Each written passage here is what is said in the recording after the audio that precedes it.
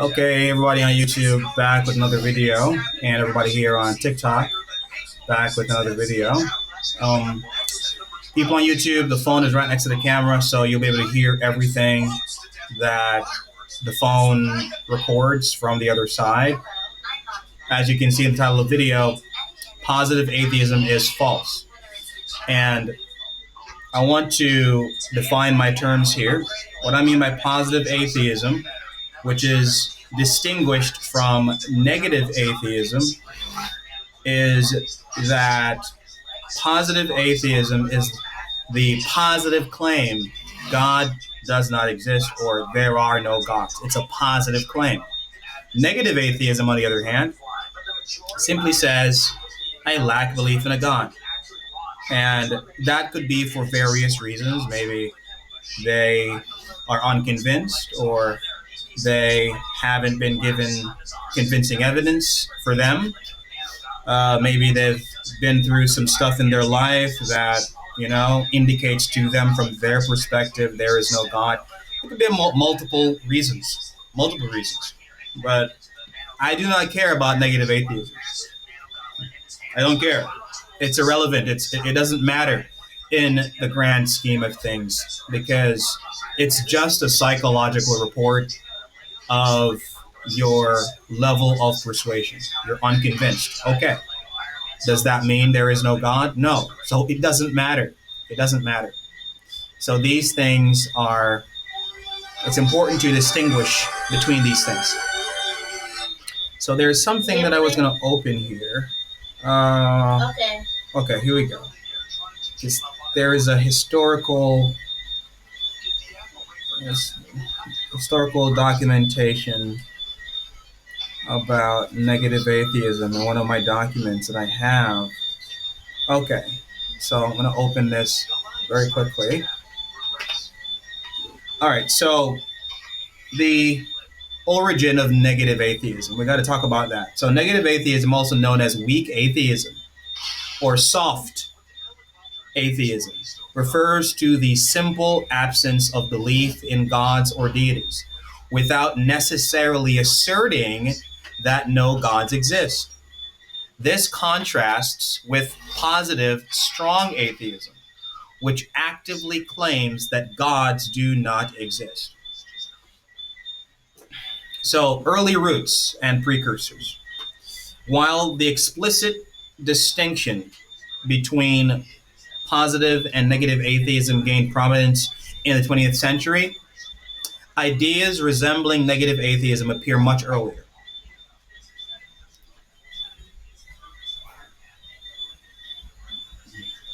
Someone in my comments said, I assert we have good reasons to believe gods do not exist. I hope that when he says we, he doesn't mean me as well.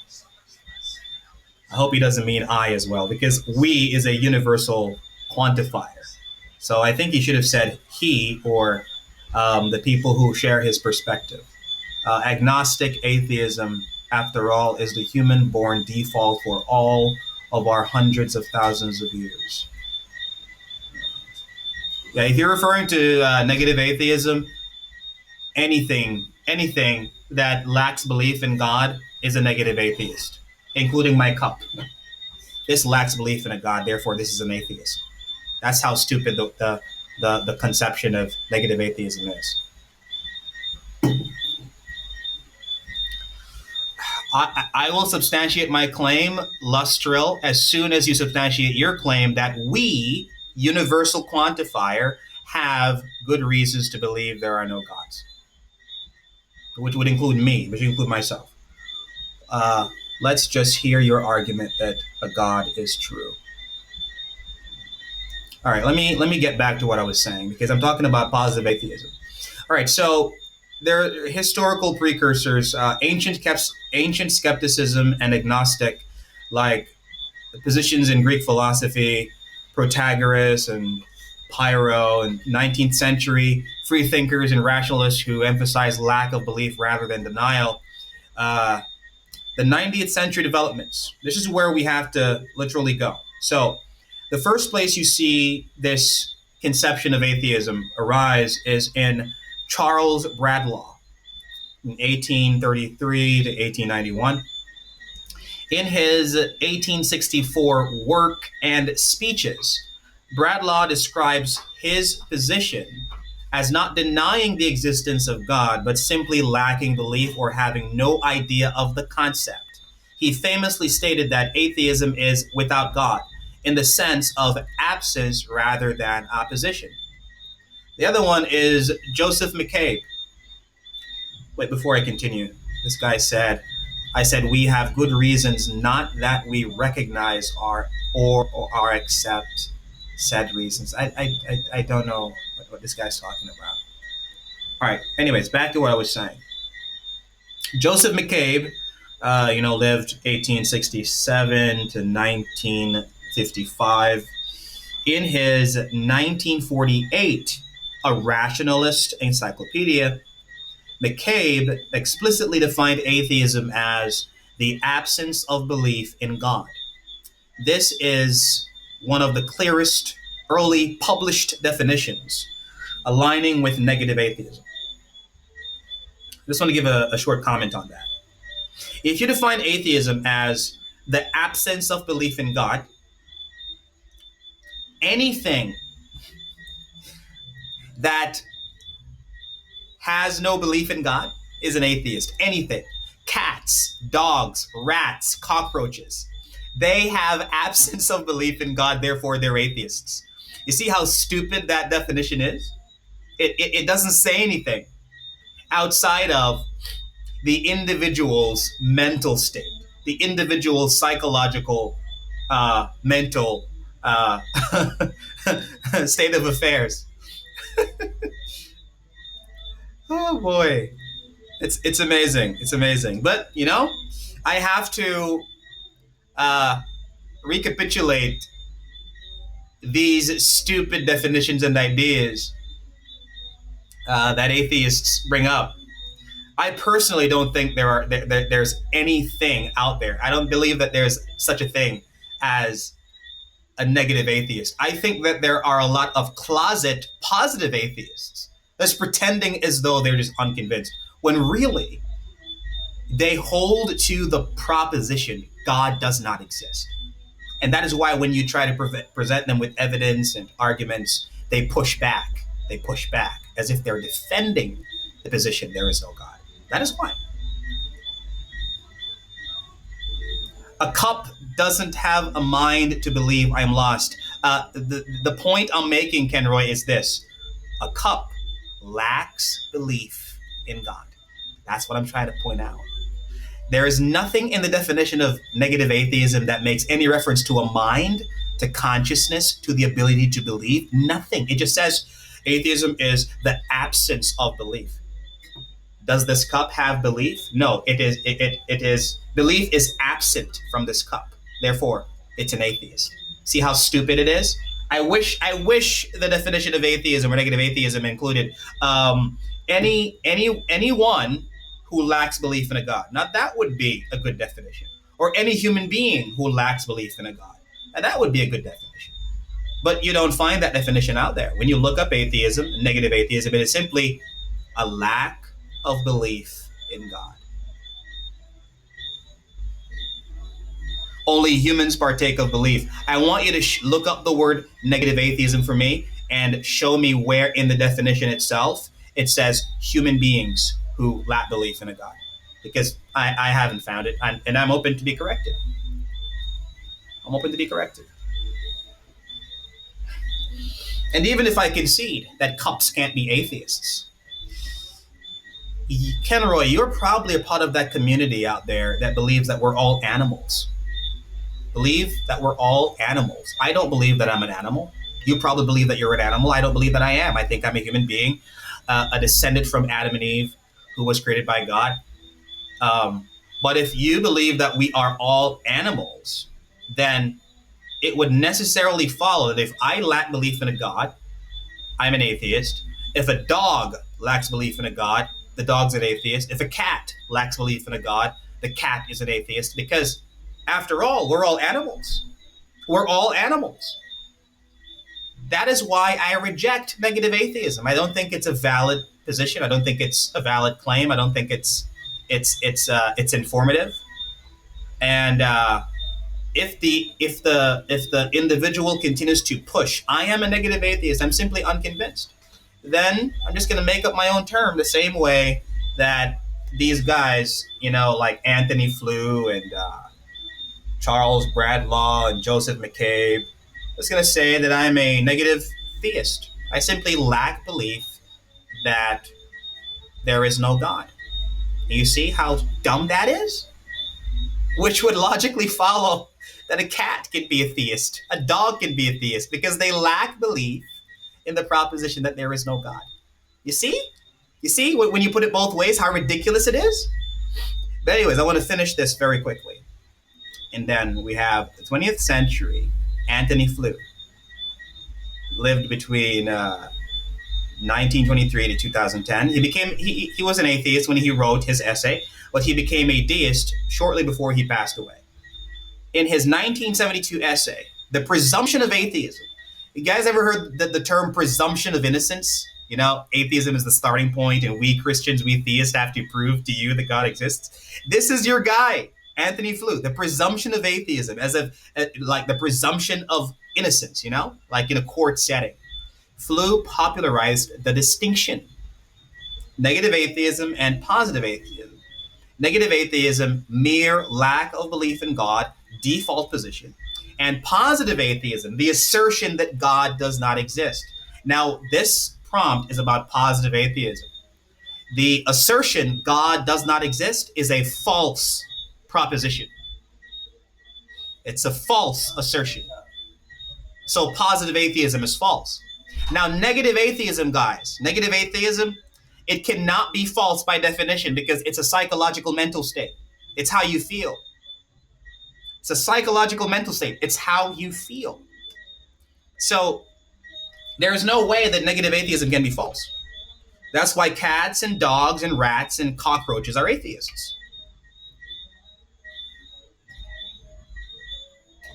It's amazing. It's amazing.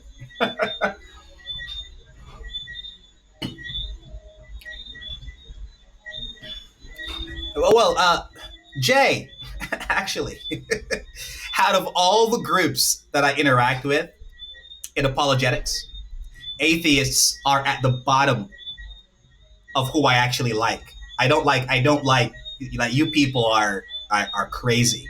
You people managed to commit a sin that not even the devil could commit. Denying the existence of God. I mean, wow. Wow. I only interact with atheists because God commands me to. Retro. Positive atheism is the positive assertion that there is no God. That's what positive atheism is. Distinguished from negative atheism.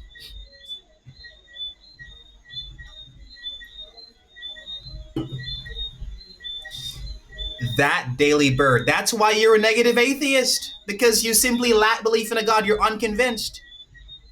I'm not here to talk to you about your negative atheism. I'm here to talk about positive atheism. The assertion that God does not exist is a false assertion. And anybody who thinks it's a true assertion, I would like to hear the argument as to why God does not exist and how did you determine that there are God-independent contingencies in the universe. Anyways, let me see who's in the chat here to bring up. We have Ken Roy Hamilton. Wait a minute. I think I spoke to Ken Roy before. I don't know. That name seems familiar. All right, let me bring him up and see what's going on. All right, so let me see. Ken Roy, you there? I am hurt. Wait a minute. Oh, Jelani, how you doing, man? What's up? I'm doing good, man. Remember, I remember you as Jelani, bro. Jelani. Yeah. But the name sounded familiar. Definitely. How you doing, man? Everything good? I'm doing great, man. How are you? I'm doing all right, man. I'm doing all right. Just, the usual. Actually, I wasn't saying that the definition that you have for negative atheism and positive atheism to be incorrect. Maybe I'm inferring based off of the understanding that if someone was to speak on negative atheism, and correct me, I don't fully understand the negative and positive atheism stuff. But when you're speaking about the whole cup and mug, how would that follow? Since as within the context of language itself, why would there be an inclusion? You broke up. You broke up. Anything that's not human. Kenroy, it doesn't follow. It doesn't follow. I'm just being pedantic. It doesn't follow. It doesn't follow. What actually does follow is this: since it is, believed in that community that we're all animals, and lacking belief in a god necessitates atheism, and cats and dogs are atheists. They can't deny that. But the cup thing, I was just being pedantic. I was just picking on them. It doesn't follow. Okay. I think you have to have consciousness or awareness to even be capable of believing. Dogs and cats are conscious. I'm not sure if they're self-aware, but they are conscious. And the reason why I say I'm not sure if they're self-aware is that if you put a mirror in front of a dog, he will think it's another dog. Another dog. Yeah. So I don't think that they have self-awareness or self-consciousness, but they are aware of their environment. And there are animals like we are, according to the atheist community. And therefore, if we can lack belief in a god, why can't a dog lack belief in a god? Hence, making them atheists as well.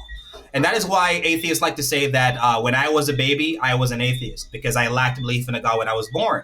But I could never be a positive atheist as a baby because I don't possess the capacity to assert that there is no God, and therefore I can never be a positive atheist when I was born. But negative atheism, yeah, you can't argue that a baby is an atheist in that sense. Would you say that because us as humans have what oh damn it, that word you just used about we're able to we're self-aware. Yeah. Animals, they don't have that. Would you still put that belief stuff even to them? Since I would see believing in a god or not believing in a god to be more of a self-aware thing rather than just awareness, something that is aware or conscious. I would say that it would be very difficult for anyone on the opposition to argue that believing something to be true can only be grounded in the minds of human beings and not other animals, because I think it has been established that even dolphins are capable of communicating in a way that we can't because they have some form of intelligence that are higher than ours, and as well as octopuses. Boy, I think I cursed a bad word. the octopi, if that's the plural for it, the octopi. I think that there are animals out there that people have studied and ascertained that they possess levels of intelligence that human beings have not yet reached. So to make the claim or the proposition and the universal quantifier, no animal can be lacking in belief of a god and hence be atheists, would be, hard to prove. And also, when we look at them and we say, okay, we're more evolved than them and we can lack belief in a god, but they can't, but yet we have studied animals that possess more intelligence than us. Why would we say that they can't lack belief in a god as well? So I just think that the term negative atheism, it muddies the waters. It creates a lot of ambiguity and confusion where anything can now be an atheist, including babies. Okay, I see what you mean. But I don't really know if there's a lot of truth to what I'm saying. I'm only telling you what I heard on TV about octopus and dolphins, that they possess intelligence that could even, rank our intelligence or go above our intelligence. I'm not sure if I'm speaking out of my ass here. I'm not sure. I think it's I could also be wrong. I think their brain just works different from ours. It's not necessarily that they are more intelligent. It's just that their environment and what they're able to do certain things based off of the kind of animal, but also the environment. But when it comes on to intelligence and logics and all of that, it's more human side than animal category. But anyways, I'm gonna drop down. I'll be right back. I just wanted to Yeah. about all of that. But anyways, man, Yeah, about the cup thing. Yeah, I was just being pedantic, brother. All right, man, we'll talk. Later, bro. One love. All right. Good to hear from my old friend Kenroy. Good to hear from him, man. Kenroy's not a believer, but Christians and unbelievers are not enemies. We can always be friends and talk and stuff. All right. He's hung up on a bad understanding of the negative atheism definition. Hey guys, I'm not the one who invented the term. This term came from your community, atheists. And prove me wrong if you think I'm lying. Before 1972, the distinction between positive and negative atheism did not exist in literature anywhere. It didn't. A guy named Anthony Flew, an atheist, invented the distinction in literature. I'm not going to say that there was no one around who was a negative atheist before Anthony Flew. I'm not going to say that. That would be a universal quantifier. Well, rather, a universal negation, and I don't possess all knowledge to make that negation. But I will say, because it's true, there is nowhere in literature that a distinction between positive and negative atheism ever appeared until Anthony Flew. Never. So you're the ones, your community, atheistic community, you invented the distinction. So I'm just using the distinction. Before Anthony Flew made the distinction between negative and positive atheism, if I was around in 1972 or 1960, I would have still been saying the same thing. Positive atheism is false. The proposition there is no God is false. It is false. It implies we are taking a stance or position on the proposition of God. Negative atheism doesn't imply that, dude. Negative atheism does not imply that you are taking a stance on God. It's a passive position. You're simply unconvinced. You simply lack belief in a God. That is why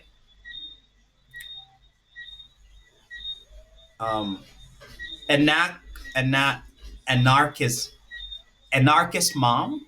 The reason why positive atheism is false is because it is a proposition. And as you well know, if you study philosophy, propositions possess truth value. And the proposition God does not exist is positive atheism.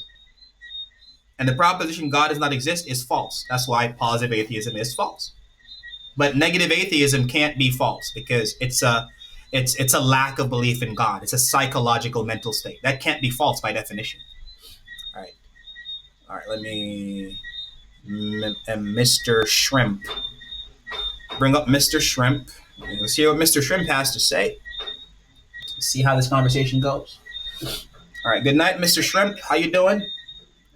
How are you? Fine. I'm doing okay. What would you like to say?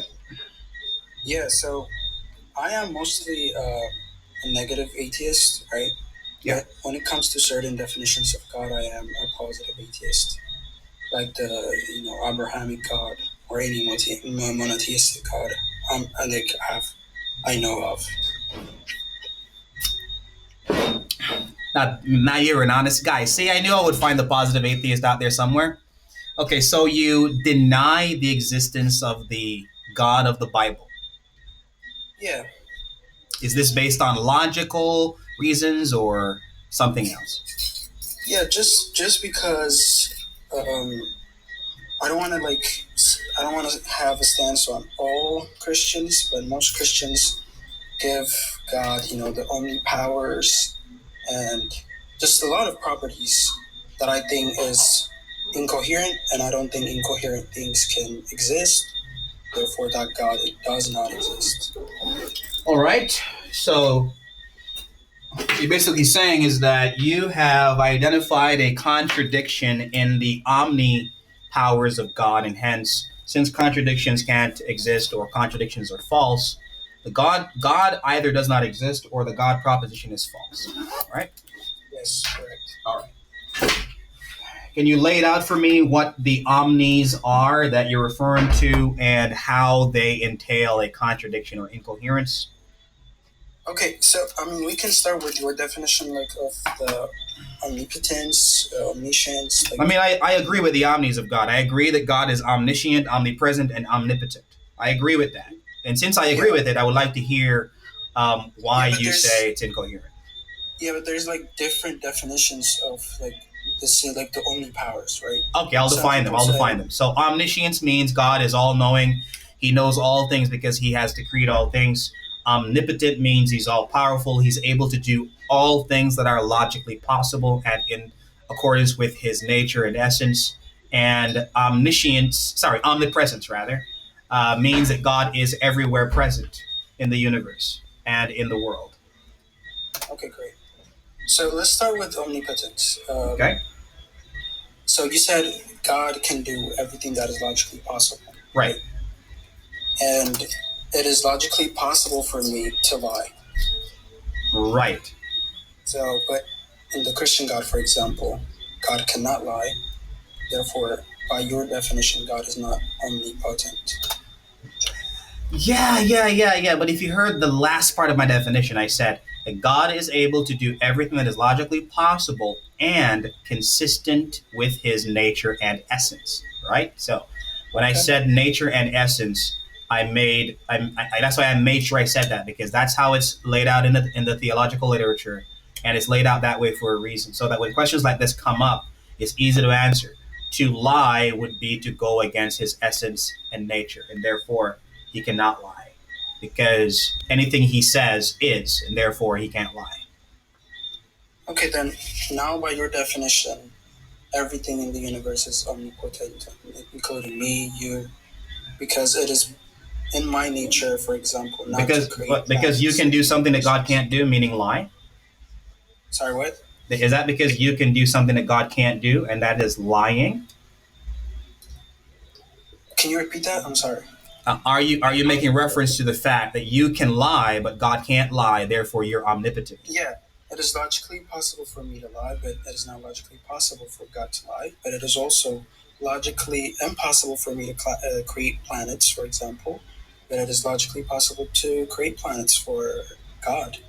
But it is both in our nature, so based on your definition, I am omnipotent. He's also omnipotent. All right, let me tell you why that's false. The reason why it's false is because, according to Genesis chapter 1, we're all made in God's image and likeness, and therefore we can only do things that are consistent with our nature and essence. Similarly, God can only do things that are consistent with his nature and essence. We can't do anything outside of our essence. God can't do anything outside of his essence. And that similarity, not identical, but similarity with God, is also one of those blueprints in the universe that shows that he is the creator, because he shows himself in creation. And one of those things is the image of God principle. So I don't think it's a contradiction. It's a difference, but not a contradiction. No, I mean, your definition applies to us too. So you still did not clearly define what omnipotency is, since it also, I don't think you hold to humans being omnipotent, but your definition applies to us too. So your definition is not correct then. I wouldn't say it applies to us. What omnipotency is. I wouldn't say it applies to us too, because in the definition I didn't say that we. I said that God.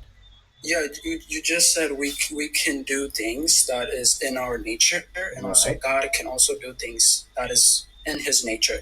And if you define omnipotence as doing things that are logically possible, based on our nature, then it applies to me, to God, and to even like just ants too. Like everything in the universe gonna be omnipotent in that by your definition. So you have to redefine it, or it's just logically impossible thing. It's just crazy paradox. I don't think it does, because when we make reference to omnipotence, we're talking about all powerful, and the word power comes from the Greek word dunamis, which means able to do something or able to initiate something. And Okay. all natured entities have the power to do X. What the X is will determine will be consistent with our nature and essence. So the definition applies to us, but the reason why we're not omnipotent is because we are created by God. We are contingent entities. We're contingent natured entities, and God is a non-contingent natured entity. So, by virtue of Him creating us and we not being able to create things out of nothing and not being able to do what He did, there is a nature and essential difference between the two of us, one being all powerful and one being contingent and limited. All right. So what you're pointing out is just, I mean, we just said that humans obviously cannot create. That is in our nature. We just can't create things, right? But it is also not in God's nature to lie, right? So I can basically do something that is not in God's nature, but also God can do that is not in my nature. You just repeated yourself. I mean, you have to redefine Let me also okay. Let me add something else on there. Okay. The doctrine of God's omnipotence also includes, or rather, is taught in passages like Hebrews chapter 1, verse 3, and Colossians 1, verse 17, which speak about the fact that God not only created the universe, but He upholds the universe by the word of His power. So our ability to do anything depends on God's power to uphold us and keep us in existence. And that is something that is fundamentally different between God and us, in that we don't sustain our own existence, God does. And this completely destroys the notion that we are also omnipotent. But what I want you to do though is stick with the actual definition of what a contradiction is, because a lot of times we throw this word around without actually sticking to what it means. So A and not A in the same sense, the same time, the same category. Yeah, I mean, okay, but your definition still doesn't work. You said God upholds our, universe and everything, but your definition still applies. God just by nature holds the universe, but me, by my nature, I just can't hold, reality or whatever. So, actually, by your nature, still doesn't work. By your nature, you can't do anything without God's power upholding you. Well, that's by my nature. That's exactly what you said. By my nature, I can't do things. Right. God also, by His nature, he logically can do or uphold reality or whatever, but he can't lie, or I don't know, he can't commit sin or something. That is logically possible for us, but it's not logically possible for Him. It's just difference in nature. So and the contradiction in that is, I'm not saying there's a contradiction. I'm saying your definition is not correct. And yeah, wait. So you can say God is almighty. The definition is not correct by what standard? Like by what dictionary, by what encyclopedia, by what authority is it not correct? I'm just trying to pinpoint what you're saying. Okay, I mean, when I say, if you say, okay, you can define it however you want, obviously, right? But you cannot say God is the only thing that is omnipotent while defining it how you defined it. Because if you define it omnipotence like that, then we're also in that subset. No, because essentially, God can do things that we cannot do. I mean, you're just repeating yourself. It is not in our nature to do things that God can do. And wait, you have to add this on there as well. And it is in our nature to not be able to do anything at all unless God upholds our existence. Look, okay. So Can what I want you to do for me is I want you Okay. to point to me where you're getting your definition from for the word omnipotence. I mean, I don't think just omnipotence is something that can exist because it creates paradox, and I don't think, paradox can exist like this. I know. I mean, I've probably heard of the storm paradox or something. So when you said that my definition is incorrect, you were just sharing your opinion. Yeah, obviously. I mean, I'm just saying your definition Okay. is just. Okay. Look, what do you? I mean, you want me to point to what? Okay. What do you want me to point to? No. It's just that I think that we should have groundings for our definitions and our definitions positions. are not grounded in nothing. We can define anything however we want. So words don't have meaning? No, I mean, yes, they do, but based on humans. And if you agree, for example, if I agree what a cat is, and you agree with my definition, then we can apply that definition to the external word. And when we see a cat, we say that's a cat. So words have no objective meaning then?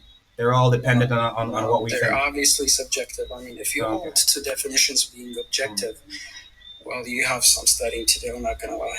Okay, so, well, I wouldn't say that. I would say that culturally, how we use particular words are subjective, but the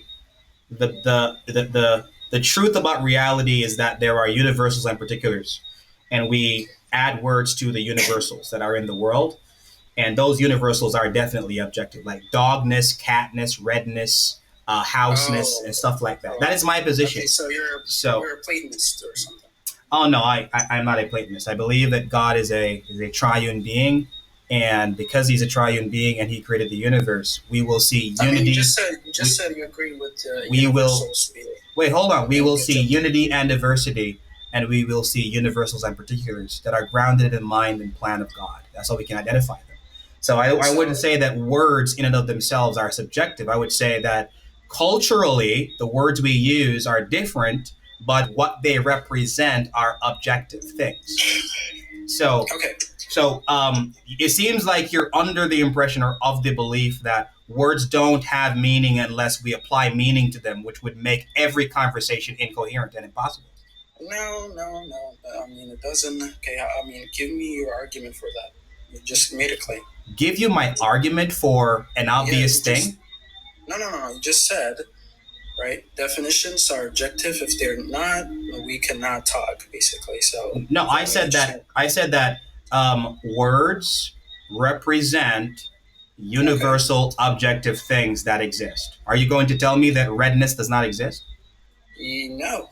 Red things exist, but redness does not exist. Redness doesn't exist. Okay. No. So red things exist. So wait. Let me try to get this. I mean, Platonist. I don't know. I mean, have you read Platonism or? No. I read Christian theology. Okay. So I mean, you're describing Platonism. So I mean, you can read about it. Which means that Platonism is similar to Christian theology. Because the grounding. Platonism is just it's not about Jesus or anything. It's just one. It just says universals exist and they're objective. That's that. And I was just about to say that within Christianity is similar to Platonism in the sense that because I haven't read Plato if that's what you were asking, but I did read something about the concept of the forms that he believed, and it's similar to Christianity in the sense that God is the grounding for those universal forms, whereas in Platonism, he has no grounding for them. He just says they exist. They're out there somewhere. But you said that redness does not exist. Are you a monist? Are you a monist? I don't know what that is. Do you think that all that exists is one thing and not many things? I still don't understand what you mean by all right. one thing. What is your position on the one and the many problem? Do you think that everything is many or everything is one? Yeah, I have never heard of that problem. All right. Let me ask you a different way. Okay. Are there only natural things that exist in the universe everywhere? Yeah, I'm a physicalist, if that's what you're asking. Okay, so you're not a physicalist. So on the question, do you think that only natural things exist? I said I am a physicalist. Oh, you are a physicalist. Okay. Yeah. Okay, so how did you determine that only physical things exist in the universe as a universal quantifier claim? No, okay, it's not a universal. It's not a universal claim. Wait, when you say that only physical things exist, that's not a universal claim? No. Okay. Okay, so there are non-physical things that exist. No, that's not my claim. Okay, so there are only physical things that exist. Look, you're doing semantics, which I'm not gonna indulge in. Wait a minute. Look, no, bro, what's going on here? So look, you don't think that are not universal, and you're making up. If I say I'm a physicalist, or physical things only exist, that is based on my mind. It's not dependent. It's not universal. That does not apply to the whole universe or anything. Okay, so when you say that only physical things exist, you're just sharing an opinion? Yep. That's exactly what it is. In the grand scheme of things, you share is subjective. Okay. In the grand scheme of things, does your opinion matter? If you no, and yours also doesn't matter. I mean. Okay, so if you believe that your opinion doesn't matter, why share it? I mean, just spending my time. Not gonna lie. Just wasting your time. Spending my time, I said. Just spending your time by wasting it on things that don't matter? Positive. Sorry, what? Spending your time by wasting it on things that don't matter, right? I mean, if you want to say, but like universally, it doesn't matter. But here, like for people, humans, it does matter subjectively. It doesn't matter to me, so why you share it with me? Okay, I mean, if it doesn't matter to you, I mean, I don't know, why are you here? Well, you're the one who's here. I'm not the one who's here. It matters to me subjectively. It matters to you subjectively, but it doesn't matter in the grand scheme of things, so therefore it doesn't really matter universally. Yeah, you got to agree with me that it matters. Then we can have a conversation. Well, I actually don't think it matters. Well, that's the end of it then. All right, buddy. Have a good night, man. It was nice talking to you. Okay. He doesn't think his opinion matters. He doesn't think it matters. And he's having a conversation about what he thinks about the world. He doesn't think it matters. I mean, these atheists are so contradictory, man. I mean, goodness. Oh boy. It's amazing. It's amazing. And that's on YouTube. Everybody on YouTube, if you heard that, hey, if you think your opinion doesn't matter, don't share it. Don't share it. But if you think it matters, please go and share it. Tell the whole world if you think your opinion matters. But if you don't, please shut your mouth. If it doesn't matter, why share it? If you think your opinion doesn't matter externally to yourself, then if you share your opinion, you're contradicting how you actually feel about your opinion.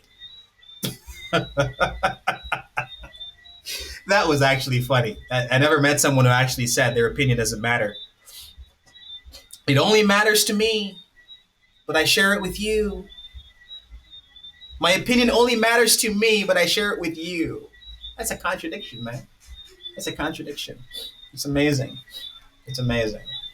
Oh boy. That's some good content there for YouTube and TikTok. That's some good content there. All right, so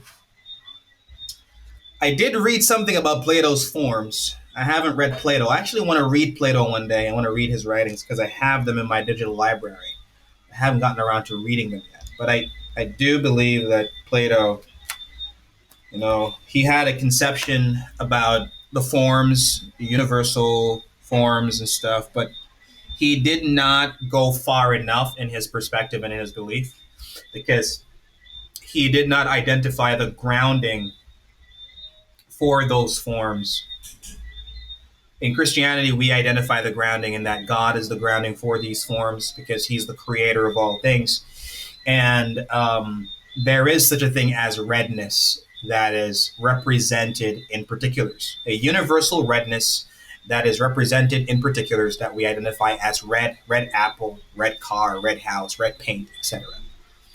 And to deny that there is an objective referent for words then you're going to be left with saying, words are just conventions that we come up with that really have no objective referent. And, we can make stuff up all we want, and our opinions don't matter in the grand scheme of things.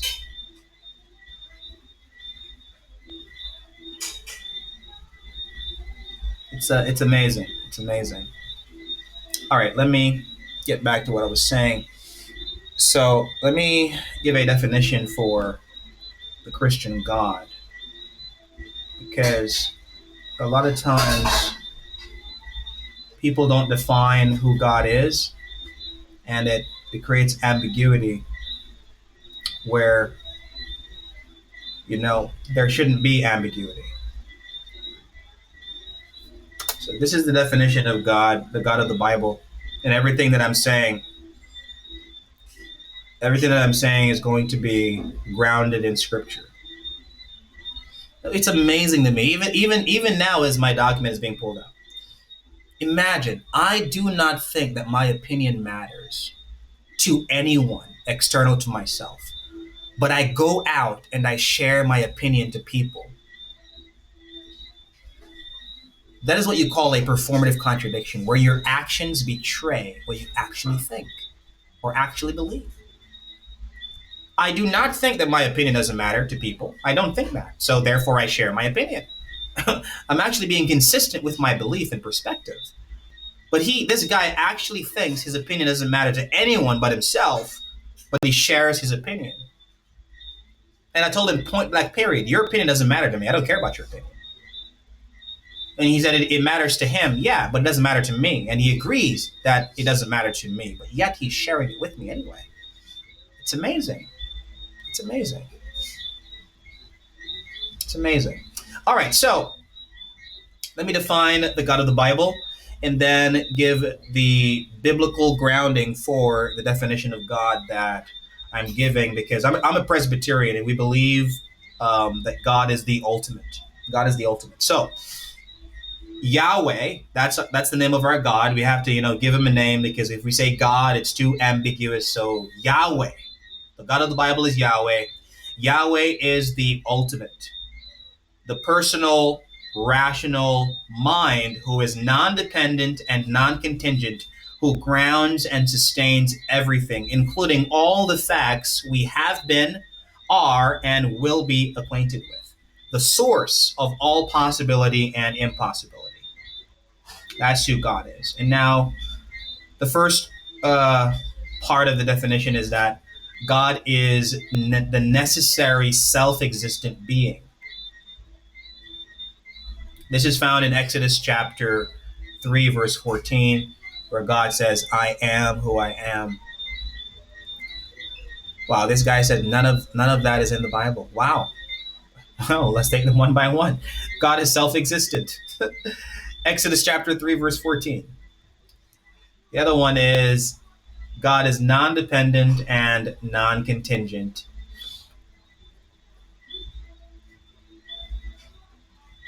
This is found in the definition of God given in the passage in the Bible where we see that God is eternal, which means he's ase, he's self-existent, and he does not depend on anything. He's incomprehensible, etc.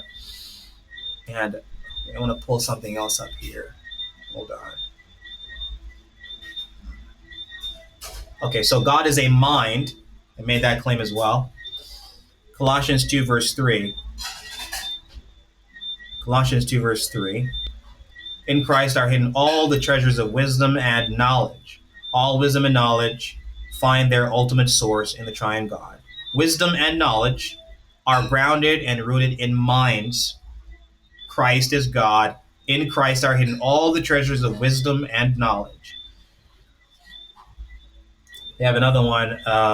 Isaiah 46, 9 through 10 says, I am God and there is no other, declaring the end from the beginning and from ancient times, things that have not yet been done. In order to declare anything, you have to possess a mind. Romans chapter 11, verse 33, it says, the depths of the riches and wisdom and knowledge of God. So knowledge and wisdom all grounded in a mind defined as God. The other claim I made is that God is personal. Thank you, honey. God is personal in that he possesses the capacity to speak, to interact, to, wow, this guy retro said that Colossians wasn't written by Paul. I'm going to believe what the church fathers say rather than what some guy sharing his opinion says. All right? I'm going to do that. But it's within minds, wisdom and knowledge is understood. Yeah, I would say it is within minds that wisdom and knowledge is understood. But, wisdom and knowledge has an origin, it has a source. I would say the source is God. And I'm just, agreeing with the claims of the Bible.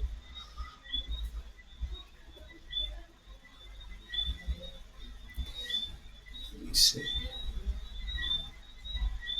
Yahweh is the source of all facts. So Colossians chapter 1, verse 16 through 17, it says, "For by him all things were created, all things created through him and for him, and before him there was nothing that was made." So God being the creator of all things and the sustainer of all things, every time you identify a fact is a created fact. It's grounded in God. Okay, good isn't known outside of a mind, is he. So you are just assuming univocally without arguing for it. I'm just agreeing with what the Bible says, man. Just agreeing with what the Bible says. Revelation that you guys may not accept. Ken Roy can ask some very, very difficult questions. Boy, Ken Roy, can't get that yata. Okay. Good. Isn't known outside of a mind is God. Is God known outside of a mind? Is that the question? I'm not sure. Kenroy, boy, you can just ask some tough questions, bro. I don't even know how to answer your question. I don't even know. You stumped me. You got me. You got me. You got me. I'm stuck on that. I'm stuck on that. Okay, my wife just brought me some food, and I don't want to get on her bad side by not eating it right away.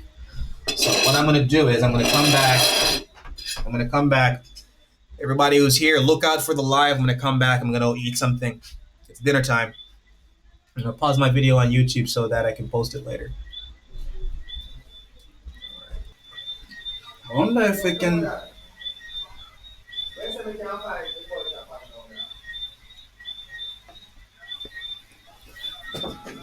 wonder if they can actually see the. Yeah, I wonder if they can actually see.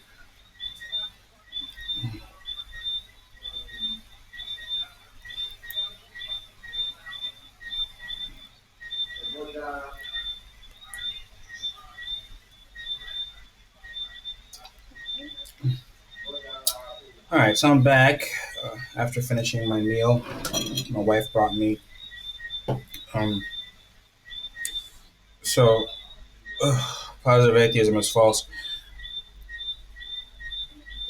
By what standard? God's word, the Bible. You have to ask by what standard.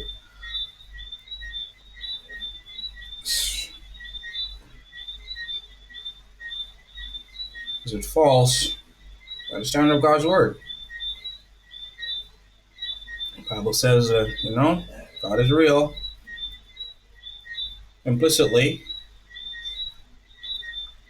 All right. So I was reading something. I was reading Yahweh is the ground of all coherent thought and intelligibility. He's the eternal Logos, 1 John chapter 1, verse 1 through 4. In the beginning was the Word, all things were made through him. Yet him was life. I can't believe, even to this moment, the guy says his opinion doesn't matter to anyone but himself, but he's sharing it with people. Hey, contradictions are everywhere. All right, so there are these Latin words that you got to keep reading and memorizing, or they'll leave your head in a flash. And it is the Principium Essendi and the Principium Cognoscendi in relation to the definition of God as the ultimate. The Reformed theological tradition uses two foundational principles to describe how we know and relate to God. They are directly tied to the definition we have established, that Yahweh is the ultimate, the personal, necessary, infinite mind who is non-dependent and non-contingent, the source of all facts, all possibility and impossibility, the unifier of all particulars, and the sustainer and governor of all reality. So let me, highlight this here. Very good. That's a definition. You see, earlier I was giving the young man that was on my page the definition of omnipotent, and he kept saying the definition is incorrect. And I'm thinking to myself, what is the objective referent that he's appealing to that's saying my definition is incorrect? And then I asked him, what's the contradiction in what I said? What's the incoherence in what I said? And, his entire argument was based on, well, not his argument, because he didn't give an argument. His reasoning for his positive atheism with reference to the God of the Bible is that the omnis are incoherent or contradictory. And then when we finally drew them out, all he had was, well, I just disagree with the definition. And then we brought it down to where it mattered. And it was actually to the place of his position that he doesn't even think that his... What's going on there on my page? He does not even think that his opinion matters. But he is talking to people about his opinion. And then he's going to ask me to point out the contradiction. It's a performative contradiction, man. Anyways, I'm glad he's gone. We don't need to have a conversation again. I mean, I think my opinion matters. That's why I share it.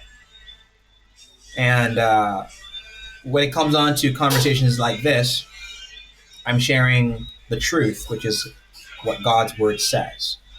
So, opinions can either be true or false. And God's opinions are true. So I'm sharing God's opinions. And all opinions that contradict God's opinions are false.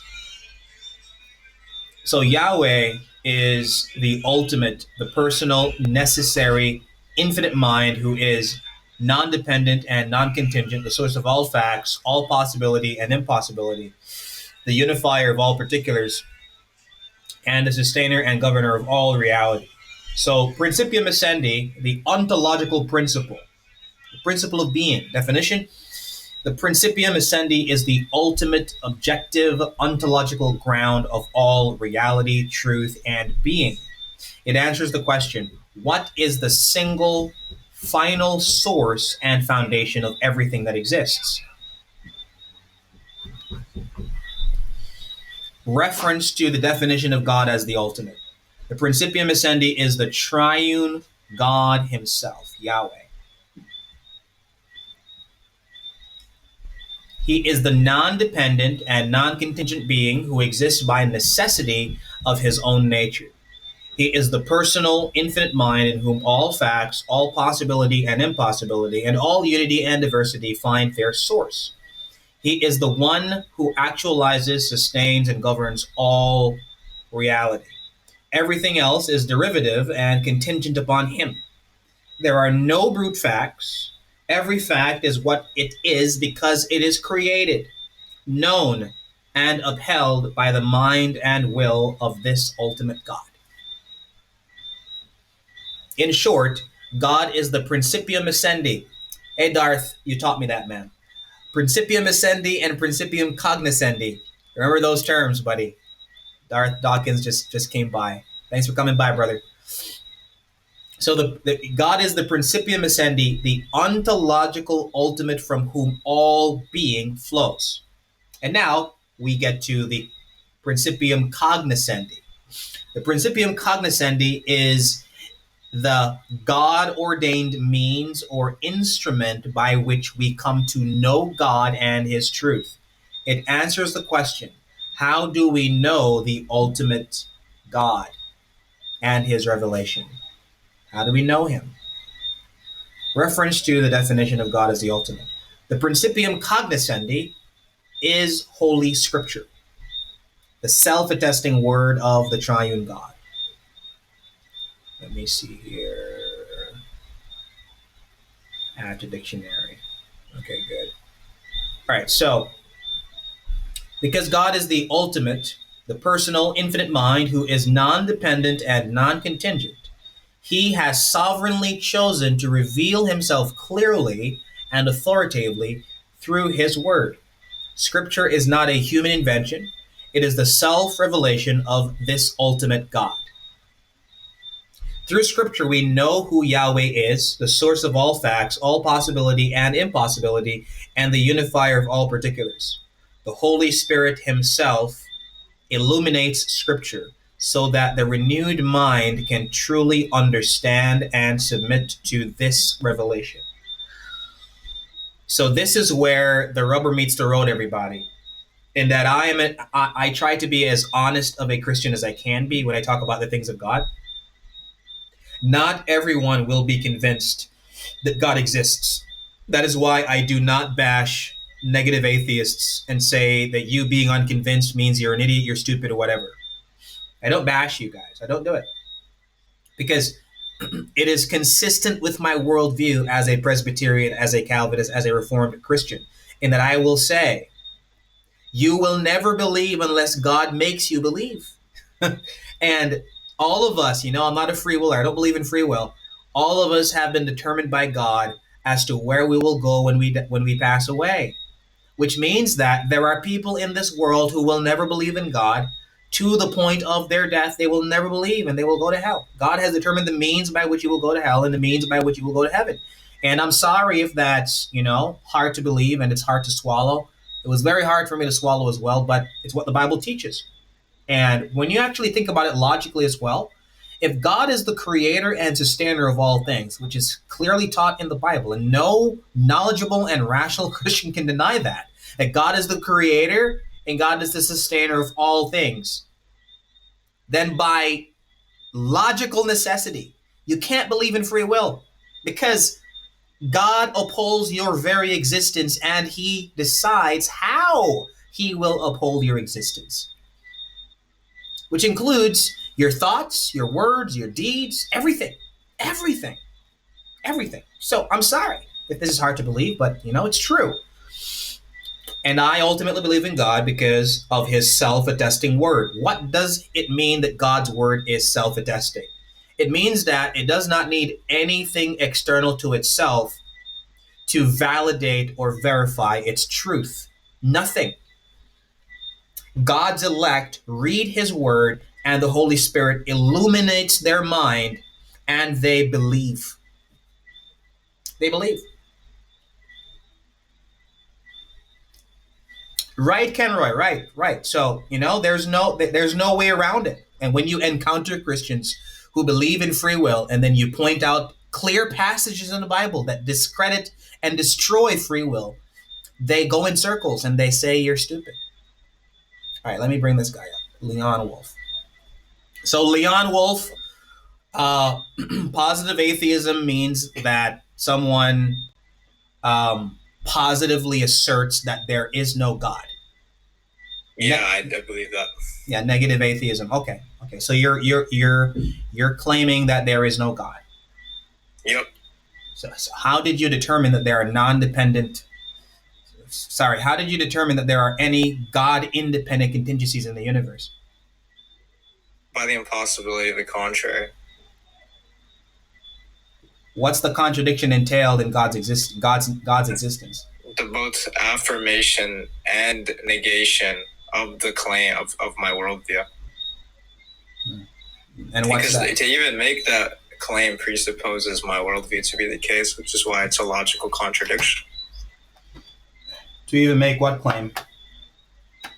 To even say that God exists or a necessary being exists implicitly presupposes my worldview to be the case. And your worldview is that this necessary being does not exist. That's a proposition, not a worldview. Okay, so a proposition that is a part of or agreed with the worldview is that this being does not exist, right? The worldview is what's being presupposed in saying the proposition that God does exist. So I'm presupposing your worldview by saying that God does exist? Yeah, which is why you're in a logical contradiction. And what is that worldview? The atheistic materialistic worldview. So I am presupposing the atheistic materialistic worldview by saying God does exist. Yes, which is why my worldview can only my worldview can account for the necessary preconditions for knowledge, and yours can't. Okay. Because you borrow from my worldview. Okay, so this sounds like a caricature of the presuppositional apologetic. No, it's not. This is the true argument against against theism. So how do you know that God does not exist? By the impossibility of the contrary. How do you know the impossibility of the contrary? Because atheism entails a logical contradiction. How do you know that? Because you're both affirming and denying my worldview.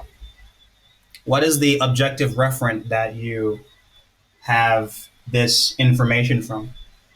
But that question presupposes my worldview.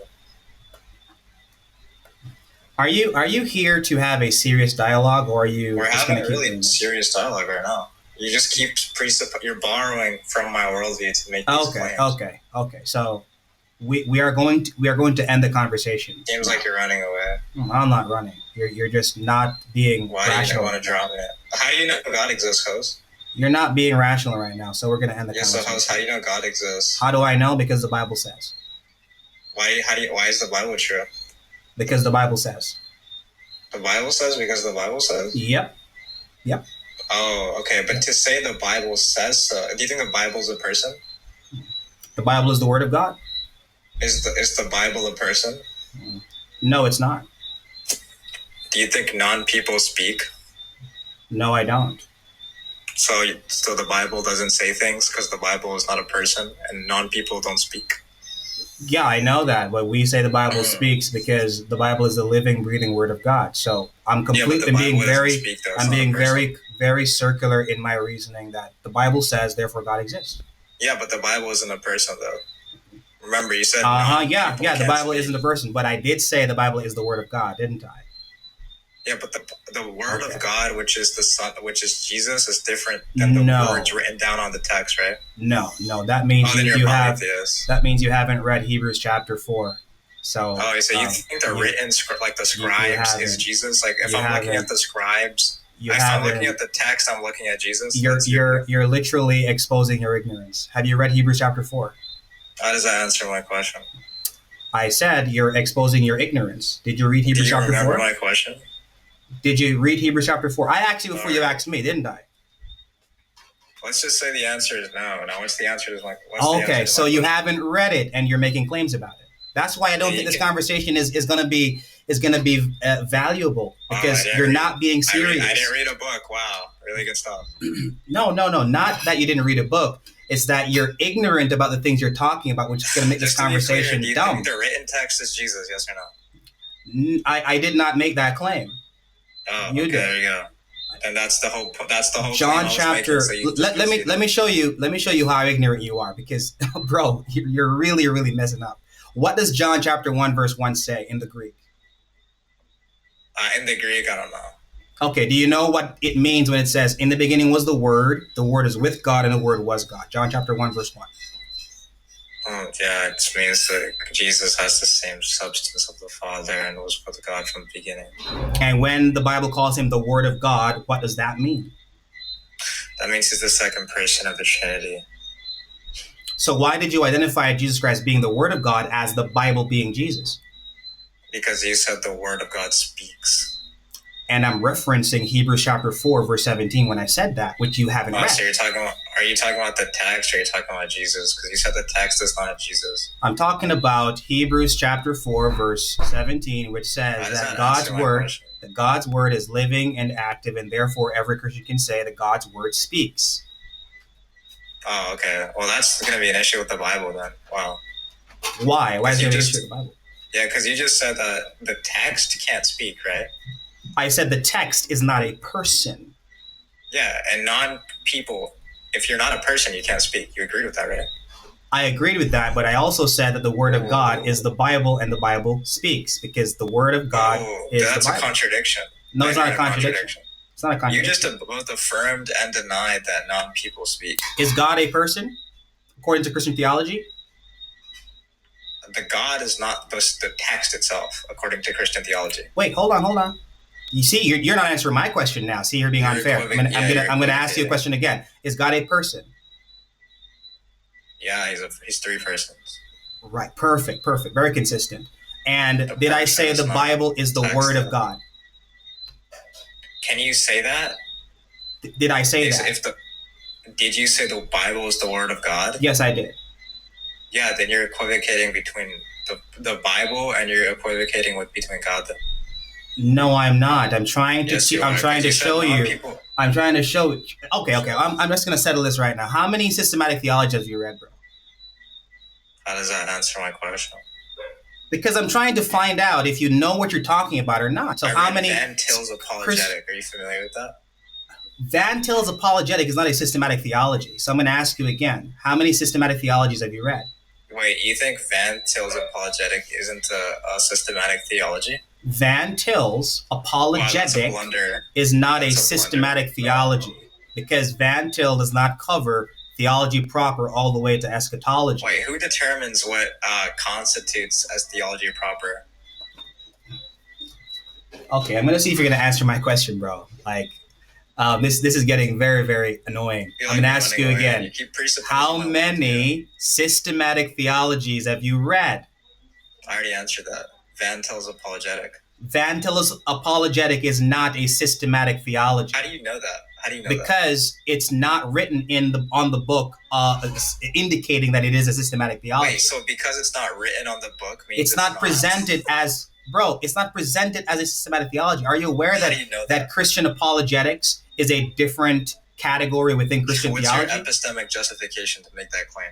What's my epistemic justification to make that claim? Okay, I see what we're doing. We're playing games now. We're not playing games. We're done.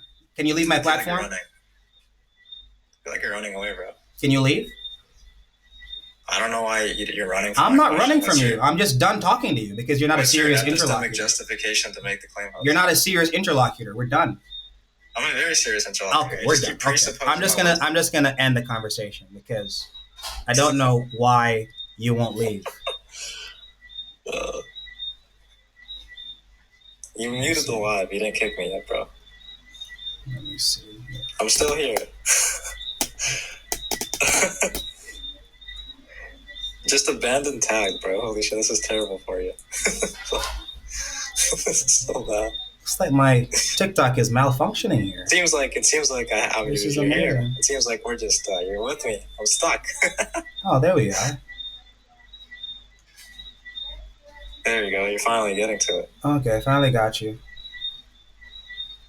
Yeah, okay, we're gonna end the conversation because you're not a serious interlocutor. You're not. We're gonna end the conversation. Find another Christian to go talk to, man. I don't want to be mean to you. I don't want to disrespect you. But this is getting out of hand. Okay, so have a good night. I'm not a serious interlocutor. Have a good night. Because of how we've been having this conversation, we're not gonna continue to have this conversation. What did you say? How do you know we've been having this conversation? You see, that's exactly what I'm talking about.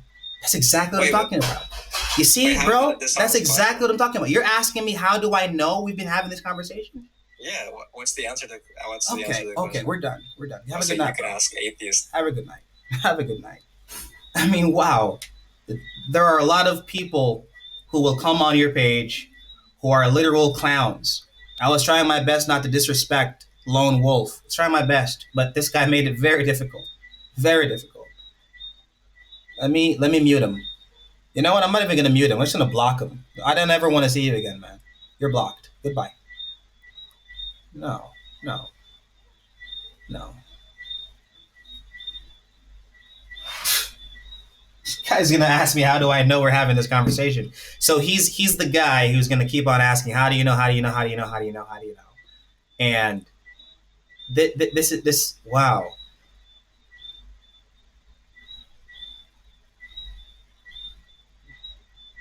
Yeah, I blocked him. I blocked him. I never want to see that guy again. He's not a serious interlocutor. He's just here to make jokes and play around.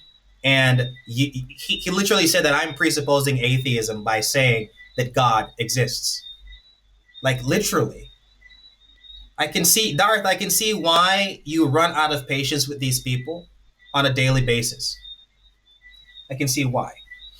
Anyways, as I was saying, so the Principium Cognoscendi is identified as the Holy Scripture.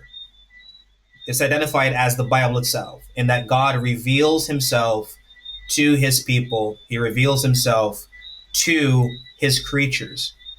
And he does so sufficiently and perfectly for his elect to believe. Let me see. Your requests. Victory.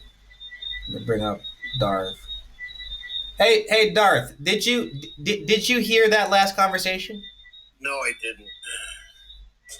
This guy was saying I'm presupposing atheism by saying that God exists. These people are morons. I just got done today listening to you know who Alex Malpass is? Alex Malpass. Yes, a philosopher. Yeah, I've tangled with him about 8 or 9 times. And he has Van Til's Apologetic. He has Bonson's books. And he was talking with some moron called the Skeptic Agnostic.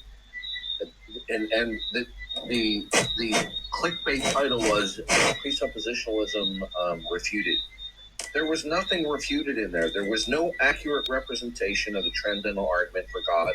And all there was insignificant minor whining and complaining about stuff, and never a full-on accurate representation and a takedown of the transcendental argument. By the way, I just uploaded 2 new folders to the cloud resource, and I will tell you what the titles of them are. Okay. And I did this because you requested this. Right. I'll give you the titles of them. They're at the topmost list, but let me just give you the titles for you to download them. This is all new material that I was going to go sort through, but all right, let's see. It is...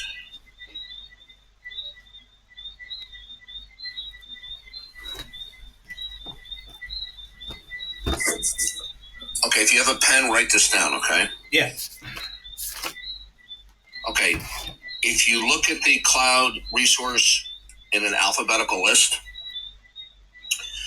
I put spaces at the top of the title of the folder so it moves all the way to the top. But in the cloud drive, you won't see the spaces, but in alphabetical order, it will be up at the top. So the one title of the folder is New Books Downloaded as of 1-26, January 2026. New books as of 1-26.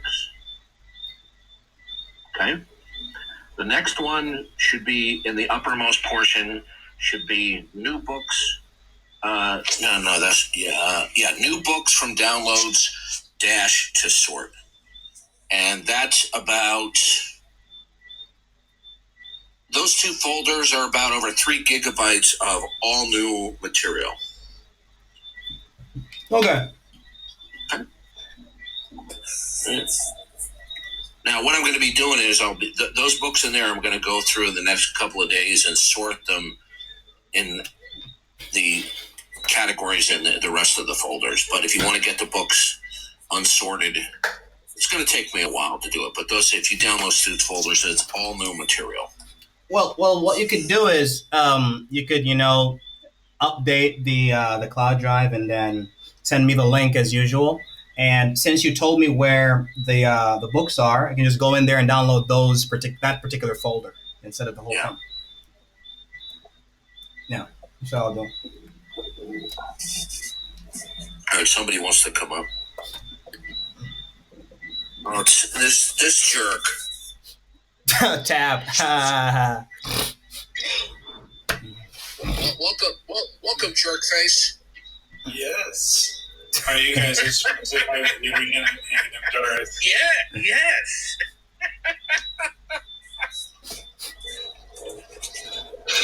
I admire you, Adrian. You're doing great. Thank you, Tab. Thank you. I mean, Darth, I had to block this last guy who was here. He was so insufferable. I was trying my very best not to insult him. Oh my God. Yes, the host denies evolution. I deny evolution, and Tab denies evolution. If you'd like to come up and talk about it, we would be glad to chat with you about it. Cookies need pepperoni. What's this guy saying?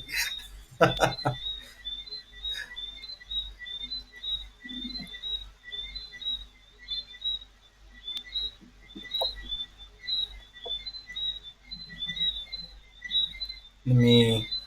See, they're too chicken to come up. Some of these atheists, they just hide. They just hide behind their mods, and they're just bully.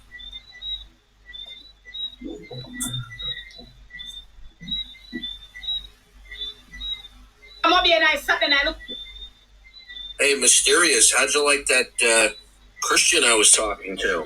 And I asked him, I said, are you willing to have your defense of creationism stress tested? And he said yes. And then all I had to do was ask him a question or two, and he actually had a meltdown and kicked me out of the stream. He was arguing from design, and I said, does that entail the impossibility of the contrary? He goes, yes. I said, how is the contrary impossible? And he couldn't articulate it. Maybe you guys can answer a question. Yeah, you know that's what the atheist who was up here earlier was saying, that atheism is true because of the impossibility of the contrary. And I'm asking him, what's the impossibility of the contrary? Yeah, what's it mean? They're just doing a parody upon. Yeah, I said he's doing a caricature of my position, and he just kept doing the same thing over and over again. And then he started to make some theological mistakes. And I was trying to point out to him that he's very ignorant about what he's saying and what he's talking about. Yeah. Can you guys help me with something? Yes, go ahead. So, do you know what? I don't know how to say it, but they call it parsimony. Yeah, Occam's razor. Oh, can you explain it to me how to answer that? Yeah, so Occam's razor is that when we have two hypotheses that explain a phenomenon, if they both have equal explanatory power, then the one with the fewer assumptions is to be preferred. But Occam's razor is not logically determinism, and when they apply Occam's razor or the principle of parsimony, rarely do they meet the burden or the criterion that both hypotheses have equal explanatory power. So, on the one hand, they'll say there's no evidence for God. They'll say that, God has no explanatory power, and they'll go right around and they'll invoke Occam's razor, which in principle would have to acknowledge that both theism and atheism have equal explanatory power. But, Occam's razor is just a heuristic device to help us to decide which hypothesis is to be preferred, not that it's logically determinative. Well, what I told them, I said, you're equivocating Christianity with atheism. And I said, we have more explanatory power than you do, so you're falsely equivocating those two. So there's no way that... They don't have any explanatory power because in order to predicate, they're going to have to make identity statements, right? And the identity statements will either have to be in part or in whole, meaning... If you let's say you say naturalism, all that exists is just natural things. Well, you're invoking the whole. That's an identity statement. But that identity statement is composed of sub-identity statements. But then the question is, what is it within the whole that actualizes any and all identity states? What actualizes that? Right, and you couldn't answer. But when he told me I was doing, when I told him you're equivocating, he goes, "You don't even know what equivocating means." He tried to attack me that way. Equivocation is when you are using a term or terminology in more than one way. Okay. So, like, for example, 1 minute they'll use the word evolution simply to mean a minute change, and the next minute they'll use evolution to refer to a universal common ancestry. That's a fallacy of equivocation.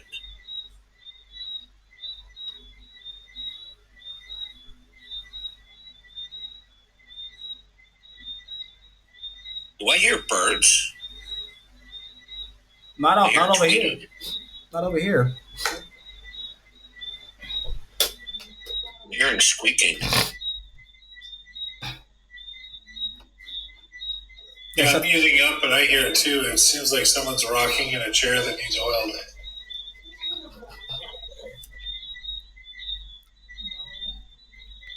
I was also put a lot of time into braiding that hair. I will warn you, that is how Tab lost his hair. Oh, I'm actually gonna get this done on Friday. Get it out. You know, the guy who was here was also he braided his hair and it went all away. I braid my hair too, but I don't have that much left. You know, I thank the Lord that balding doesn't run in my family, so I won't lose my hair. It'll only get white, gray. You're fortunate. Yeah, and I never met someone who literally, you know, created a caricature of Tag and tried to use it against us, like me before. They're constantly not accurately representing Tag. Constantly. They're always attacking a straw man. And then he asked me, how do I know the Bible is true? Because the Bible says so. And then he said, does the Bible speak? Is it a person? The Bible is not a person, but the Bible is the Bible. You know that the Bible is true because its positive propositional representation of itself presents the only possible world. Okay? Any other world without a single causal absolute first principle, that absolute God, who is the sum of all perfections, if you remove that from the scenario, then there's no rational predication for anything. Welcome, Mark. What do you want to talk about? So I'm an anti-theist. I just don't think God's real. I don't think there's any epistemic warrant to believe that God's real. There's no epistemic warrant. Okay. So, you know, the standard definition of atheism is there is no God. What's the epistemic warrant for that? There's just no reason for me to believe that there is a God. Okay, that's an appeal to ignorance fallacy, Mark. Sure. Yeah, that's not debatable. You're not going to win. What you just uttered is an appeal to ignorance fallacy, which is what most atheists do. Okay, so since you just explained that you require that something have epistemic justification, what is the epistemic justification that God does not exist? That there's no evidence for God. That's appeal to ignorance fallacy. No, it's not. Okay, Mark, how old are you? 37. Okay, I'm 64. You don't know what you're talking about. So can you tell me in one sentence, what is an appeal to ignorance fallacy? An appeal to ignorance fallacy is saying that since there is no evidence for something, that it doesn't exist. No, that's wrong. You don't know what you're talking about. Oh, so that's not what I just said. What you just said was categorically false. So you don't know what an appeal to ignorance fallacy is, correct? No, I just restated what I did twice. No, sir, listen to me carefully. We're not going to bicker like little teenagers. This is what all of you atheists do. Now, do you realize that you were merely taking a guess at what the definition of an appeal to ignorance fallacy is? Wasn't that what you were doing? No. Okay, so I'm going to set you straight. An appeal to ignorance fallacy is that a proposition is true because it hasn't been falsified. Okay? Do you understand that that is the definition of an appeal to ignorance fallacy? I would accept that definition. Okay, good. Well, that contradicts what you said. Sure, but Okay, I'm just saying. now, hey, Mark. Sorry for interrupting. Are you an honest? Hey, Mark, are you an honest human being? Yeah. Okay, then you need to demonstrate honesty, because I've just demonstrated to you what the correct definition of appeal to ignorance fallacy is, and that you incorrectly stipulated what it was. Yeah, I said I could agree to your definition. No, it's not a matter of agreeing to my definition. That is the definition of an appeal to ignorance fallacy. It's not my definition. Okay. Sure. Okay, are we clear? Are we clear on that? Crystal. Okay, good. So you're not dealing with a newbie here debater, right? So your position, you said categorically that you require epistemic justification. When I ask you, what is the epistemic justification that there is no God, you invoked an appeal to ignorance fallacy, that the God-independent world, or the not-God world, is true because it hasn't been falsified by the presentation of evidence for God. That's a classic appeal to ignorance fallacy. That wasn't my justification. No, now you're either having amnesia, or you. Hey, Mark, don't cross-talk me.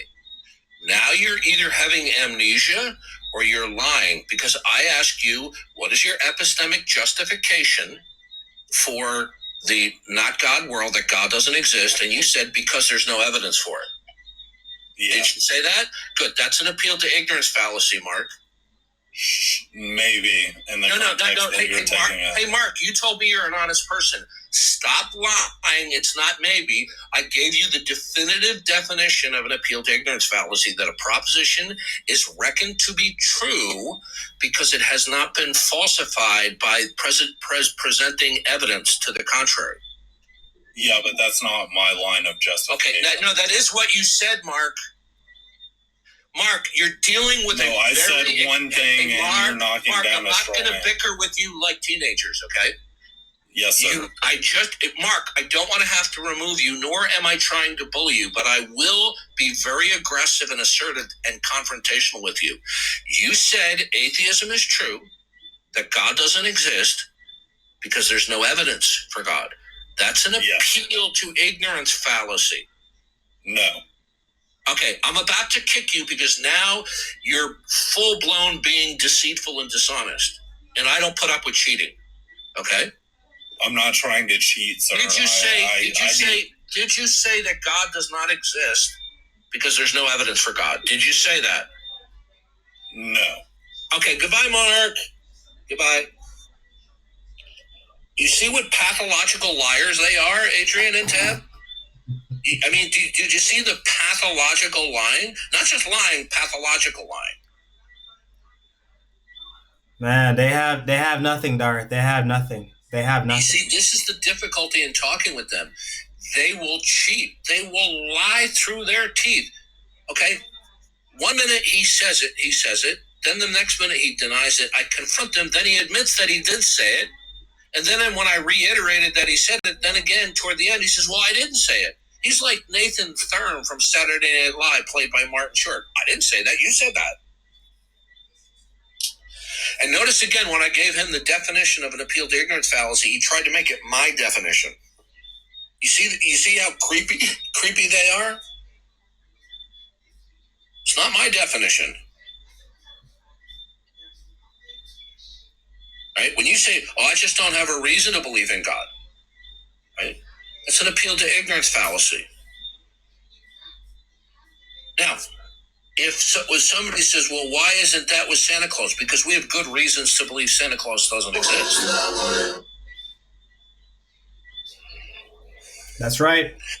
That's right, Trout. They lie like they breathe. Yeah, so Mark, you fundamentally lied. You couldn't possibly have amnesia. You outright lied. That's why you got kicked. You didn't get kicked because you were disagreeing. You got kicked because you lied multiple times. You see, this is what happens when you go up against an experienced debater. I have developed very good critical listening skills, and I've also developed critical thinking skills. through practice over and over again over many years. Okay, yeah. So no, I asked you directly, what is your epistemic justification that God doesn't exist, right? And you never once did you interject saying, oh, I'm not saying there isn't God. So notice what he's doing now is what they always do. When their rationale fails, they immediately furiously backpedal into lacktheism. You see that, Adrian? Yep. When they fail to falsify God's existence, they backpedal or retreat into lacktheism.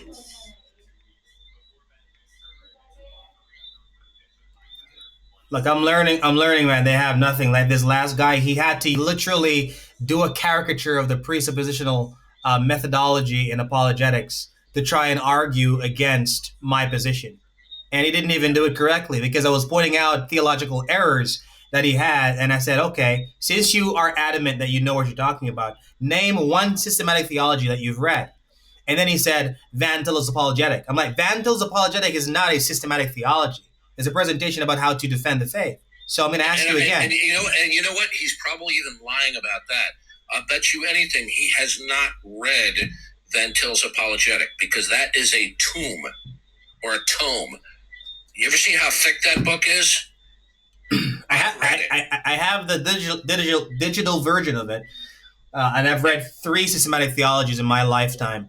And I know the errors this guy was making, he didn't know what he was talking about. So then he started asking me, how do you know that we're having this conversation? How do you know we're having this conversation?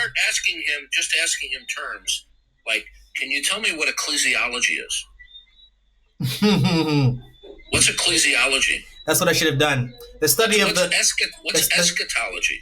Ecclesiology is the study of the church and its structure. Eschatology is the study of last things. What is hamartiology? Hamartiology, the study of the Holy Spirit. Yeah, that's what I'm going to do the next time. No. That's pneumatology.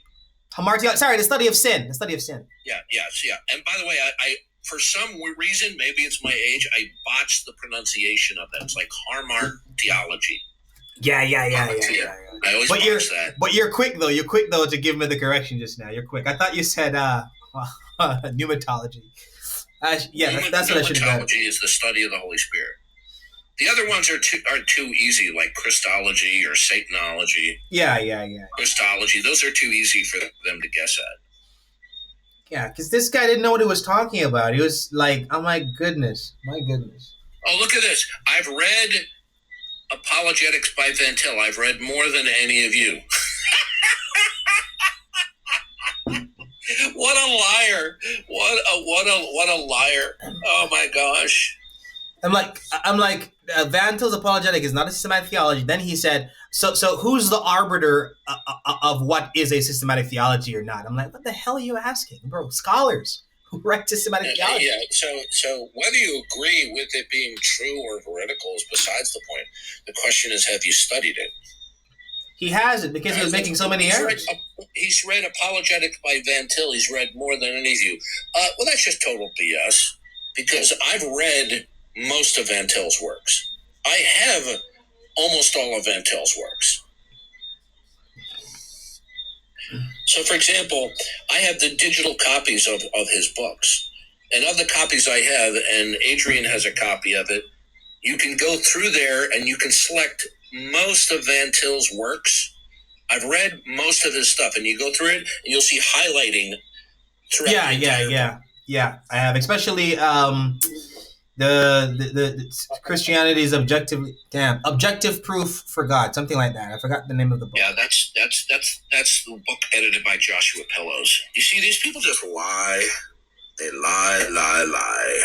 Yeah, I was saying he's not a serious interlocutor, so I'm going to end the conversation. I'm going to end it. I'm done. I couldn't take it anymore.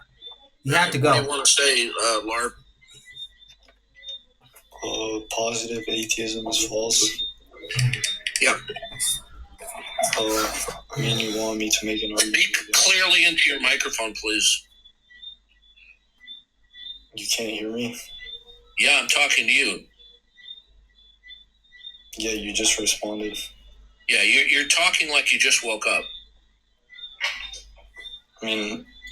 Okay, Larp, I don't want to have to kick you. Please speak clearly. Get to your point. Can you hear me? Yes or no? I can hear you. Go ahead. Please speak clearly. Get to your point. All right. So, I would just say, like, the positive atheism. What's your proof for God? What is my proof of God? The entire world is indicative, appears to be the product of ultimate intentional design with the impossibility of arguing that it's an illusion of design. Just because it appears so, that's not like a deductive argument. Yeah, you don't know what you're talking about. So the fact of the matter is listen carefully, the world overwhelmingly and uncontroversially, which is recognized by atheist academics, by the dozens with PhDs, that indeed the world appears to be meticulously designed. And, okay, interrupt me again and I'm going to kick you. Goodbye. Goodbye.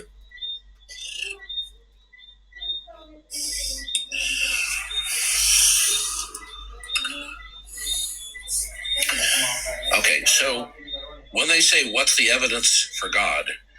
Pregnant within that query or that question is the presupposition that the world necessarily it's not designed, even though it appears to be designed. Turn the camera to the side.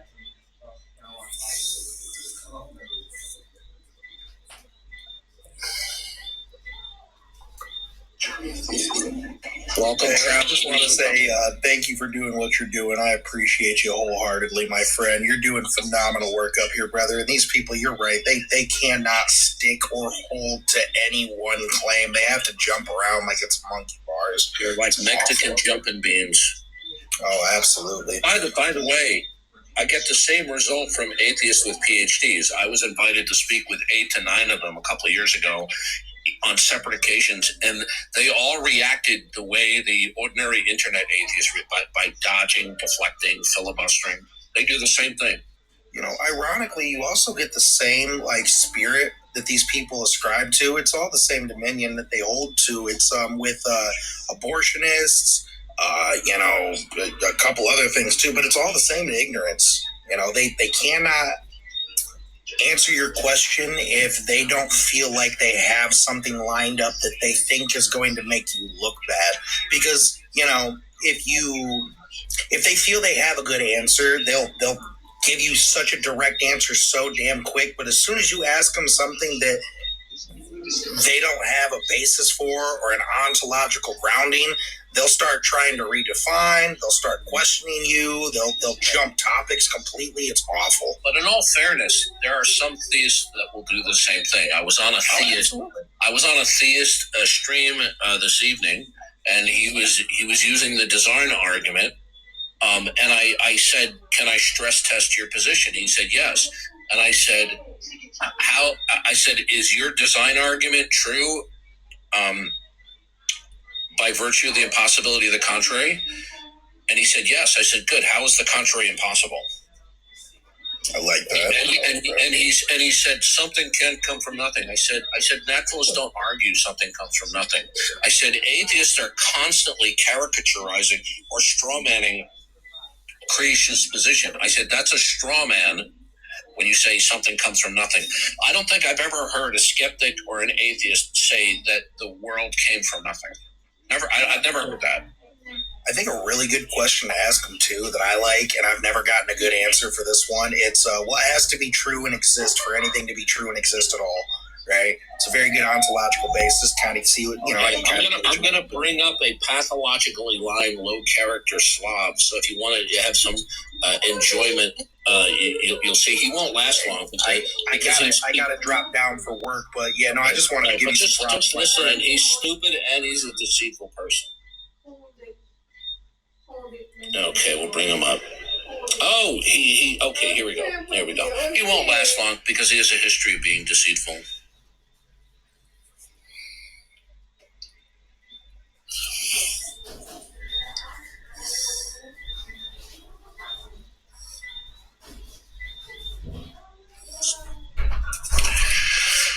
All right, we'll see how long you last this time. Go ahead. So, why do all facts and intelligibility have to be grounded in the unembodied mind of the Christian God? Why? because in order for the world to be intelligible, it has to be the product of a single absolute causal first principle that is the sum of all perfections. Absent those characteristics, you will not have an intelligible world. So you just repeated the claim. So what's your argument? I didn't repeat the claim. I said that a single causal principle, either the world invoked intelligibly in whole and part, is the product of a single absolute or not. Agreed? Yeah, that's a true dichotomy, but you can also be agnostic to I'm answering you. I don't want to have to kick and block you like I have before. If you want to be the usual asshole, that you are, I'll just pick right now.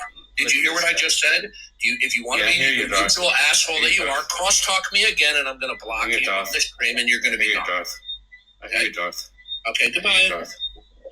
You're so scared. You're such a scared little baby. No. You can't answer a single question. You're Go ahead, run away. Run away, Darth. Run away, Darth. Bye-bye. You have to add on him as soon as he says anything, though? That's crazy. Okay, no, I've extensively dealt with him. He's an old geezer like me. I've dealt with him on Discord. I've dealt with him on Clubhouse. He's a number one, on metaphysics, he's very stupid. Now, he may not be stupid in other areas of his life. In fact, he might be really smart. But on metaphysics, honest inquiry is very stupid. He's also a very low-character person. I've had extensive dealings with him. He's a very manipulative and deceitful person. So at the moment I was unpacking, when I gave the true dichotomy, I was then explaining why predication of this world requires an absolute single referent. Okay, but he just wanted to be verbally disruptive, right? So either it is the case. Just give me a second here. So all of the identity states that we're going to invoke, in order for them to be invoked intelligibly, they must be contextualized. So each and every identity state in part and in whole is going to have a final referent that contextualizes it, right? Not just epistemologically, but ontologically as well. Because if not, then you have a multitude of identity statements, each of which are not contextualized, and there's no reason why anything exists or dictates what each identity state is or cannot do. So when you have an absolute within your model of reality, that is a causal first principle, that is characteristically absolute. It is the sum of all perfections. It then institutes, secures, it actualizes which each and every identity state is in whole or in part, and therefore making each identity state intelligible. When you remove that from the equation, not only do you have no contextualization for all of the identity states, each identity state within itself, it wouldn't mean anything because nothing is deemed to be absolute. You couldn't account for why something is. Therefore, without a single causal first principle that actualizes what is and cannot be, then any identity state that is invoked it's uninterpretable because there's nothing that contextualizes what each and every identity state is or cannot be.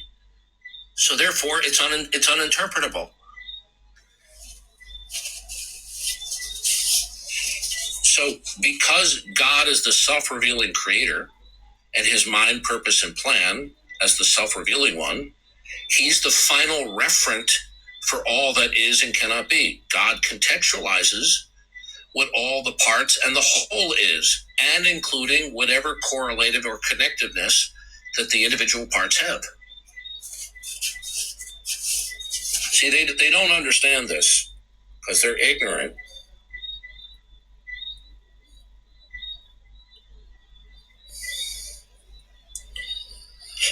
Welcome, Big Red. Hello? Welcome. Hey, I got an argument for you. Before we begin, are you an atheist? No. What are you? I'm a theist. What kind of a theist? I'm a Zeblian. Yeah, What are you? I just told you I'm a Zeblian. I have no idea what that is. If you jerk me around again, I'm kicking you. Well, just because you don't know what it is doesn't mean it exists. Okay, goodbye, little boy. Find your retainer, get your pajamas, bedtime.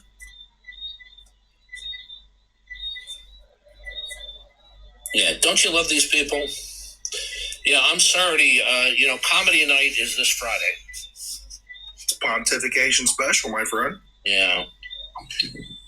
I've been doing this for 16 years. I no longer have patience for fools. Welcome, Woody. What do you want to talk about? Hey, if you guys don't mind, I've got two questions. One for you, Darth, and one for Adrian.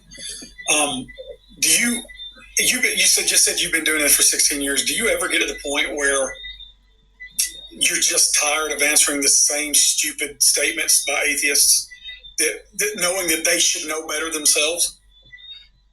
Yes and no. I get tired of dealing with the same fundamentally dishonest and willfully ignorant people. Do I get tired of defending Christianity? No, because that's what we're called to do. It could be worse. I could be living in the Roman Empire and get thrown to the lions. That's true. I appreciate it. The other question is for Adrian. I saw a little bit of one of your lives a while ago concerning the positive atheism is false. You're the first person I've seen to use the term positive atheism as the classical definition of atheism, because a lot of atheists love to call themselves atheist agnostic or agnostic atheists, which I think is stupid. That's anytime anyone says they're agnostic atheists, they're extremely stupid in metaphysics. Yes, and you're the first person I've seen to use the term positive atheist for the classical definition of atheism. And am I understanding it right? Negative atheism is their personal. I don't like the terms positive and negative, but they have a place because they are used by some philosophical wonks in their literature. And so from time to time, we may be required to use it. I prefer not to use it, but I don't have a problem the way Adrian is using it here. He's being very clear that the denial of God, the denial of God is false, because he's trying to circumvent them. I'm an atheist. And then they quickly transmogrify into a lacteist. Oh, I lack belief in God. Yes, exactly. I thought it was very clever because they love to bog down the whole definition of atheism and agnosticism. No, that's not what they're doing. Is they're retreating from making a claim about reality and saying, yes, I'm just making a claim about my psychological state. Well, it's such a cop-out. Yeah, I've always thought that was such a cop-out. I appreciate it, guys. Thank you so much. Yeah. So when they redefine atheism as lacteism, they're no longer making a propositional statement about the external world. They're just giving, as Precept just said, they're just giving a psychological report about their mental state. Exactly, and I don't understand why they're afraid to make it. Okay, so let me. Because they can't falsify God. But we can't debate. We can't debate a psychological state, because a psychological state isn't like true or false, and we're not debating reality now. Exactly, that's what I thought. So if they make the positive assertion that there is no God, then their favorite thing about, well, the burden of proof falls on you, then falls on them. Is that right? That's their cliched response. Yeah. I've always thought that was it. You'll say, do you deny the existence of God? They'll say yes. They say, good. Can you tell me why God doesn't exist? And they say, because there's no evidence for God. And they'll say, well, that's a non sequitur. It doesn't follow from your assertion that God doesn't exist. Yeah, exactly. And then they will quickly redefine and go, well, you're the one making the claim. I just lack belief or rejecting your claim, and they are not accurately representing the true nature of their position. If you're not making a claim about reality, dishonest. Why are you even arguing with me if you're not making a claim about reality? What are we even arguing? I've always thought that was so dishonest that they would do that, but man, it just blows my mind. Oh, it's nearly universal among atheists to redefine atheism as a lack of belief, because they're admitting implicitly that they can't falsify God, so they're retreating into what I like to call incredulity. Yeah, I lack belief in God. Yeah, that's exactly what's going on. From their view, they have no truth, and so it becomes like everything becomes about like their opinions and stuff become magnified and they become important because they have no standard of truth. And they're dishonest, and almost all of them have a complete lack of character in class. Welcome, SF. What do you want to talk about? Hey guys, if I can disprove the Bible, what would that do for you? Would you? No, that's a performative contradiction, because the God of the Bible would have to exist as the final absolute referent in order to ground affirmation and denial. That's completely incorrect. Okay, you don't know what you're talking about. Do you know what a performative? You don't know what you're talking about. You're about to. Hey, listen, I'm not going to bicker with you like teenagers. This is just word vomit. If you interrupt me one more time, I will. You're not saying anything worthwhile. Sir, did you hear what I said? I'm a moderator here. Can you tell me what's going to happen if I disprove the Bible? If you continue to cross-talk me while I am speaking, I'm going to eject you. Now, do you understand the rule? What rule was that? Are you listening? What rule was that? Okay, have a nice day. You're. Try more. Yeah. Bye. You see this? You see that, Trout? You see that, Woody? This is what we're dealing with. People, they're low class, they're low character, and they're low intelligence. Yeah. Okay. He didn't understand. You see, he didn't understand the nuclear bomb that I dropped on him. Okay. I said to him, you can't falsify Christianity, because the triune God, in terms of his attribute set, is the necessary precondition to ground all affirmation and denial. It goes into it further too, ontologically, meta-ontologically. Everything requires non-zero pattern intention and presence too. That's the beautiful part. What is going to be the final reference as for affirmation and denial? Affirmation and denial is going to have a final foundational context. Mm-hmm. And unless your final referent is the sum of all perfections, then your ability to affirm and deny things rationally implodes and becomes absurd. Hey Darth, I have a friend of mine in the request. He's not a Christian, but he's not an atheist either. I think he has some questions for you. So, Kenroy, you there? Hey, so. He won't be your friend anymore after he talks to Darth. Hey, Kenroy. Darth doesn't really have much patience. So, right. I know where you live. Peace up, and I'm going to come and see you. Did you say I'm not a Christian or an atheist? Yeah. In that you don't say that God doesn't exist. It's possible he does, but you're not a Christian either, right? Yeah, I'm not a Christian anymore. Well, I don't take the position to say that God according to the New Testament exists. Were you a Christian according to the New Testament definition? Were you a Christian according to the New Testament? I was a Christian based off of what I was brought up in. Okay, well then you're just you're professing Christian. Because in the Bible, when you're a Christian, you're born again, you're sealed by the Spirit, and nobody can snatch you out of the Father's hands. So you weren't a Christian to begin with. You were just a professing Christian.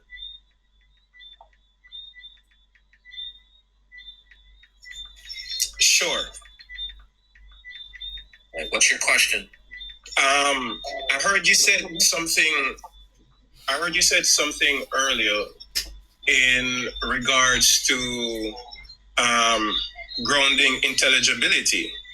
Yeah. And I think that was a leap based off of the narrative that you believe, rather than it being what is directly observed. You're not understanding. In order to speak intelligibly about what you observe, you're going to be making identity statements, correct? Mm-hmm. Now, identity statements, in order to be true and intelligible, they must be contextualized. You understand? I'm listening. Okay. So, an identity statement, in order to be contextualized, will either have to be absolute within itself, unconditionally non-dependent, non-derivative, absolute within itself, thereby needing no external contextualization. And if the identity statement itself is not absolute, then it is contingent, requiring contextualization by a final absolute referent that contextualizes it. No final contextualization, then everything is uninterpretable, and therefore it doesn't mean anything. Okay, sure. Before we get to interpretation or intelligibility, what must you first be? I'm not understanding your question. You're speaking in layers, and as I said, you're jumping to different layers without a foundation that is undeniable. What I'm saying in simple terms, without referencing the God of the Bible as the creator and sustainer of all things according to his mind, purpose, and plan, then so-called facts invoked will not be facts because they have no frame of reference. They have no context. They wouldn't mean anything. I think entity might be better than identity state. I think identity state could be. And what I'm asking, is that based off of an interpretation from your belief, or that's a given in experience? It's a given the nature of reality. Hold on. Listen carefully. If reality is to be intelligible in whole or in part, it's going to need an absolute referent. You understand that? Yes. No absolute referent. I'm trying to explain this to you.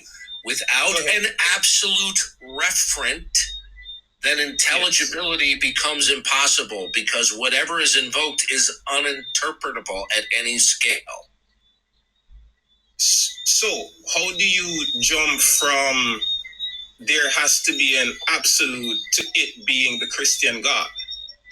Because the absolute has to be characteristically the sum of all perfections, and the Christian God has revealed that he is such, and no other world can have that attribute set.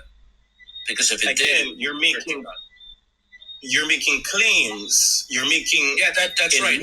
I am reiterating what God has revealed about himself. That unless our predication about anything is undergirded and contextualized by that which is the sum of all perfections, then all predication breaks down into uninterpretability. Now, would you like to tell me otherwise? I would love to share my point of view. Okay, good. What is your absolute referent that awareness in order to speak intelligibly about anything? Awareness. No, you're not. This is going over your head, all right? So the absolute referent is going to be what it is that is ultimate, that dictates all that is and cannot be. Again, you're making a leap about, sir. Your awareness doesn't causally create and sustain the moon in existence. I did not say my awareness. Okay, you said awareness. Okay, yes. Whose awareness are you speaking of? I'm speaking about awareness as the condition for anything that is. Is awareness a function of agency? No, I just gave you my definition. You're not making any sense. I want to ask you a question. I am saying what is it that dictates? What is it that causally dictates the spin of every electron? What causally actualizes that? That is an assumption that you're making that there's. You're dodging the question. If you continue to dodge, I'm not dodging your question. Okay, you're cheating. Sir, you're cheating. I don't like talking with cheaters. What causally dictates the spin of all electrons? I have no idea. Okay, so therefore, you don't have a final contextualization when you talk about things, do you? I have a very strong position, but the problem is... Focus on the question, my friend. May I finish? I'm about to remove you. I'm giving you fair warning. What you are doing now is you're bickering with me the way teenagers do at the cafeteria. Goodbye. Goodbye. This is what they do. They completely ignore what you're saying and they go yada, yada, yada, yada. Okay? This is their strategery. Yada, yada, yada, yada. They just ignore what's being said. Did you say you know where I live? Yeah, I said I know where you live, and if you give me a hard time, I'm going to come and kidnap one of your cats. Darth Dawkins.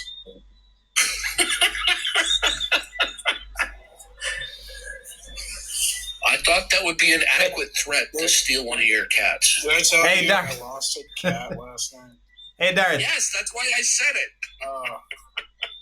Hey, Darth. I think Kenroy has a. Wait a minute. I think Kenroy has a. I don't know where you live. I'm just teasing you. Hey, Darth. I think Kenroy has an interesting position.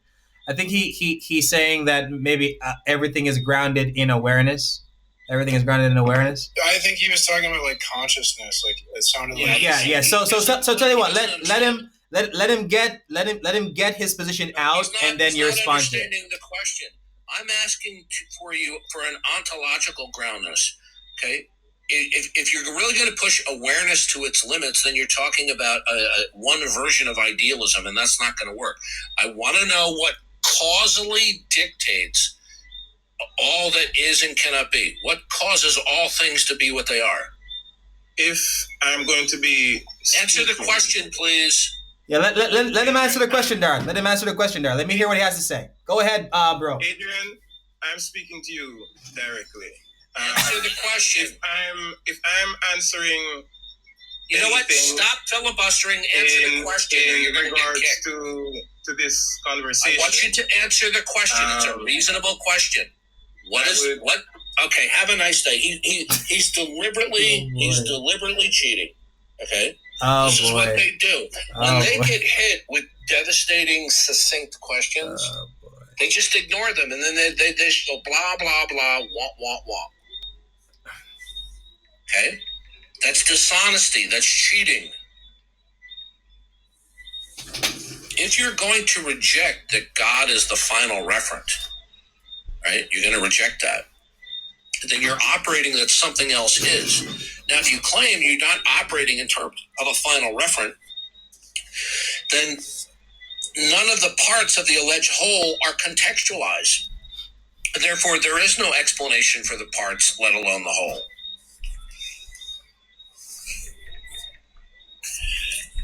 You see, what they can't answer, they ignore, and then they pretend, no, you're not coming back up. You know, I'm tired of your cheating and your dodging. See, this is what they do. They cheat. Just like Honest Inquiry. Remember, he was up here? He was cheating. They ignore the question. They become interruptive. They filibuster. They prattle.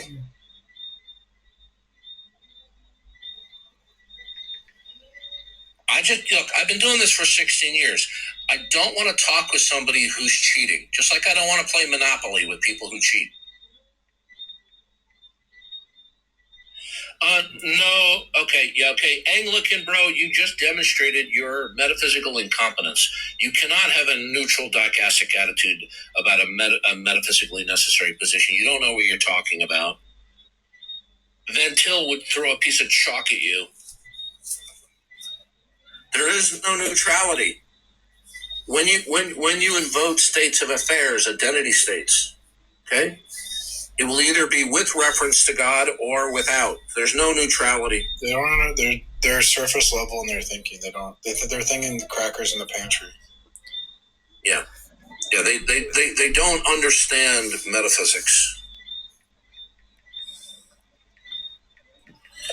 These people are not well informed. To explain metaphysics, I was thinking, what if we were to use an analogy of how, like, the subatomic world is foundational to, like, the phenomenal world we experience, and then, like, what would be foundational to the subatomic world? You think that's a good way to explain it, or not really? Can you repeat that, please? Well, sort of like when we're asking for grounding, it's sort of like how the subatomic world would be foundational to, like, the phenomenal world, but then what would be foundational to, like, the subatomic world? Yeah. And why is there any correlativeness or connectiveness between one identity state versus another? Yeah, but I'm saying, like, to get them to think about, like, the foundation, to use the subatomic world as how the subatomic world is sort of like an analogy how it's foundational to the phenomenal world. Yeah. Well, they just think the world is just a pile of Legos that just connect and interact with each other. They don't understand that there are various levels of classes and categories, which is unification. Okay, so for example, when you have a water molecule, hydrogen and oxygen, the two molecules of hydrogen, one of oxygen, they are unified. Each of those discrete states of affairs, those atoms, are unified together, and they now function as a compound state of identity.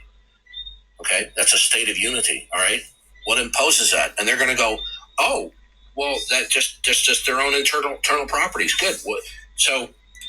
So what they're saying is the unification comes from the interaction between the three identity states. Okay, good. What actualizes the properties of each identity states within the compound whole? Chaos. Yeah, that's right. So if we get down to brass tacks, in terms of fundamental identity states, what actualizes all fundamental identity states in the world? And their answer is reality. That's just the way it is. Darth is saying, like, you can have the ingredients to a cake, but that doesn't give you the cake unless the ingredients are actualized, right? So it's like, well, they're actualized by, they're becoming unified. Okay, there's something that is actualizing the unification. So in the cake, it would be a person, like the baker would actualize the cake. So when we're talking about more fundamentally, what would actualize anything? Yeah. So Van Til refers to God in his easy to understand a letter to an unbeliever, Why I'm a Christian. He refers to God as the all conditioner. Okay. In other more formal writings, he'll refer to God as the absolute. In other writings, he will refer to God as the concrete universal. In other words, it is the mind, the purpose, and the plan of God that causally creates and actualizes and sustains any and all states of unity among all of the discrete members, so that you have various levels of unity of different categories and classes of things. You have quarks, you have protons, neutrons, electrons, you have atoms, you have molecules, okay, you have compounds, etc. They simply take for granted all of these multi-layers of unity among the diversity of things. They just take it just is. Well, why is it? Well, they're first of all, they're denying that God is the final ontological referent, that they're denying by the refusal of acknowledging that the mind, the purpose, and the plan of God causally creates and sustains all the unity and diversity in all of the categories and classes that we see. So they're operating that something else is imposing this. So what is it? I asked Graham Oppie this, one of the world's smartest atheists, and he couldn't answer. Yeah, you're just talking about the Principium Ascendi and Principium Cognoscendi. The word principium, the technical pronunciation, which I got from Scott Oliphant, is principium. That's the grammar schnazi. Technically, but it's when you look at it, it looks like principium because we think of principle. Principium. I said schnazi. That's it. That word is that's too big of a word. I wouldn't use that word. Principium. Okay. Wait a minute. Principium. Yeah. The technical pronunciation in scholarly circles, which I learned because I mispronounced it, it's Principium Ascendi, which equals the ground of all being. Yeah.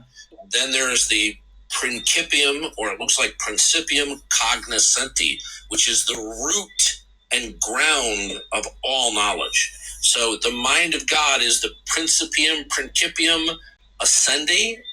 He's the ground of all being, and his mind, purpose, and plan and power is the ground and root of all knowledge. Principium cognoscendi. Yeah, when I read it, it said the principium cognoscendi has something to do with his revelation too. Well, yeah. So the revelation is emanated from and is rooted in himself, being the principium ascendi and principium cognoscendi. The revelation is the epistemic foundation, and then God's essence is the ontological. Revelation is what emanates from the principium cognoscenti and principium ascendi. So Van Til says, unless we have someone who is all-knowing, then we can know nothing. Yeah, because there would always be anything you know would always be subject to be undermined by something that you don't know. So when God is the all-conditioner, the creator, he's the first knower because he's the principium ascendi. He's the ground of all being. And so because he is the creator, he is the absolute, the all-conditioner, the concrete universal, his mind, purpose, and plan dictates what all things are. So for us to truly know something, it has to be rooted in God's mind, purpose, and plan, and that he intends for us to know X, Y, Z. Because if what we think we know isn't rooted in God's purposes that we know X, Y, Z, then we don't know X, Y, Z. A lot of Christians don't even understand this, that any thought you have is utterly dependent upon God. Are you here to apologize, Luis? Are you here to apologize, Luis? Hello? Can y'all hear me? Yeah, are you here to apologize? I can't hear y'all. I said, are you here to apologize? Here, let me drop down. I'll see if I can come back up. He might be somebody different. I'm thinking of maybe another Luis. I think he's the same one. Yeah, he's the same one. Yep.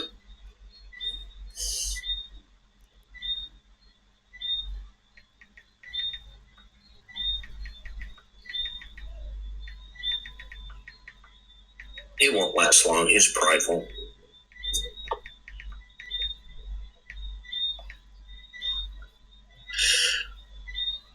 So they want to object to God as the absolute, the final referent. He's the ontological and epistemological referent. Yet they're operating without one, and they're blissfully ignorant, invoking things that they couldn't possibly defend or know.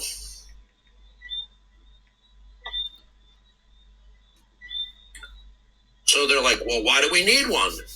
Because then there's no frame of reference, for what is or cannot be.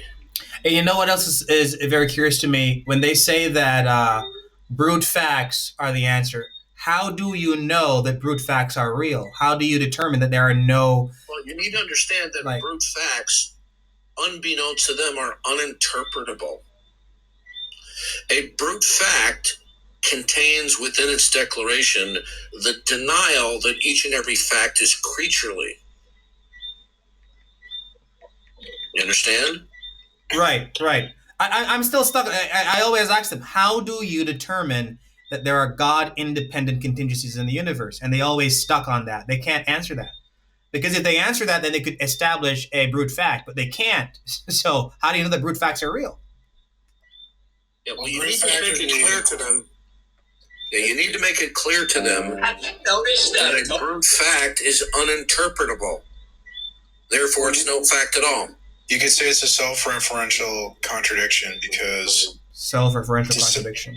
Because to say that the proposition facts do not require context, that proposition requires the context of grammar, reason. Oh.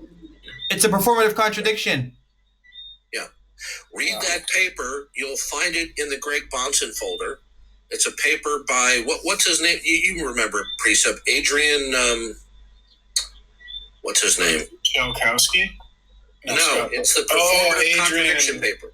Adrian Bardowski or something like that. Yeah, that's another must-read performative contradiction. Let me see if I can pull it up. When you remove God as the final referent, the self-revealing God, then everything you say becomes a performative contradiction.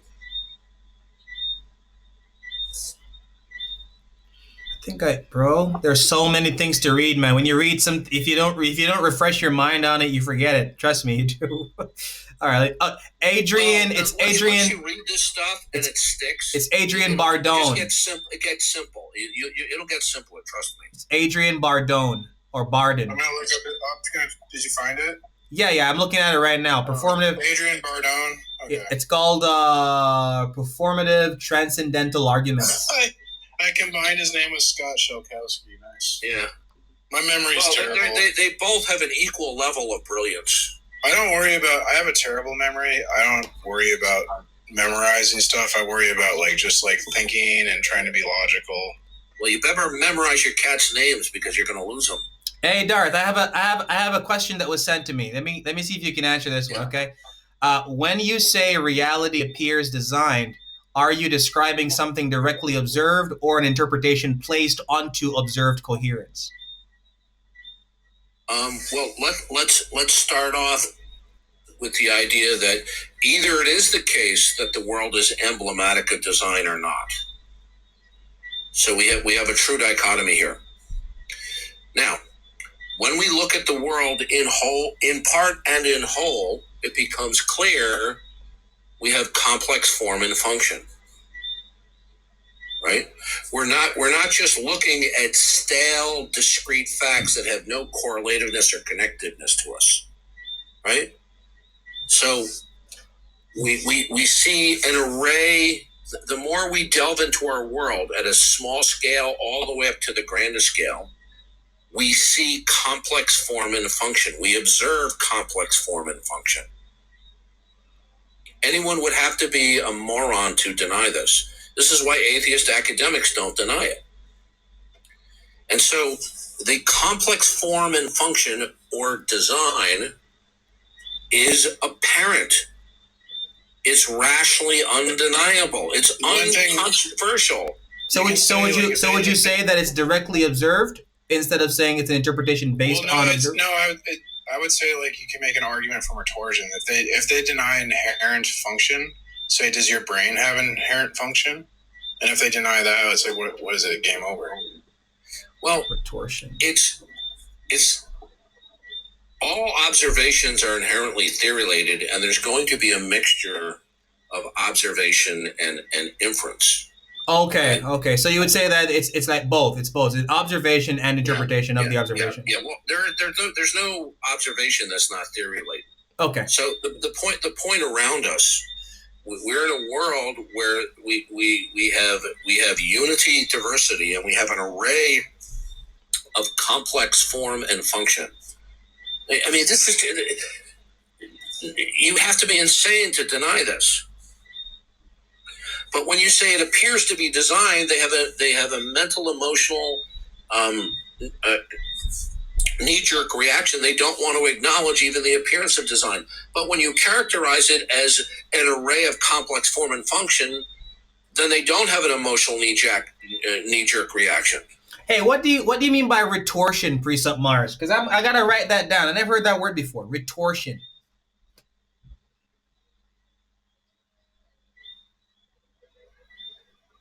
Oh, an argument from retorsion is the impossibility of the contrary.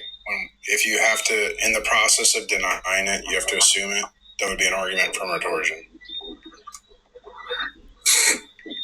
So that's in Aristotle's book Metaphysics, when there's a sophist who's Hey, Aristotle, what if I don't believe in the law of non-contradiction? Huh, gotcha, Aristotle.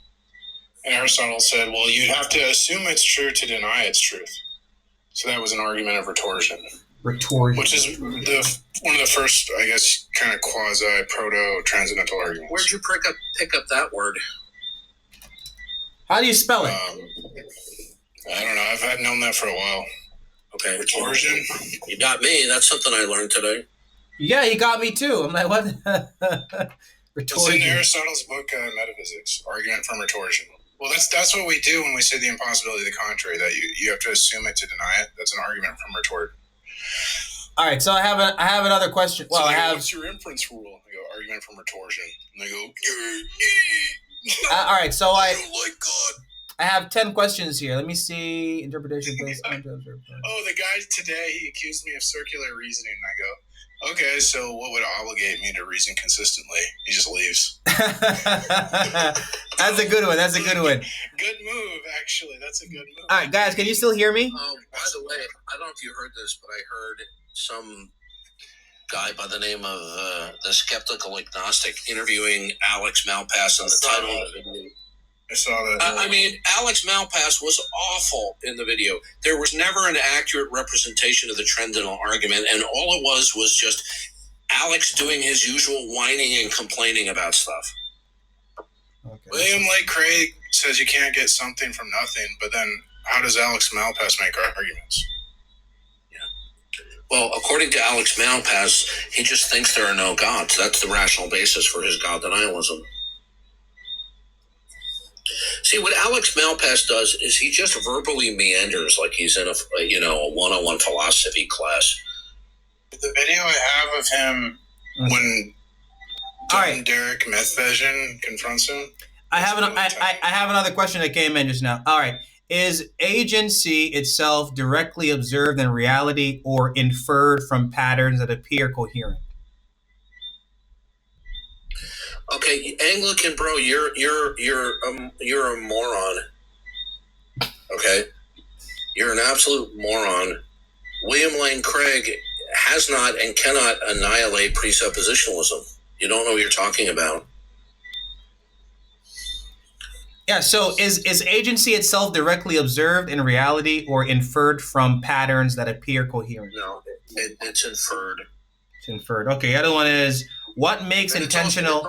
It's also something that's it's given to us at the base of our persona by God.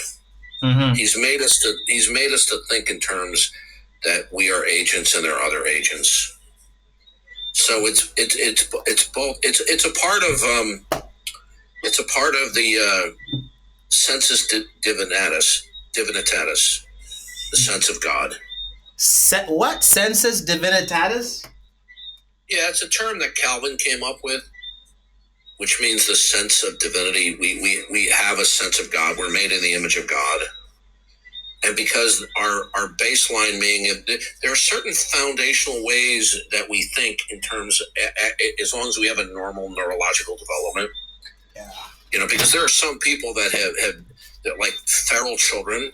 They don't develop neurologically, and so they're literally mentally impaired. Okay. I learned a few words tonight, man. You're the one who taught me about principium essendi and principium cognoscendi, and I wrote those down and I studied it. It's not a major error. It's just not technically. It's not the technically correct. I'm gonna always say principium. Principium is how I'm gonna say it next time. Principium sounds better. Yeah, it's I think it's probably the English way of saying it, but you gotta go French with these things. From the Latin, it's principium. All right, so the next one is what makes. I heard Scott Oliphant say, I'm like, what is he saying? And it took me a while. I had to look it up to find it. Okay, this one is what makes intentional design structurally necessary rather than explanatory? Say that again. What makes intentional design structurally necessary rather than explanatory? Why? Because were it not, nothing could be contextualized. You wouldn't be able to ground that the world is an illusion of design. Okay. Unless all of the form and function of our world in whole and in part has its root in a single absolute causal first principle, the mind, the power, and God, then everything is chaos. You can't talk about actual order or classes or categories of things. So Bonson will say, like, we use like facts to explain facts. So if there's no connection between facts, there is no explanation. So this is what we're asking, like, what connects facts so that we can explain things. Or what unifies all the facts? The precondition for explanation itself. There is no explanation without God, because there's nothing connecting facts.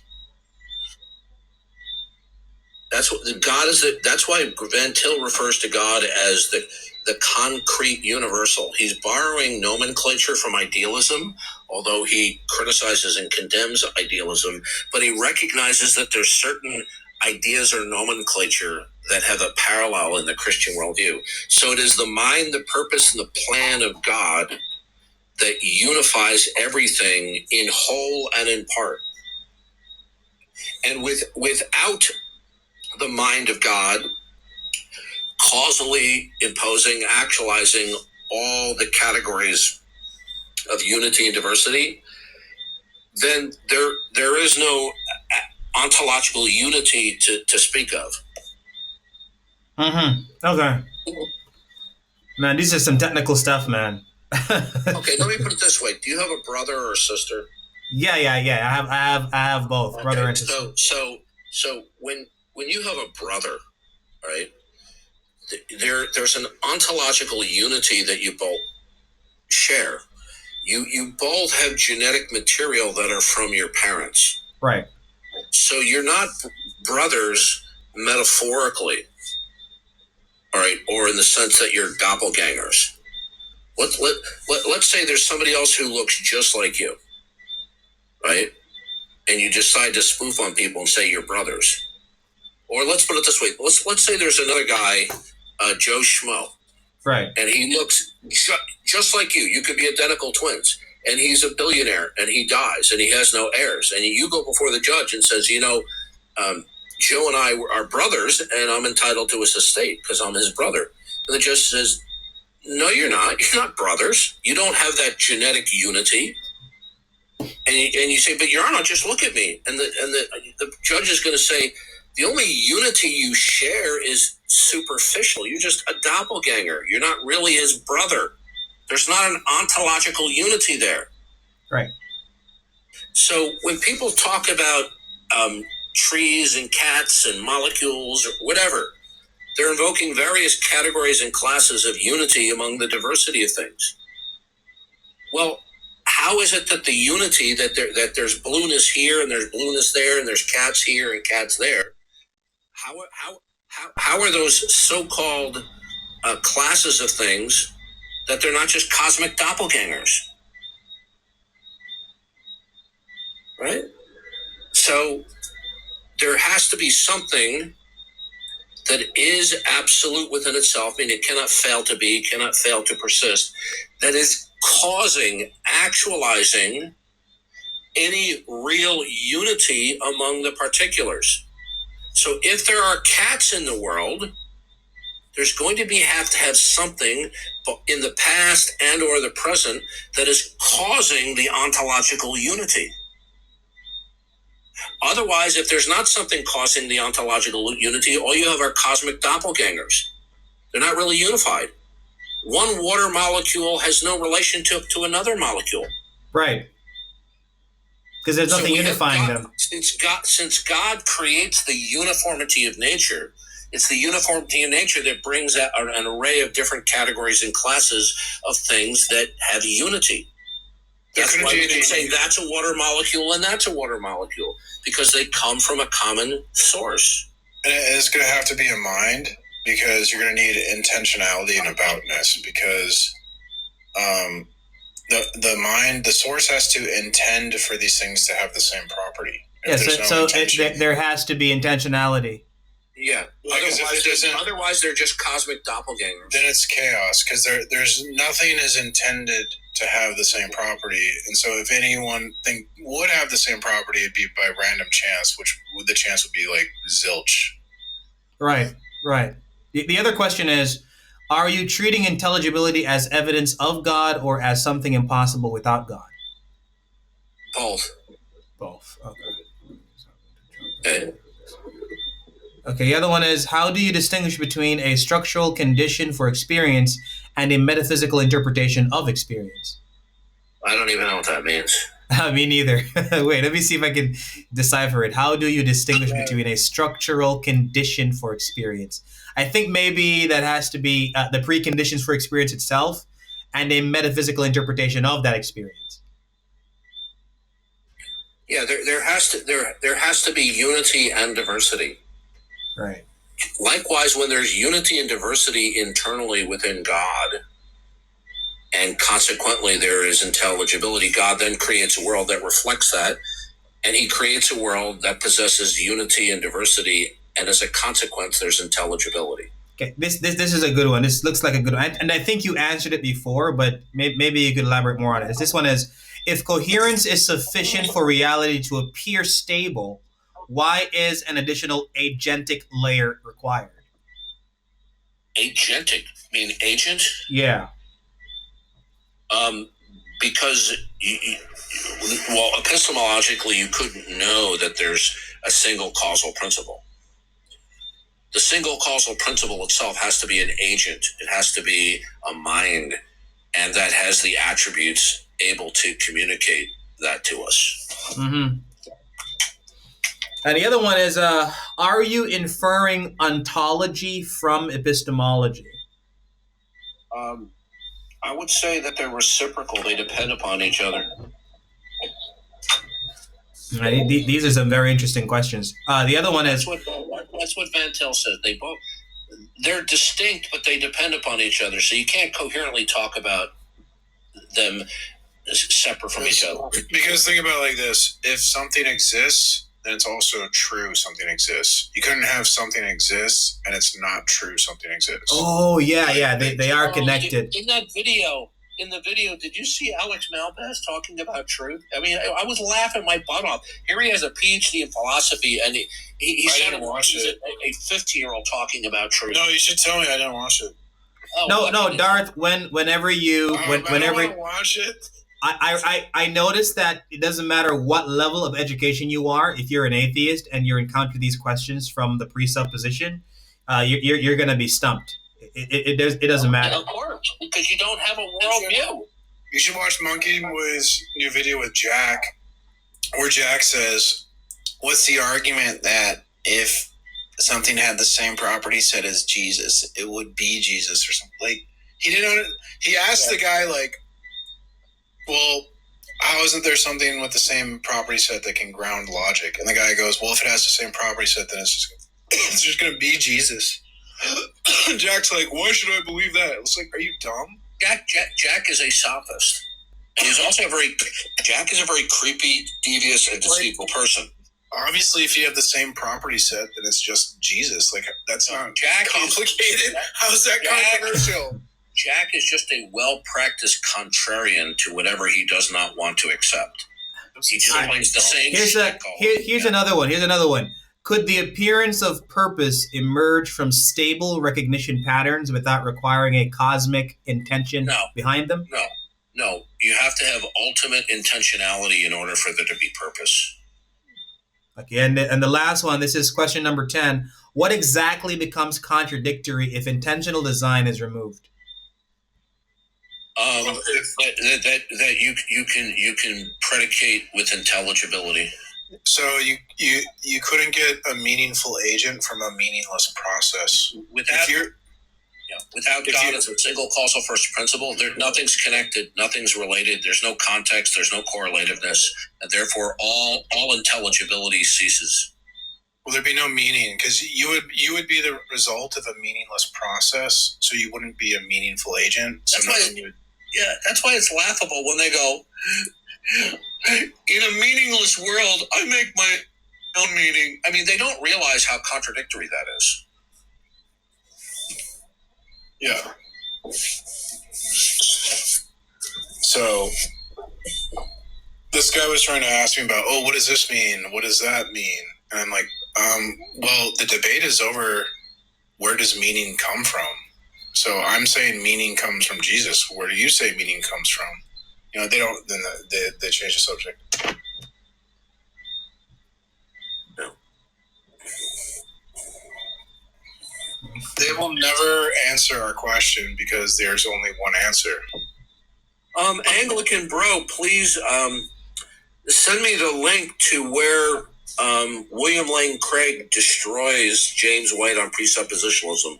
Please send me the link to that. I want to see if you're lying.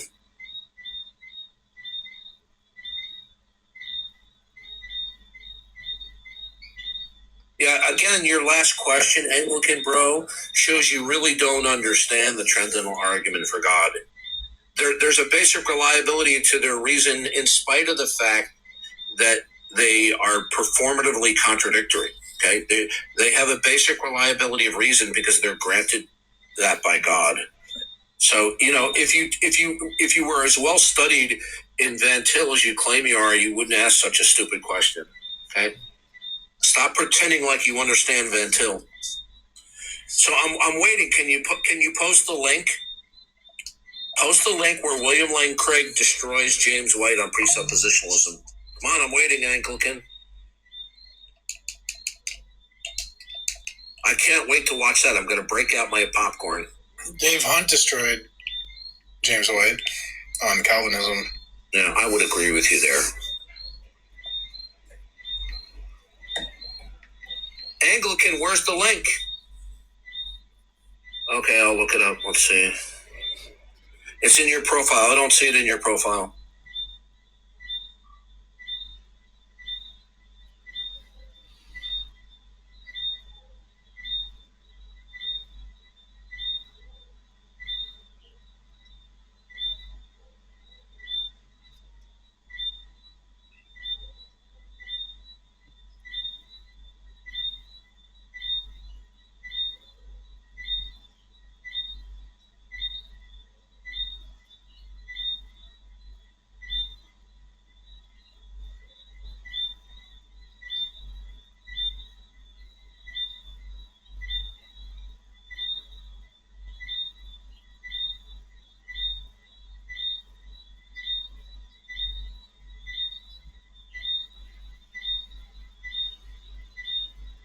Okay, I downloaded the video.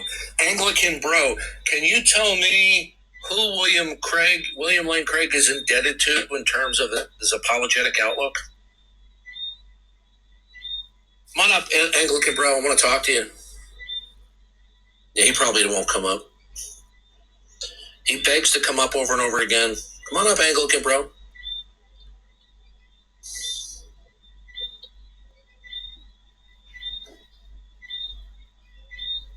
You begged and begged and begged and begged. It came up the last 2 days. Come on up, Anglican.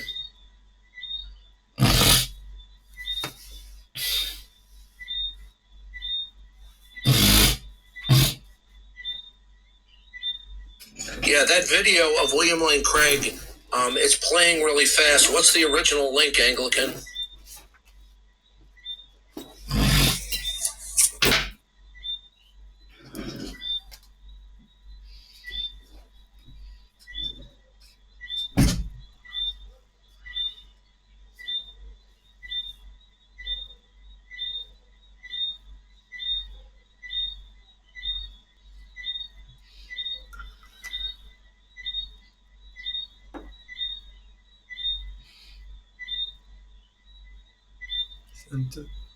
Ready?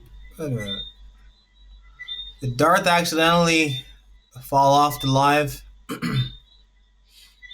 Probably had an errand to go run or something.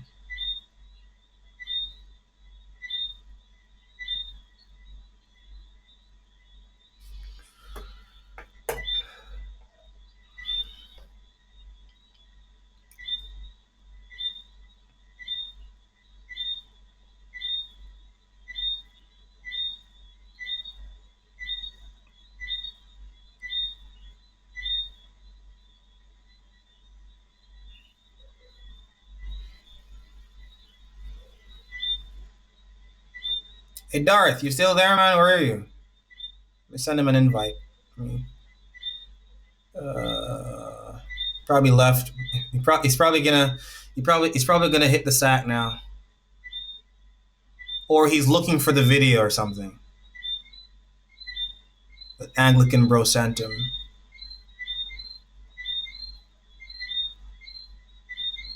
It's a 2-part, 30-minute video each, with a shortened form on my TikTok.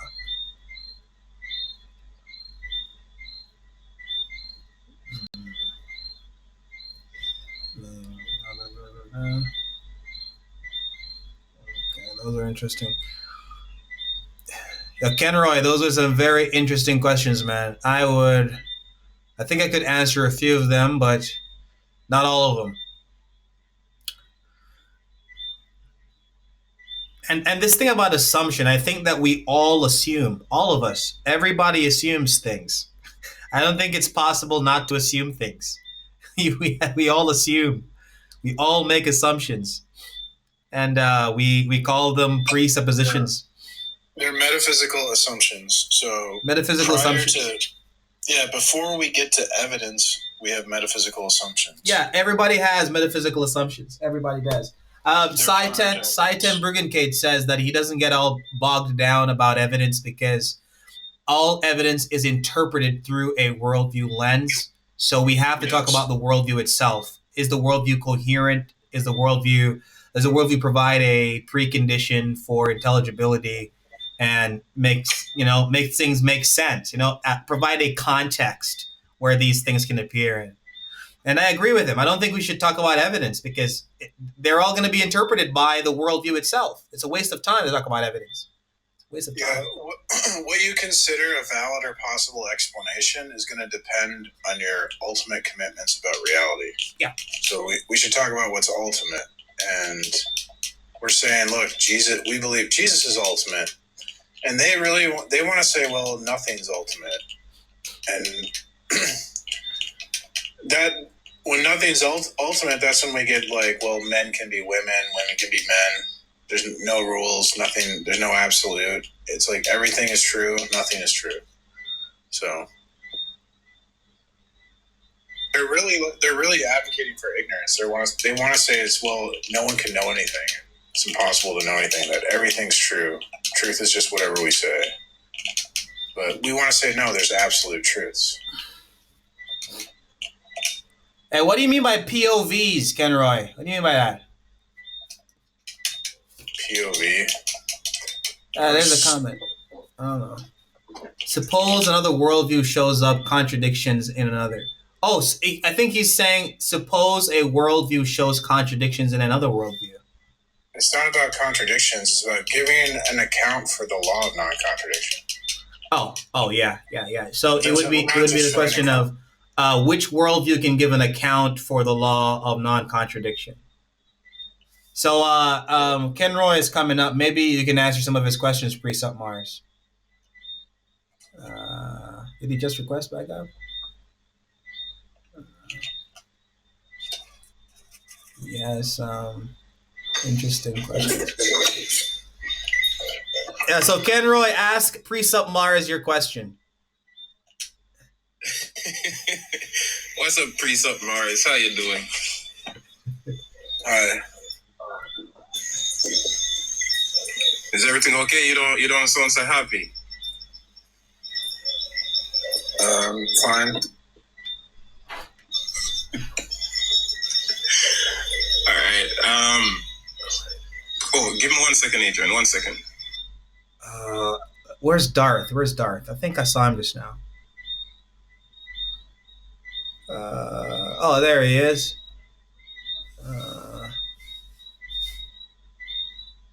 I'm trying to bring back Darth, but something's not.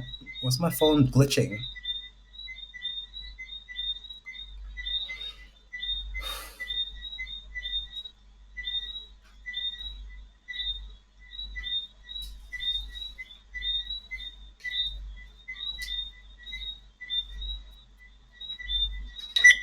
Yeah, Adrian, I'm getting a lot of squeaking from your microphone. You got to use a headset. I think that's feedback. Wait, let me see if. I think he's got birds. Oh yeah. I'm just gonna mute. Do you have birds? Actually, no. It's there are a lot of crickets outside. A lot of crickets outside. It's a Jamaican thing, man. It's a Jamaican thing. A lot of crickets are here in Jamaica. They're very high pitched. Yeah, I'm gonna mute. Wait, can you hear my crickets? Because I'm literally in the woods, bro. Like, I'm in the woods. All right. Precept Mars. My question. When you infer a designer from coherence, how do you distinguish necessary inference from psychological pattern recognition?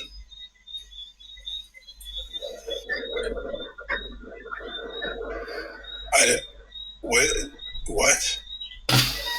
Well, God, we can't establish anything necessary unless it's revealed. Necessity would have to be revealed because you couldn't get to necessity through like empiricism or rationalism, right? Do you think you can? So the negation that the world appears designed because it is characterized by that it's an illusion of design. That is both ontologically and epistemologically cannot be grounded. So how could you get to necessity through like empiricism or rationalism? You can't, can you? No. But the necessity is intelligible. The appearance of design, the appearance of design of our world is unmistakable, it's overwhelming, and it's uncontroversial. So now either the world appears to be designed because it is, or the world appears to be designed because it's not. But that would entail that it's an illusion of design. But grounding an illusion of design is impossible to ground both ontologically and epistemologically. I thought we were talking about necessity. Yeah. So the positive case that the world reveals God is true by its positive representation and the impossibility of the contrary. I think a lot of times, Mars and Adrian, because Van Til was constantly trying to simplify and truncate these things, sometimes people who start reading Van Til will repeat these truncated representations but aren't properly communicating what they understand. That Christianity is true due to the impossibility of the contrary is the most truncated form, meaning Christianity in terms of its own positive representation, okay, is true because of its positive representation and the impossibility of its denial. The way I put that, Darth, is I say Christianity, the Christian worldview can defeat skepticism. Non-Christian worldviews cannot defeat skepticism. Have you interacted with every skeptical idea out there to make that claim? No, we don't have to do an inductive survey. Yeah, all we have to show is that the non-acceptance of the revelation of God, right, that the world reveals God by God's purpose and ultimately in Jesus Christ, that all worldviews, both past, present, and future, would fall into one category. And that category itself can be shown to be impossible to ground ontologically and homologically. So what Darth is saying in fancy words is that like God or ultimate reality would be exclude all peers. It excludes all peers. So God falsifies all other worldviews. Jesus falsifies all other worldviews because what is ultimate would exclude all peers to ultimacy. So are we using the biblical narrative to determine the position that other worldviews are in? No. Yes. Well, I don't know. Yeah, we're starting with the biblical narrative. No, but we're offering a challenge. So we're saying to even make to even debate, you have to ground logic. So can your worldview ground logic? So it's not like a special pleading or something, right? Because everyone has to ground. It sounds that way. It sounds How like is it special pleading? So I have to ground logic and you don't? How's that fair? Because you don't even know what special pleading is. I have an understanding of what it is. Yeah.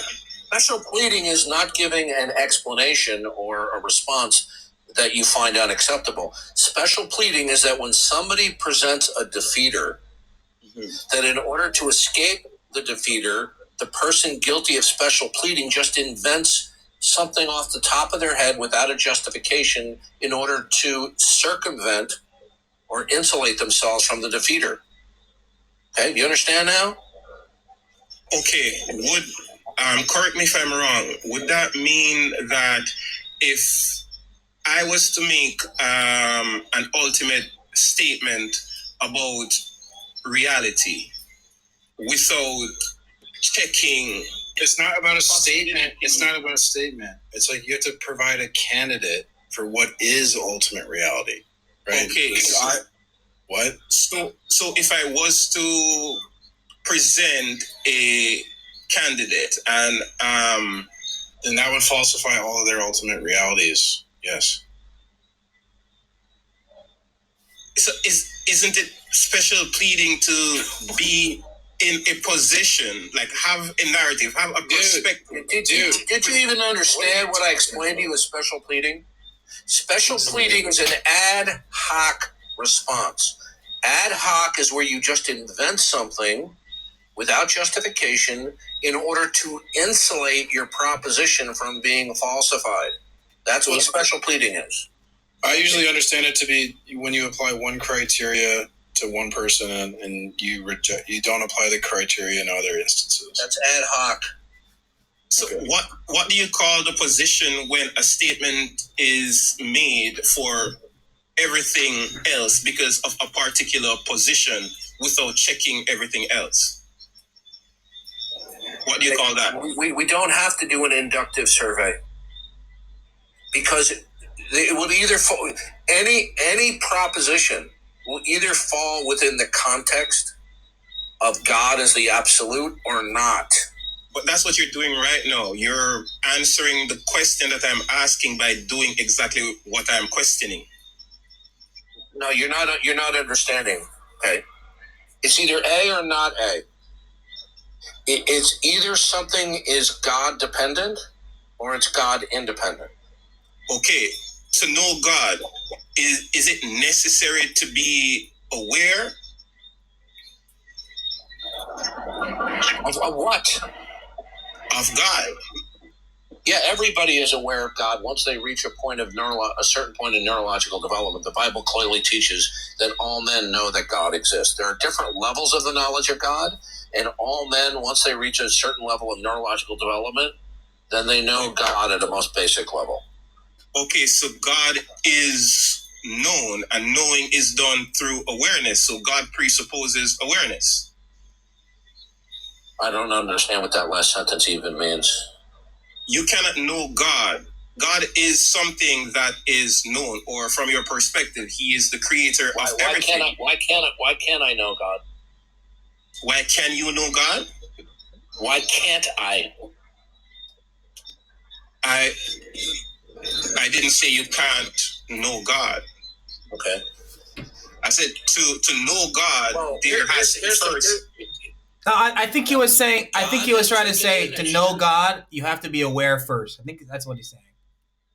You have to be aware first before you know God. Yes. Everything that is known presupposes awareness, and God is known. Yeah. Is that correct? To be aware of the world around us is to know God in a foundational way. That doesn't follow logically, because first you have to be aware and then you recognize. You're not understanding. May I finish? May I finish? Do you know what tacit knowledge is? May I finish? Do you know what tacit knowledge is? May I finish my statement, sir? No, you may not. Tacit knowledge are things that we know. You don't want anyone to cut you off. The point is you don't know what you're talking about. I know exactly what I'm talking about. Okay, have a nice day. You are not understanding what I'm talking about. Bye. Here we have another arrogant fool. Darth, I think you're confusing special pleading and ad hoc. I think you got it back. You got them mixed up. Special pleading is where you invent something on the spot. I just looked it up and you've got it mixed up. So that's I'll look it up and we'll see.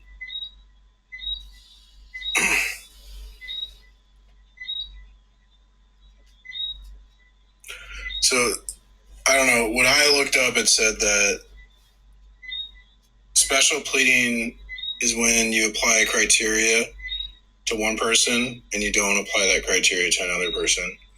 And that ad hoc is when you invent something on the spot. So as far as I understand, Darth is mixing those two up. And I would say it's because he's 64 years old. And at that age, your brain starts to... Yeah. And I didn't almost lose my sister's cat. I just went to AI and it said that ad hoc and special pleading are significantly overlapping, although at times you can make distinctions between the two, but they significantly overlap. So there, touche. No, you're right. They do overlap. The ad hoc... That's what I'm referring to. Yeah, but ad hoc, you've got them mixed up because ad hoc is the broader one. Ad hoc is when you just invent something on the spot. Special pleading is when you apply a criteria to one case and don't apply the criteria to the other case. Yeah, there can be a fine distinction between special pleading and hoc, but typically they're overlapping. Yeah, one is more broader and one is more specific. I don't have a problem with that. But you were using them... I was speaking in a very generalized way. I wasn't being hyper-specific. I agree with you. Okay. There are distinct differences, but because they so significantly overlaps that we can, when we're speaking colloquially, we can speak that they're generally the same thing, although when you get into the technicalities of it, there are some fine differences. Hey, nigga, you needed AI to know that. You needed AI to know that.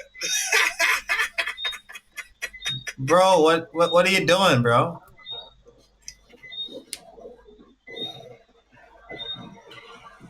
He asked to come up and he said he'll mute himself when he comes up, and he came up just, I think he's trying to prove all the stereotypes true.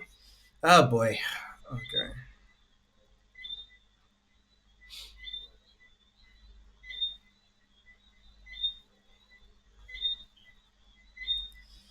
All right, so what's his name? I think his name is Jay Dyer.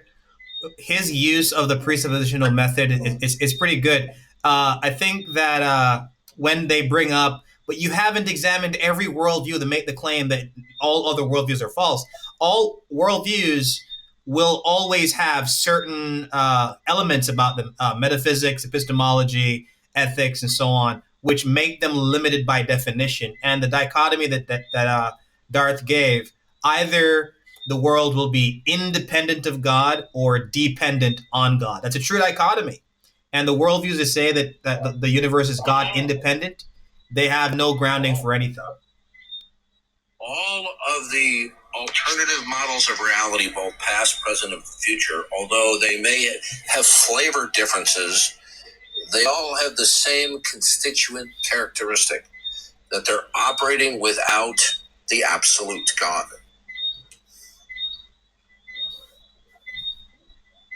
So that's why we don't have to do an inductive survey. You can think of it like this. If I can demonstrate that a certain peak, like let's say peak X on a mountain range, and I can demonstrate, look, peak X is the highest peak because it says so in this encyclopedia or something. So there can only be one highest peak on a mountain. So I don't have to show you every single peak on the mountain. I just have to show you, look, encyclopedia says peak X is the highest. So therefore any other peak is not the highest. So because there's only one. So it's the same thing with the absolute, because there's only one. If I make a case that this is the absolute, that would exclude all the other absolutes. I think Van Til's emphasis on known neutrality, you just can't sit there and go, nah, bro. And that God is the grand unifier. So without God being the grand actor and imposer of unity and diversity in the world, there's just nothing means anything. Or I don't have to show you every bicycle in the world to prove that bicycles have two wheels. Right. That's just the essence of what a bicycle is. Because there was this atheist trying to say, but you haven't examined every worldview in the world, so how can you say all worldviews are false because they don't presuppose a Christian God? I'm like, I don't have to examine every worldview because I know universally they all have the same common element, that they're operating in principle without the absolute triune God. They have a central shared characteristic that characteristic itself destroys itself.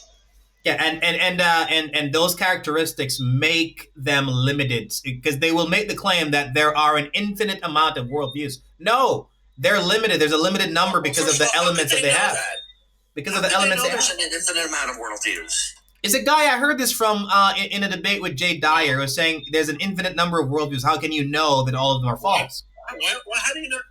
You know, one way you can handle this that I thought of is so you can say, okay, there's an infinite amount of worldviews, but there is not an infinite amount of starting points. So in epistemology, we're going to start with like reason, or we're going to start with sense data, or we're going to start with revelation. So we have 3 starting points. Now, I just demonstrate that empiricism and rationalism fail as a starting point, and we're left with revelation. Okay, so there are not an infinite number of starting points. They're limited, therefore. Limited starting points. Yeah. So there's only three starting points in epistemology: rationalism, empiricism, and revelation. So based on that, you can make the umbrella statement about these 3 starting points that they're false because they don't have any intelligibility or grounding for intelligibility. You can just show. Look, I don't have to show every worldview. I show empiricism doesn't work. Then I show rationalism doesn't work, and now you have no epistemology. And then I go, here's my Christian epistemology, revelation, Christian revelatory epistemology. It's the only one left, the only one that works. Kevin, a positive representation with the impossibility of the contrary. So how many starting points would you say are in metaphysics and ethics? It can only be one, God. Well, in metaphysics, you can say like you're a dualist, you're a monist, you're an atomist. Okay. But there's limited starting points. There's not infinite starting points. Or like in ethics, you're a moral anti-realist or you're a moral realist. Right. So they're not infinite. Yeah. They're not infinite. Yeah. Yeah. I mean, the only coherent starting point is God. But there are alternatives that are false, and they're not infinite. They're not infinite. They're just not coherent upon examination. There's not that many starting points. Like there's a low amount of starting points, and we can go through the starting points and show every starting point fails except for revelation. Yeah, right. So monism or dualism. So that's why I would concede to this proposition that there can be an unlimited amount of names for worldviews, but not an unlimited amount of starting points. you can number. Look at this dumbass in the chat. P. Mars is a real high level philosopher. He's debunked empiricism and rationalism. Dude, have you? Yeah, I agree with that. Oh, you know what? I didn't realize. I thought he was being serious, and I agree with that. You have debunked it. Actually, no, he's making fun of me. He's being sarcastic. But what's funny is he's being sarcastic. But if you look at the literature, I mean, that's true. David Hume and Kant showed that empiricism and rationalism fail. Yeah, that's correct. Adrian, we're dealing with a lot of people that are uninformed, uneducated, and even those who are, like Alec Malpass and others, because of their confirmation bias, because of their antipathy toward God, that is preventing them from thinking transcendentally. They don't want to think transcendentally, because if they did, their world would collapse. Right. I mean, just think about epistemology. Like, I can start with rationalism, human reason, right? One option. I can start with sense data, empiricism, 2 options. We just show those are false. We're left with Christian revelation. Done. It's easy. Right. because they have some very big. You see, but to the depraved mind, the mind that does not want to repent of its false autonomy and independence from God, they're just going to go, no. They're just going to be in a state of denial. This is what Bonson told R.C. Sproul about when pressed. Sproul tried to press him about, like, what do you mean by the impossibility of the contrary? And he asked him the question like 3 times because I guess he wasn't satisfied with Bonson's answer or something. And then the 3rd time, Bonson said, well, look, when we look at the history of philosophy and empiricism, they fail. When we look at rationalism, they can't get coherency. So you're left. It fails epistemologically and ontologically. Yeah. Sometimes I think it's easier to like focus on one at a time, but yeah. Yeah. I think the ontological one is a little bit more important, although they're both important. I agree. He's not going to care if he fails epistemologically because he wants to go on his lucky way, walking down the sidewalk, picking his nose. But when we show them that they just want to believe that there's another ontological grounding out there. They just don't know what it is, and they don't need God. Okay? I mean that's why P. Mars said that no alternative worldview can defeat skepticism. Yeah. So the positive case is we defeat skepticism with our metaphysics. The Christian worldview defeats skepticism. That's the positive case. Now skepticism, the performative contradiction, because only a Christian who has the triune God as the absolute ontological grounding and referent can be skeptical of some states of affairs, because the skeptic is in an open system. And in an open system, nothing's impossible. Yeah. Therefore, it's irrational to be skeptical of any proposed state of affairs in an open system. They actually, when they ask us for evidence of God, they actually abandon skepticism when they do that, because now they're dogmatically asserting their worldview. Welcome, Eli. My fault. I pressed the wrong button. What the hell? Yeah, what's good? What the hell? My fault. HEL double toothpicks. Yeah, what's good? Y'all chatting? We are. I don't know if I'm interrupting something. Am I the only Christian up? Or is this other? So am I the only Christian up?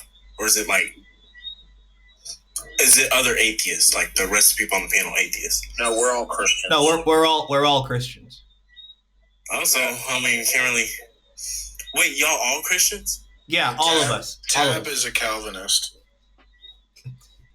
I thought y'all were atheists. You should have a beard. Tab is a Calvinist? No, Adrian's a Calvinist.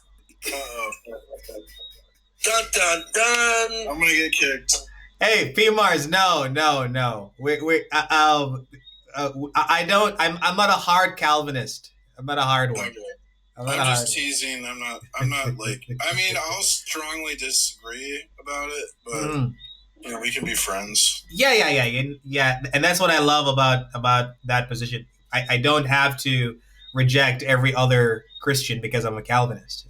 It's as long as you don't have any heresies like Jesus is not God, Trinity is false, and stuff like that. I can't get over when I read Dave Hunt was saying the Calvinist God. It's like, imagine a human dangles, like you're at the bottom of a well, and some human takes a rope and it's like, hey, I'll save you with the rope. But the rope is like 10 feet too high for you to reach it. He's like, come on, choose the rope. Grab the rope. I mean, like, I don't understand, like, you would think that guy's mocking the person, And I don't hear much about the Calvinist God. The Calvinist God's like offering this rope, like, come on, grab the rope, I'll save you. But then they can't grab the rope.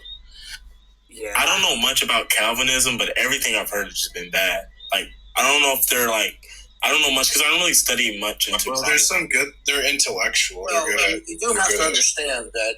And Van Til was a Calvinist, but I'm not going to say nothing much. They're really into our Calvinist piece up. Mars and I are not.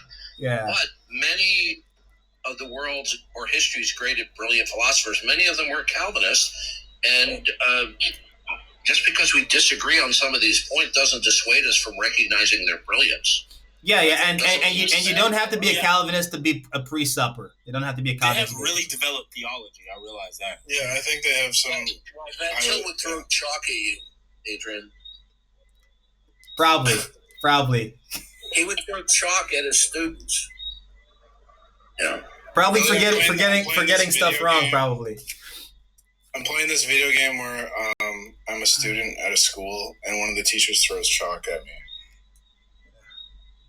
All right, I'm gonna. Some other questions came in. All right, let me see here. All right, so before rationalism or empiricism, what makes either one knowable at all? They're not. They're both incoherent. Rationalism would be how we would know something. So there's nothing before. You don't. That's like a theory of knowledge. You only know things by reason. All right, what is empiricism? So you know things by experience. And what is the necessary precondition for rationalism or empiricism to even appear?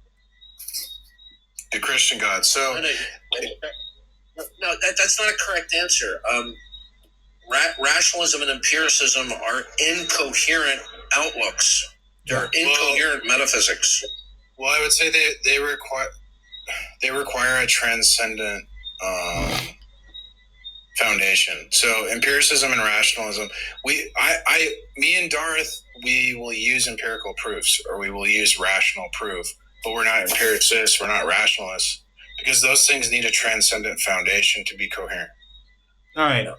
Can any starting point be recognized without awareness already being present? What does that even mean? I think it means an individual's awareness. The starting point has to be there ontologically, whether somebody acknowledges it or not. Okay. So for example, a toddler doesn't have certain cognitive faculties to reason it as a higher level as it develops. So the toddler doesn't know conceptually or cognitively about God being the creator of this and sustainer of this world. But God, as the starting point, has to be there ontologically, even though the toddler has not reached neurological development of awareness. Mm-hmm. Is ontology known through awareness? That's a comment down there. Anglican bro, would you stop making yourself look stupid? Okay. Molinism is not incoherent with presuppositionalism. It may be inconsistent with a strict Van Tilian rendition, but it is not inconsistent with presuppositionalism. So you stop making yourself look like a fool.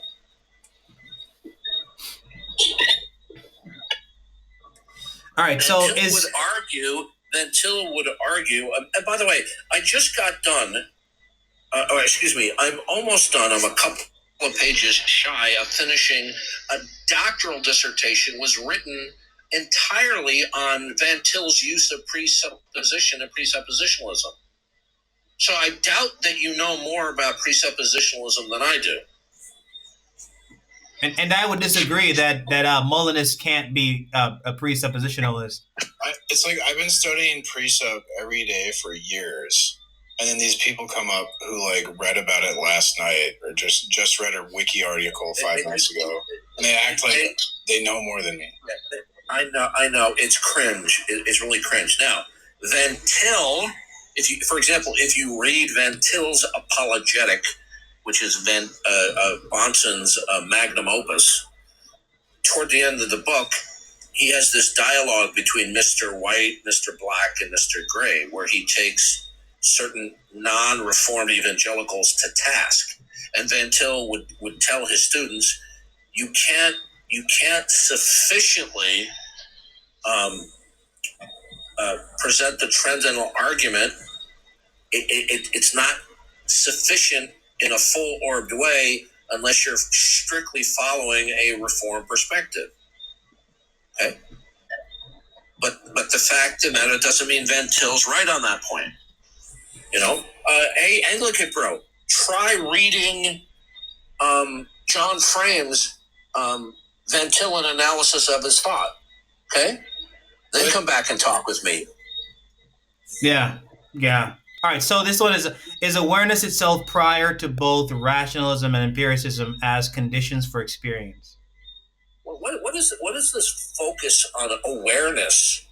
I mean, is this your new buddy? age? It's new age. It's like the consciousness. Yeah. Is this your Kenroy buddy? Awareness this, awareness that. Yeah. Yeah. Sent me some questions. Guess that one. You sent me some questions. Yeah.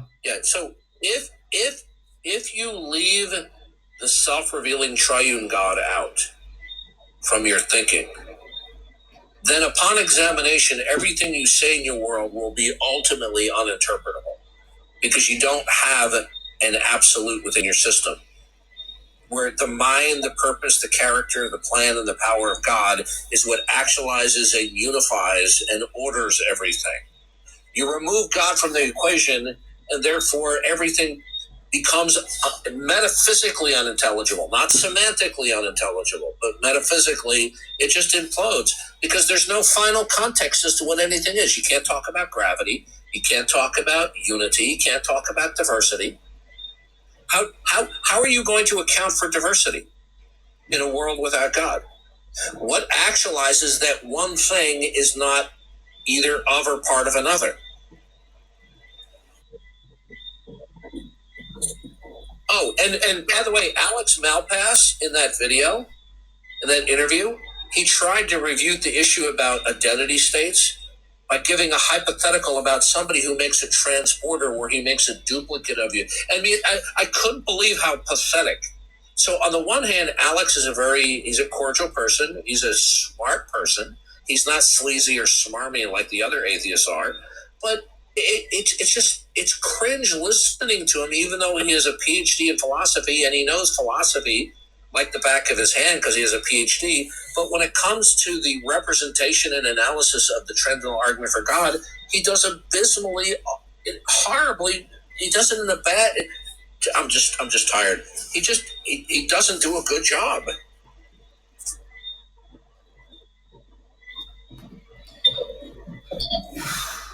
I think he won versus William Lane Craig, though, because William Lane Craig conceded Alex Malpass's worldview at the beginning of the debate.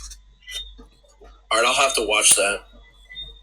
Well, you know what I'm saying? It's because he's arguing from neutral territory. So that's Craig, for those who don't know, Craig, by his own concession, was massively and significantly influenced and follows in the footsteps of Edward Carnell. Right? And the weird thing is this, Carnell was a student of Van Til. No matter how good of an argument Craig makes, Malpass is justified to go, well, I just don't accept your... Exactly. See, Craig is just arguing probabilistically. I don't accept your inferences about metaphysics, therefore... Did you know Craig was asked by Lawrence Krauss, do you know with certainty that God exists? And Craig said no. Really? Damn. Yes. Yeah. So he's arguing from probabilities about God's existence? Yes. That's dumb. So every argument he gives, is an abductive argument about God's existence? Yes. Oh my God. His whole argument is abductive. That's not good. So the very possibility to make any arguments is abductive? Hold on a second. Anglican bro, again, you're showcasing your dumbness. Okay? There's no distinction between certainty and certitude.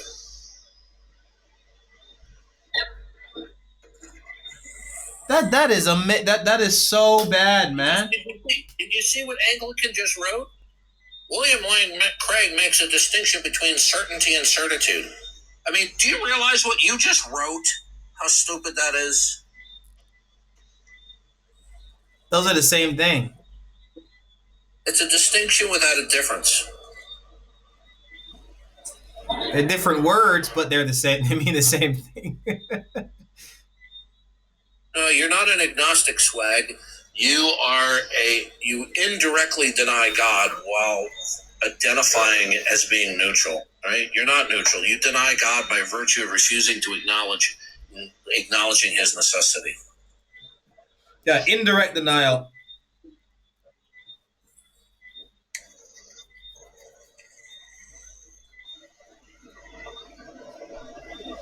Wow. I can't believe it. I can't believe this guy, he is debating for so many years, and he's debating abductively about God's existence, bro.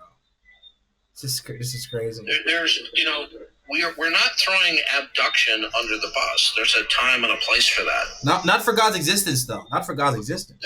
That's correct. Hell no. So I could reason abductively that Adrian did not braid his own hair. That's an inference to the best explanation. Right? There you go. There's a place for that.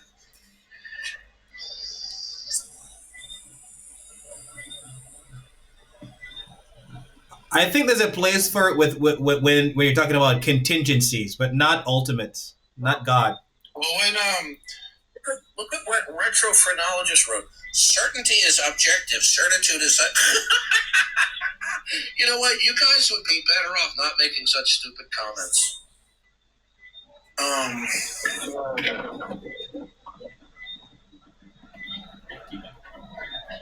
So what did you say Malpass says is like, I just don't believe God exists or something like that? Like that's his... I said, how is it? I said, what's your justification that God doesn't exist? He goes, I just don't believe there are gods. But see, like... I said, is that it? And he goes, yeah, that's it. In a transcendental framing, that's stupid. But if he were to argue William Lane Craig, that's actually not a bad response. See what I'm saying? Like, what he's saying works with neutral territory. But he hasn't defended that neutral territory exists. So that's just assumed. And every time he talks about presuppositionalism, he misrepresents it. I have the funniest video of him when Derek Mythvision asks him, like, well, when they ask you what's the preconditions for truth, reason, and intelligibility, what's your answer from an atheist worldview? And then the look on his face. I zoom in on the video to his face. Can you say that again, please? I was watching Derek Mythvision talk to Malpass after he got reamed by Jay Dyer. And he wanted to, like, know what to say to precepts. So he asked Malpass, when they ask me the question, like, what grounds logic in my atheist worldview, what do I tell them? And the look on Malpass's face. Oh, he can't answer that. He can't answer that. But it's like, because he's talking to an atheist, he had to try to give an answer. And then he went into this, like, Is that on YouTube or is that on your? Hey, sometimes they answer the question with a question. Sometimes they answer the question with a question. They say, "Why do I need a grounding?" That's why they say. I'll send it in Discord. I'll send it right now. Yeah, please, thank you. It's funny the way. Yeah, that's why I call it Dumb Derek. I mean, Darth, sometimes they answer the question with a question by saying, "Why do I need a grounding? Why do I need to know, etc." I mean, that's not answering the question. Why are they, okay, then they contradict themselves and say, what's the argument for that? If you don't need a grounding, why do you need an argument for anything? Right.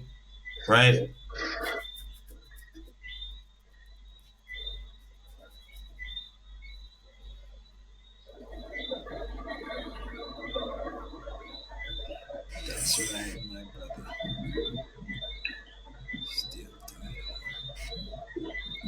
What we have to show is that in the case where the triune God exists, in that world, he has the necessary and sufficient attributes to secure an actual and intelligible world. But when that is rejected, there is no intelligible world to speak of. Right. There's nothing that is identifiable that actualizes any state of unity or identity states in part or in whole. That's why Van Til in his writings talks everything is in flux. You can't talk about distinctions. You can't talk about unity because there's nothing that itself that has the constitutive characteristics that can actualize the unity and diversity in the world. The unity and diversity in the world is a fundamental parameter without which we can't speak intelligibly, is simply taken for granted by the unbeliever. In the Christian worldview, it is God himself who actualizes the unity and diversity in the world, according to his plan. I sent you the link on Discord. Thank you very much. I titled this video, "You Won't Believe How Badly Alex Malpass Got Owned Defending Tag Against Derek Mythvision." I'm gonna watch that tomorrow. Because what's funny is like Derek isn't a pre-sub, but he ended up destroying Malpass with pre-sub like inadvertently. Yeah. Derek's not happy with me because I frequently refer to him as Dumb Derek because he is. To say the Bible's a myth is ridiculous. The Bible is anti-myth. It's literally an attack on mythology. This is what happens when you embrace antipathy before God. Your rationality goes out the window. Like, do they read everything in the scriptures? Like, they went to this mountain, they went to this place, there's this river. These are real places. This is not myth. Like, what are you talking about? Yeah, I know. It is. No, these people have a Viagra-induced fetish of antipathy toward God. Plus, you'll notice in most mythology, the gods are like, they act like humans and they project human desires, like they're warlike, they're there's no lustful. Comparison. What is Jesus? What human desire? It's not even. There's no parallel between the triune gods. Who would want characteristics in any other system? Jesus is nothing that would come from a human mind. This idea that a God could become a man and die like a slave, that would be so offensive to like how the natural man thinks. It clearly doesn't come from a human mind. Because it's totally the opposite. Retrophrenologist is, you do know that Sinai is a real place. How about the mountains of Ararat? That's a real place in Turkey. Duh. Yeah, but who debates what year Zeus threw the lightning bolt? No one debates that. What governor did Hercules fight under? See, we know Pontius Pilate was a real person. What governor did Hercules fight under? See, that's myth. Myth doesn't take place in it takes place in sort of a never land. Well, you have to understand that sometimes people's background history has a direct influence on their current skepticism. Let's take Dumb Derek. He's been very transparent about this. He was a serious drug addict for a while, right? And and this is after he left Christianity.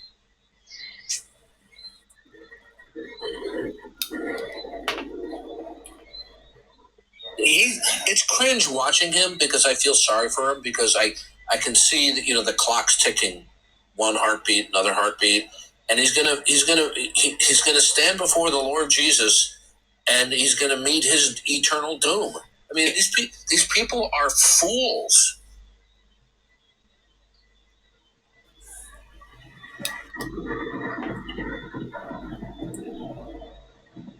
William Lane Craig's mytho-historical version is patently absurd. Craig is patently unbiblical in his position.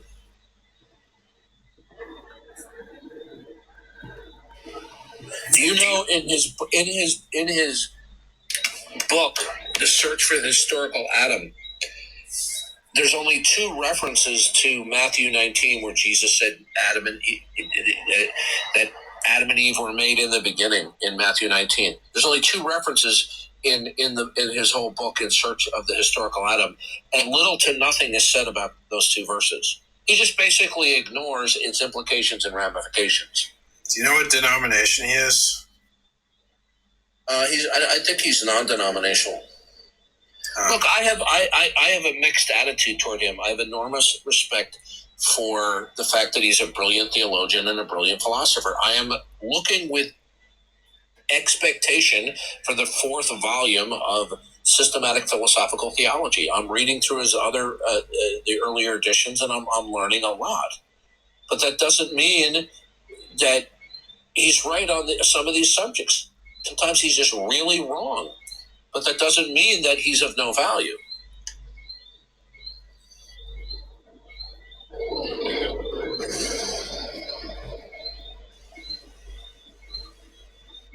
Evangelical is not a denomination.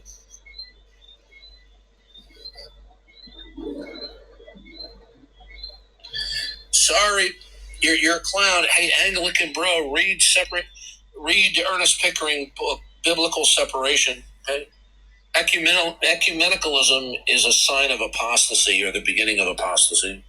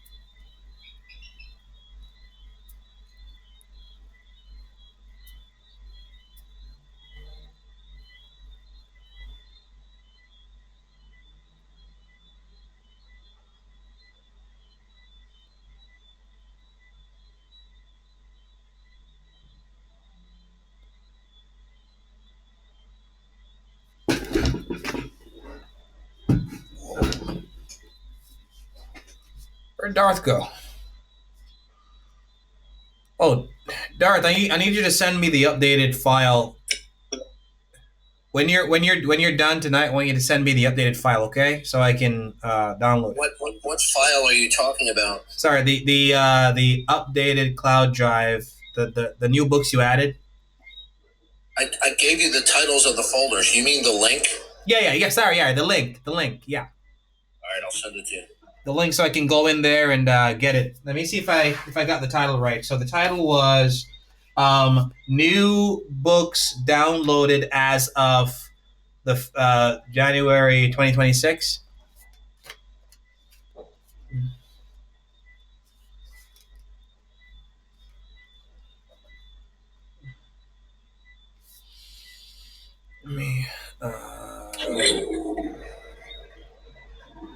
Is it new books downloaded as of 2026, you said?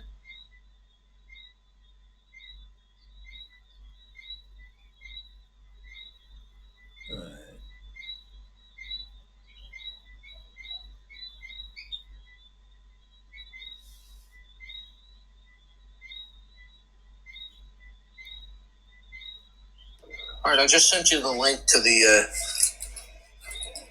cloud.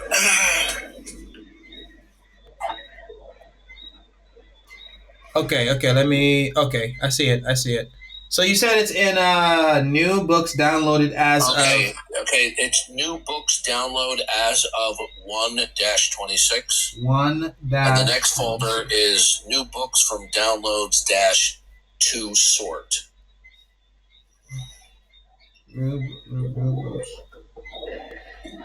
And there are about 10 to 15 new additions to the creationist folder. So look at it by date, and you'll see if you organize the creationist folder by date, look at the top 10 or 15 uppermost ones. I see it. New books download as of 1-26, and the other one. That's January 2006. New books from downloads to sort. Yeah, I see them. Yeah, that's a whole bunch more. They're just not sorted into categories. That's totally fine. I'm just gonna download those instead of doing the whole thing over again. In a week or two, maybe 3 weeks at the most, I'm going to upload everything I have on my computer and replace what's on the cloud drive. And then what you should just do is re-download it and get rid of your other stuff after you just do a download. Just compare folder by folder, okay? And then you'll have everything will be updated. Or I'll just download everything and call it Darth Christmas Present Part 2 or something. Yeah, but then just get rid of the other one because that takes up like 170 gigs. Yeah. Okay? When you download the current version in a couple of weeks, okay, this will replace the entire download before. What I'll do is I'll just have a delete duplicates. I'll just delete duplicates. Any duplicates, delete. When I add books to my different categories of folders, I'm doing it to the cloud drive. But the point is, if you downloaded the cloud drive, you're not going to know what I added. So if I did it to both, the size of the drive would balloon to over 500 gigs. Yeah. So I have to do one. I have to do one or the other. So if you download those two folders, you'll have an enormous amount of the additional material until you read down the whole load thing when I have it revamped in about 2 to 3 weeks. All right. Let me send this to myself so I can open it. Let me tell you something. When and if you re-download the updated cloud drive, it will be well worth it. I have some of the finest material. I can't believe what I found. It's just such good stuff. Absolute incredible stuff.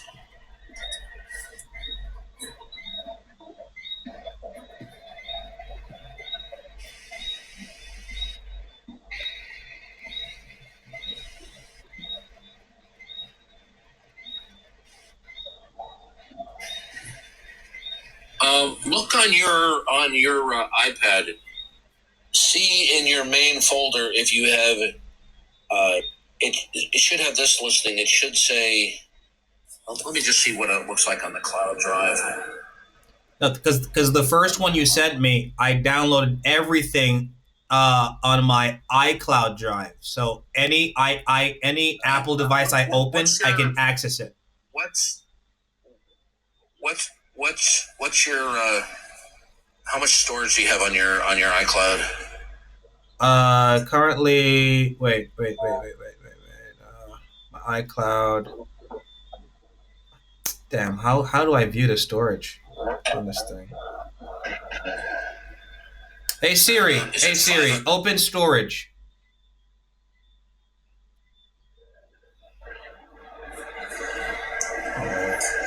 I have 1 terabyte. 1 terabyte. Oh, okay. So what you can do is just download the new revamped folder. Just download the whole thing. That's about 175 gigs. And then once that's complete, just get rid of the old one. And that way, because it's just going to be, it won't be redundant, but it'll be missing a lot of books that are in the new download. Right. Oh, there it is. The iCloud drive I have is 2 terabyte, and I have a monthly subscription. Anybody who has like an Apple phone or iPhone, anything like that, we have a subscription we pay for space of storage. I have everything you gave me on that. Everything. Look in your main folder. Hold on 1 second. This is weird. Let me see. No, you can't see it. Nope. Yeah, I have everything here. I have everything on my iCloud drive. 2 terabyte. And my P-Cloud drive, I have 1 terabyte. So my iCloud drive is way bigger than my P-Cloud. Let me open this document now. All right. Don't do that to me.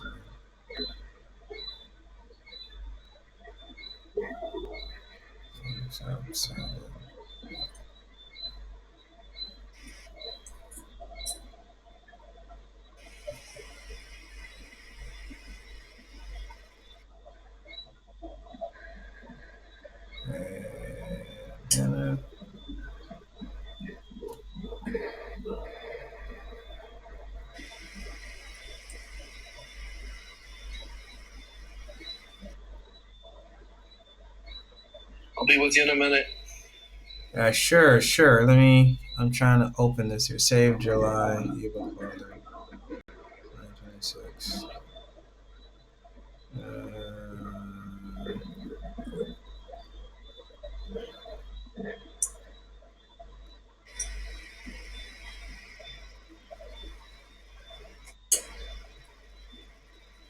Oh, that's not it. That's not it.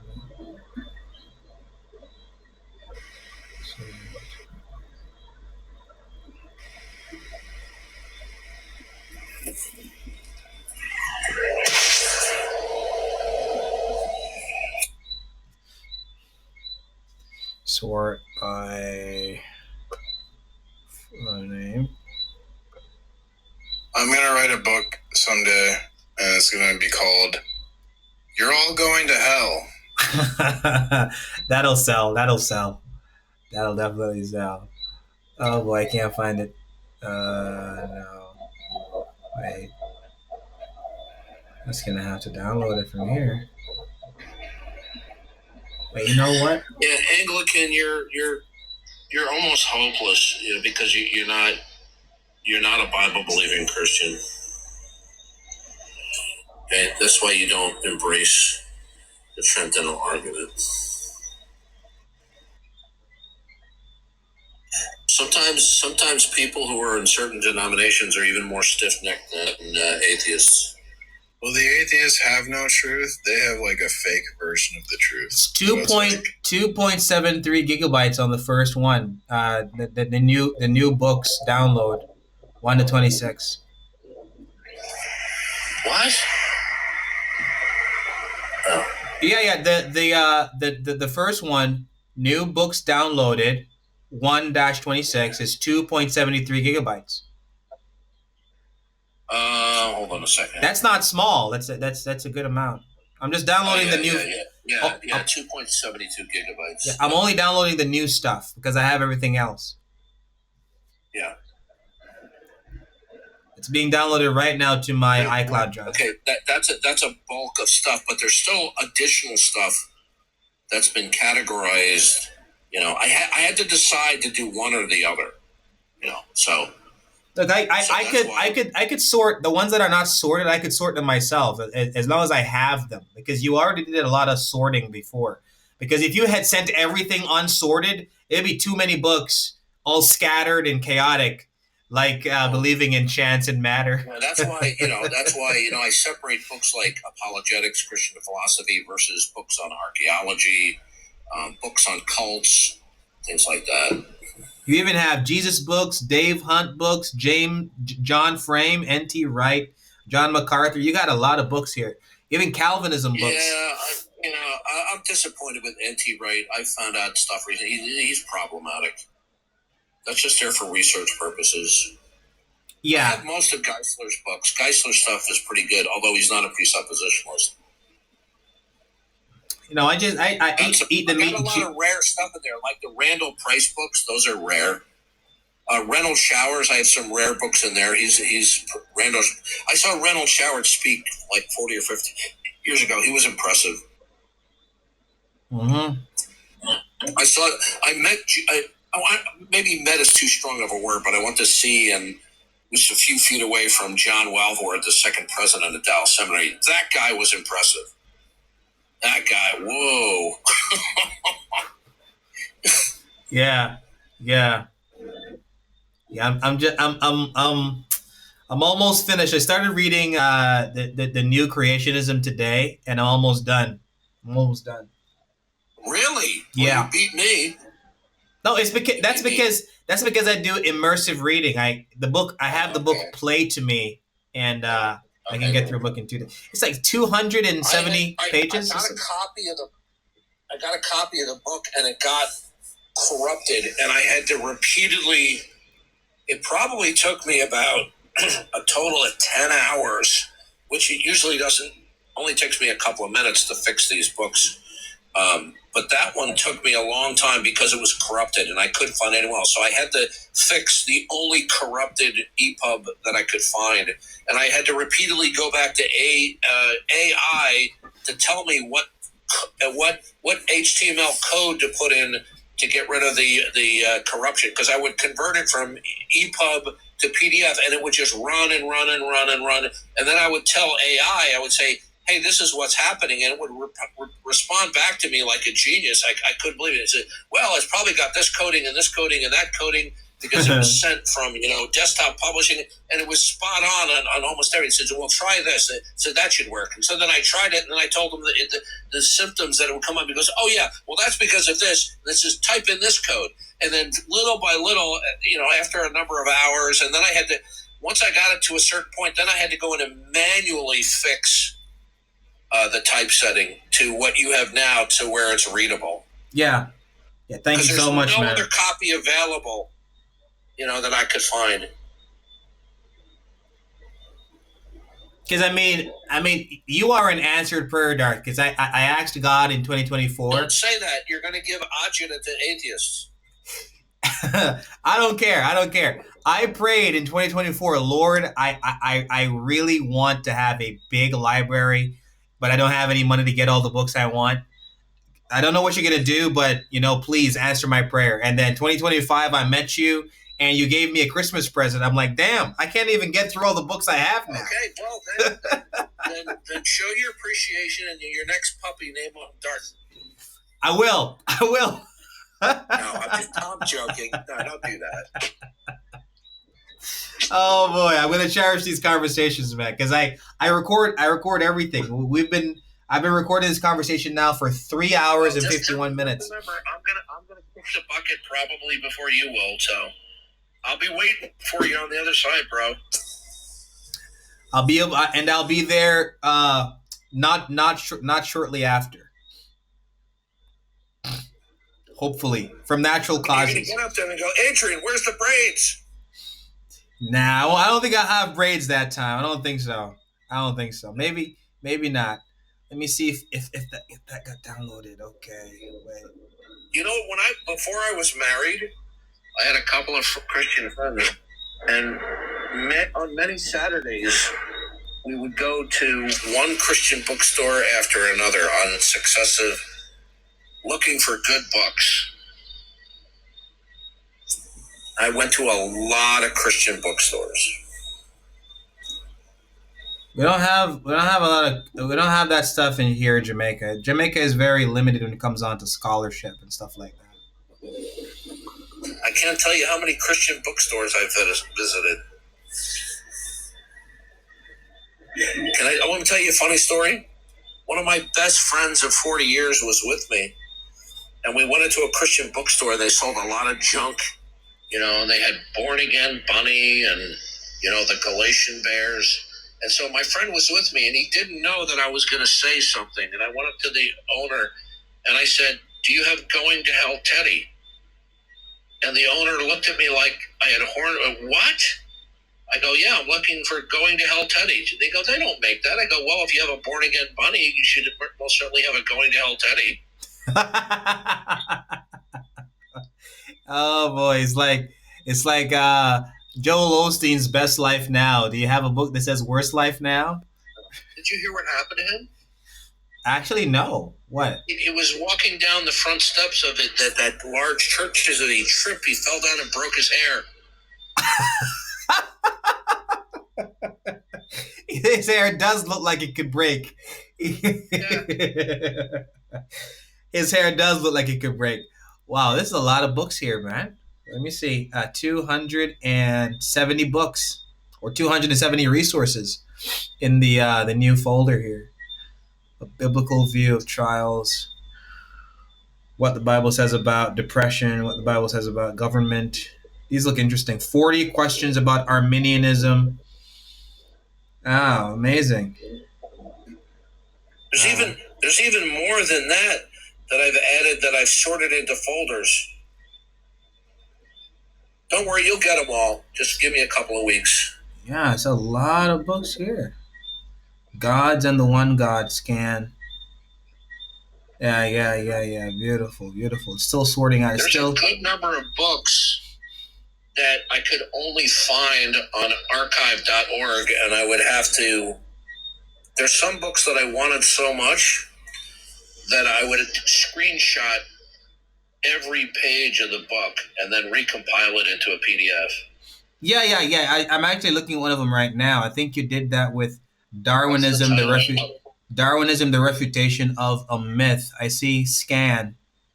You scanned it. Yeah, if it says scan on it, every time it says scan, it means that I've either procured it from archive.org or another source got it from archive.org. But much of the time when it says scan, when I put scan in the book, that's to let me know that it's not a pristine digital typeset copy. That if you zoom in on the letters, they're a little bit jaggy. Yeah. I have an app that can fix all of that. It's called Speechify, and it's an amazing app. You can literally record your voice and have the app read books to you in your own voice. That's scary. Yeah, I don't want to hear my own voice. Wait, let me see. So I opened the book Darwinism, the Refutation of a Myth in Speechify, and it's reading it. Except the Principia ever worked so great and so rapid a revolution in science, or made so deep an impression on the general mind, as on The Origin of Species, Tuxley. The name of Charles Darwin stands alongside of that of Isaac, and like Little, calls up the grand ideal of a searcher after truth and interpreter of nature. Yeah. That's amazing. I can read books as they're being read to me in my own voice on the Speechify. Wow, that's cool. Yeah. And you can choose other voices as well, like celebrities and stuff, but if I hear my own voice reading a book to me, I remember things in my own voice. It's like I'm talking to myself. So it's what I'll do is on some of these scanned books, sometimes the individual letters are a little bit light. So what I do is I'll get all the pages. There'll be like 200 or 300 pages. Then I'll take one page and I'll drag it out of the desktop. I'll open it up in Photoshop, and I'll do an action recording. So whatever I do to one page, I can do to all the remaining pages. So what I do is I'll go in, I'll turn the page into grayscale. Mm-hmm. If the background paper is discolored, and then I can raise the whiteness and then increase the blackness of the letters so they're more clear to read.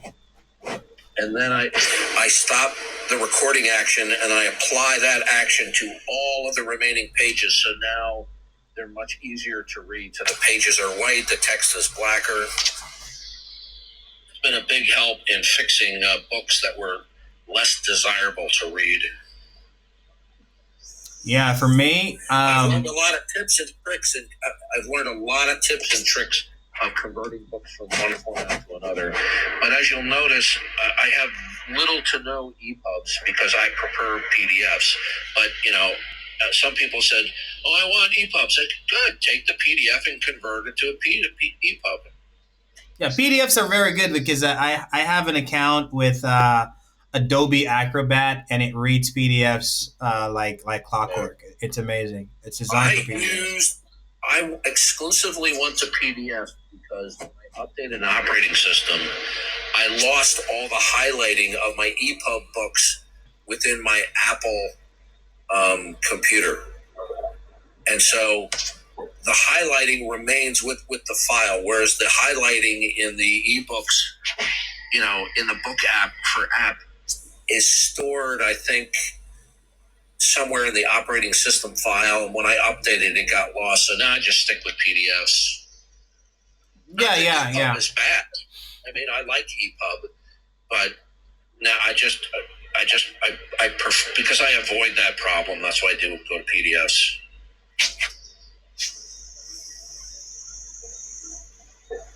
Okay, almost done. This one, the other book, new books from downloaded to sort is 523 megabytes. That's correct. Yep. Yeah. It's downloading That's right the now. That's the older new books. The 126 is the newer new books. Yeah, I have a massive library thanks to you, Darth. This is going to be a lifetime of reading. Oh, absolutely. If I had this when I was younger, I probably wouldn't have gotten married. I'm glad I'm married already, so it's all good for me. Yeah, I would have just like going, oh man, I did, you know, it's funny because I was not a good student, you know, but you know, after I got out of high school and I became a Christian, I just became an avid reader. I love reading. I if it wasn't for immersive reading, I would never read. So I'm glad I can, you know, use immersive reading. I was never a good student either, and it's because I hate reading, man. I don't like reading. I prefer to listen. Well, some people say to me, "Oh, I like reading the real physical book." Well, so do I. But when you have the convenience of having a massive library on an iPad, oh yeah. I have all those books not only on my laptop, they're also on my iPad.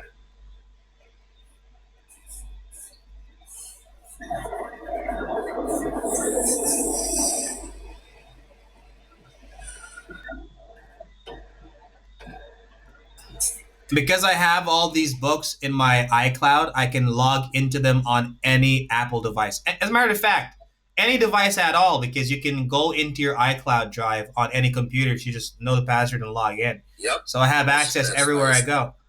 I was telling my dad the other day because he's used to the generation. By the way, you and him are the same age, so he's used to the generation where you only have access to hard copy books. So when I told him that, Dad, I always have my library with me of over probably 10,000 books. He's like, wow, that's amazing. And we never had that when I was your age. That was unknown. Mm-hmm. You wanted a book, you either had to buy it or get it from an interlibrary loan. Yeah, and he would tell me that when he would study for like an exam or whatever, he had to go to a library, get an encyclopedia, and search to find a word that he was trying to learn or something. We just type that in, and it's clockwork. It's quick. It's amazing. It's amazing.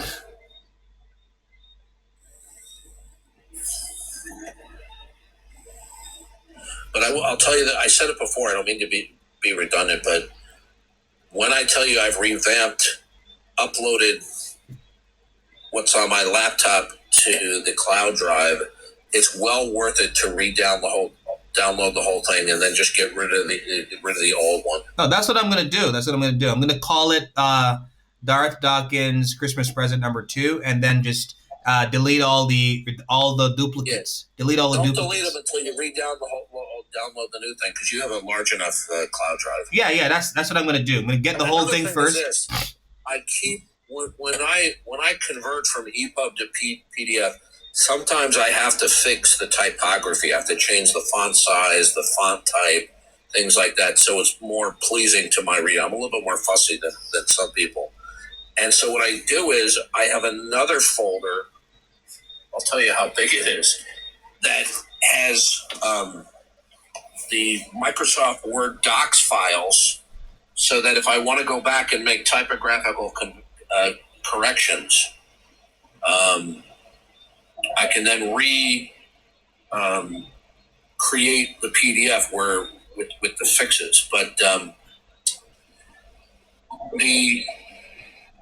that folder that is not, I don't make that available because nobody needs it.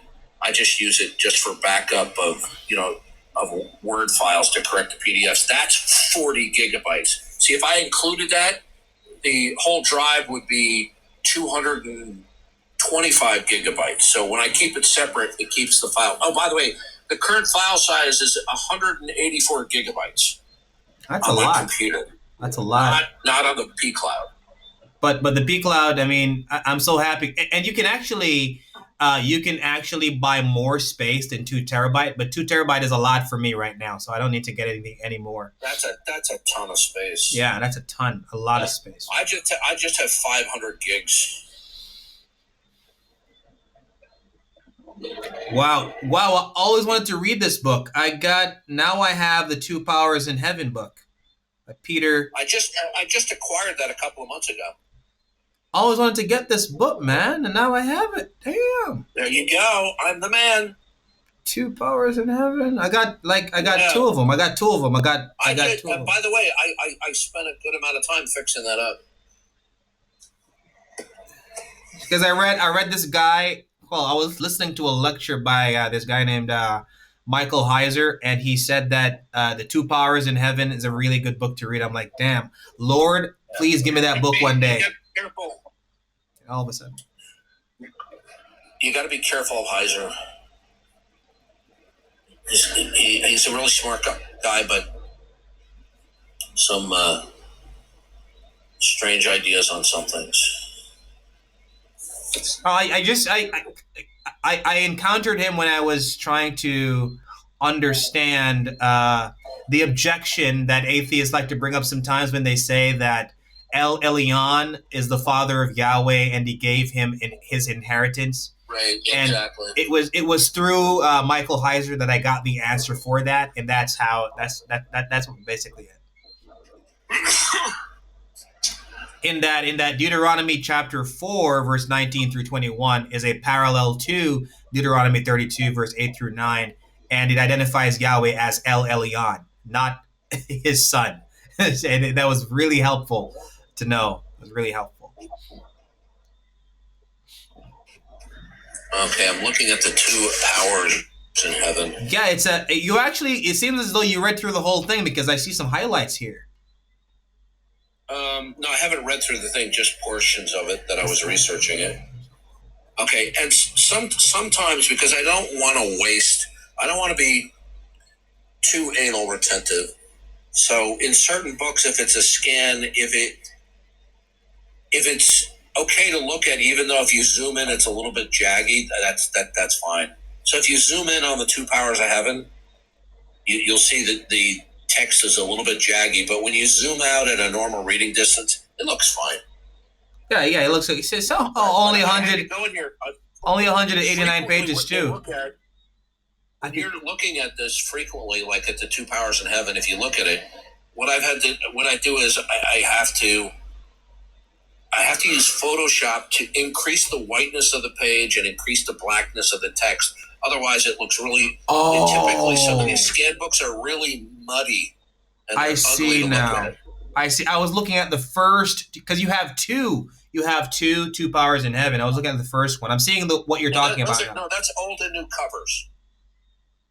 Sometimes they'll have a clunky, a pixelated cover, and I'll go to Amazon and I'll extract the pristine covers. Well, the second one is 341 pages. Where's that? Let me see. 2 Powers in Heaven by Alan Siegel, and the other one is 2 Powers in Heaven by Peter Schaeffer or Schaffer. What folder? That's in the new books from downloads to sort. All right, I'm looking at 2. Okay, I'm looking at 2 Gods in Heaven. Okay, 2 Powers in Heaven. Oh wait, you got that too? Wait. 2 Gods. 2 Gods in Heaven and 2 Powers in Heaven. Yeah, they're right next to each other. Oh, damn. I was mistaking 2 Gods in Heaven for 2 Powers in Heaven. My bad. The 2 Powers in Heaven book is yeah, you're right. It's jagged. It's had the words, but my Speechify app can definitely make it out. Definitely. Yeah, because So the optical character recognition is usually pretty good. I use Abby Fine Reader, which is a cross-platform optical character recognition program. Acrobat does that, but sometimes Abby Fine Reader does a better job of optical character recognition than Acrobat. I like Acrobat. It's very powerful, but it's also, this is true of all Adobe software. The Adobe software is very powerful and rich in terms of its capabilities, but they're buggy, you know? So what's better than Adobe? No, it's not that there's anything better. It's just that Acrobat has amazing capabilities on things that it can do, but I have found that Abby Fine Reader, when dealing with raw JPEG text images, does a better job of optical character recognition. Although Acrobat's optical character recognition is nothing to sneer at. It's pretty good. I see this file in the cloud drive as well called Evolution Fotuyama, a glossary. Give some definitions. Yeah, Douglas Futema. Douglas Futema is a preeminent expert on evolution, and he. I'm still trying to find the 5th edition of Evolution. I have the 4th edition. Still trying to find the 5th edition that came out about a year ago. Craig was showcasing that book when arguing for evolution on his reasonable faith podcast video on YouTube. Douglas Futema is a rabid atheist and evolutionist. He's also a LGBT rights advocate. Ah. Yeah, I do my homework. Ah. Like I'm looking at the glossary and I see some words that I need to memorize the definitions for. On the other hand, I will download even books by people like him so that I can have a good understanding of their position. Like he has a book. Let me see where it is here. I'll get it for you. Douglas Futema. Let's see. Go to the evolution folder. Like the evolution, that's all like pro. Hold on 1 second. Let me see. Debunking human evolution. This is good. Let me see. Oh, here are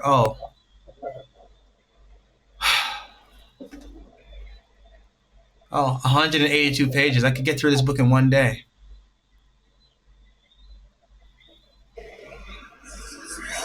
Like here's a book, I haven't finished it yet, and I really should finish it, by Douglas Futema. It's called Science on Trial, The Case for Evolution. And this man is a preeminent in his field and expert on the theory of evolution. So if you take a look at that book, that is in the, that is in the Evolution Books New folder. It's called Science on Trial. And that will give you somebody who is, understands the state of the art of evolutionary theory, criticizing creationism. So it's not like you're talking to listening to some schmuck on TikTok. I read what the most qualified critics of creationism have to say. What's it called again? I'm able to smoke these people. Science on Trial? Yeah, if you take a look at it, I haven't finished it, but I've read a good chunk of it. You can see I've highlighted and stuff like that. And by the way, when I highlight stuff in books like that, it's not because I agree with it. It's just so that it will stand out to me when I skim through it again. Okay, so you said in this book, what does he do? He refutes some of the agreed upon. He defends evolution and he's attacking creationism. Yeah. And so I'm getting the creme de la creme critic of creationism. You're not going to find many people that are more qualified in terms of their expertise on evolution attacking creationism. So when I'm studying their material, I'm not going to come across anyone who is smarter on the subject than they are. Okay, so you'll know the objections better than the objector sometimes. I will know the intellectual process against creationism from the finest representatives. When I say finest, I mean relatively speaking.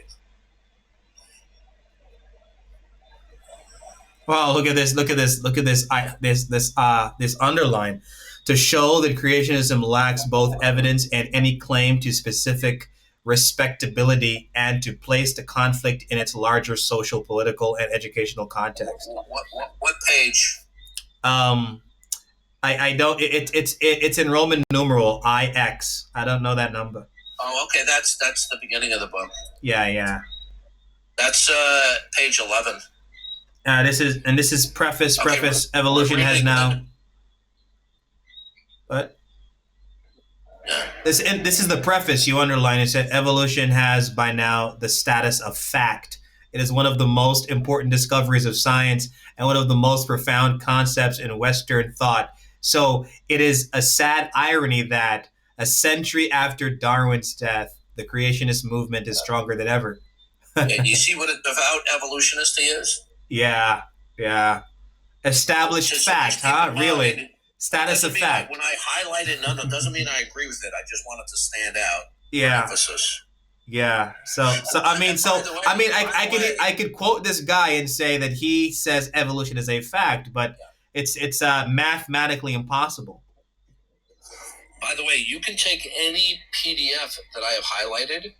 If you duplicate it, you can go into Acrobat and you can expunge all of the highlighting and underlining if you want to read that book and highlight it for yourself. I prefer your highlights because it gives me an idea of what Darth is thinking. Well, I'm going to start charging you from now on. Well, you even have no, wait a minute. Where'd it go? Evidence for the resurrection. What's his name? I think it's Habermas. Yeah, those are some new ones. Yeah. Habermas is coming out with another one. Oh wait. Habermas.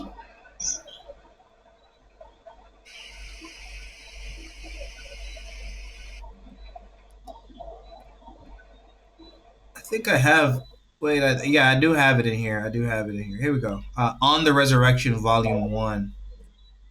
Oh, by the way, a lot of times when you see the book covers, that's not the way the book covers the way I found them. A lot of times I have to go on Amazon to get a pristine book cover because I hate looking at crappy book covers even on my PDFs. Yeah, so some of these I've that. had to clean them up. I even go so far as to get the back cover and add it. Wow, and here's a book I always wanted to get. This book, wow, wait. This one, The Resurrection, Volume 1 Evidences. Wait. Gary R. Habermas. This one, Debunking Human Evolution, a new book by Jerry Bergman. Debunking Human Evolution. Well, what folder is that in? This is in the the one not sorted, the one that the not sorted one. Wait, let me see. Not sorted. Because I have to put that in the Jerry Bergman folder. What folder is that in? Wait. Yeah, it's in the not sorted, and it's in another folder in the not sorted called Debunking Evolution. Wait a minute. What's the name of the folder? New books from downloads to sort. Okay. And once you go in there, it's at the top. Well, in my Debunking Evolution. Oh, okay. Yeah, Debunking Human Evolution. I probably have to add that to in the Creationist folder.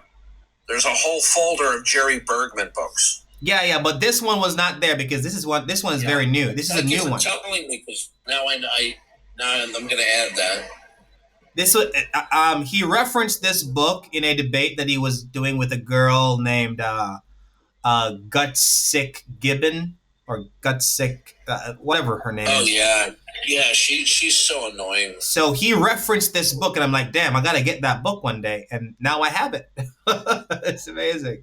Well, like I said, I have most of Jerry Bergman's books in a dedicated folder in the Creationist folder. Yeah, but but this one wasn't there. This one is new. This one is a new book. All right, glad you found it. This one is a new one, and I can sort this myself. I can transfer this book over to the Bergman folder. Yeah, just sort it the way you wish. Yeah, so this is gold, man. This is a gold mine right now. A lot of books. Oh my God, just I'm not trying to brag. I just look at this, I'm like, wow, this is just, it's more than a lifetime supply. The theology folder is unbelievable. Yeah, that's huge. That's massive. Wait, let me see if I can pull it up. Yeah, and by the way, I've had to retypeset a number of Van Til's books as well, because most of the versions I got were crappy versions. Yeah, the theology folder, you got like 634 items in there. And by the way, it's massive. I only put in high quality books. I do not save junky books.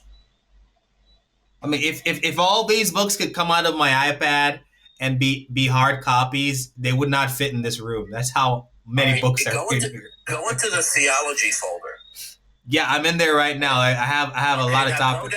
Go to the folder that says Charts Theology and open that up. That's a gold mine of theology books just on charts. Oh wow! Wait. Yeah, go through that. And a number of those books I've had to fix. Wait, are some of these books in like are some of them in, what's the other thing you called it? Are they in PDF, Adobe, or something else? I don't know what you're talking about. Because it's not opening on my iPad. The charts of apologetics and Christian evidence, charts of Christian ethics. What's the title of the book? Oh wait, yeah, it opened. Yeah, got it. Yeah, there you go. It opened.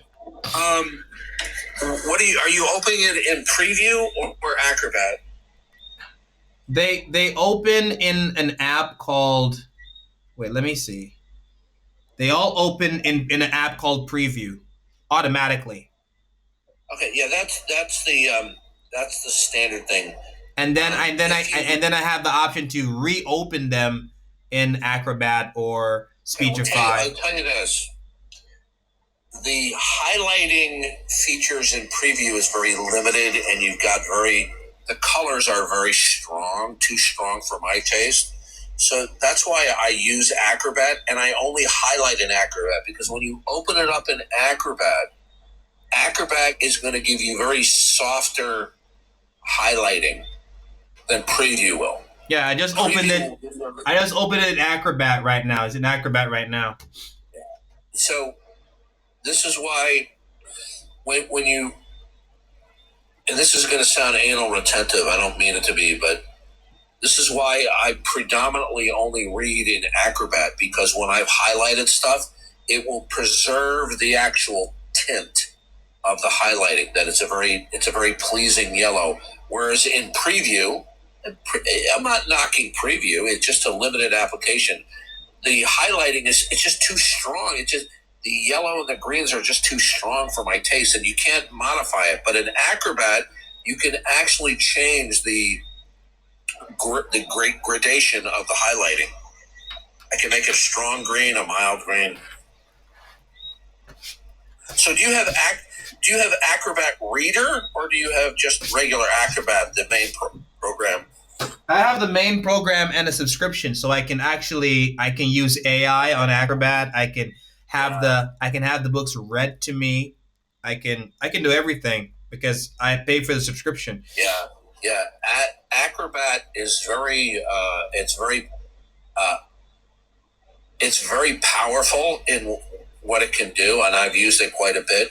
But I read this one time. Somebody said Adobe products are really good. They're very powerful. They're very rich, but they're buggy, and they're right. I've found them to be very buggy, but they're also very powerful, which it's hard to knock. They're very helpful, man. Very helpful. So, but if you want to preserve the nice highlighting, then open it in Acrobat, because if you open up in Preview, you're going to get the really strong yellow highlighting, which I don't care for. I mean, Preview is like default. Every book I click on, it opens in Preview. It's just like a Swiss Army knife. This blasphemer here. Why do Christians follow a child murderer?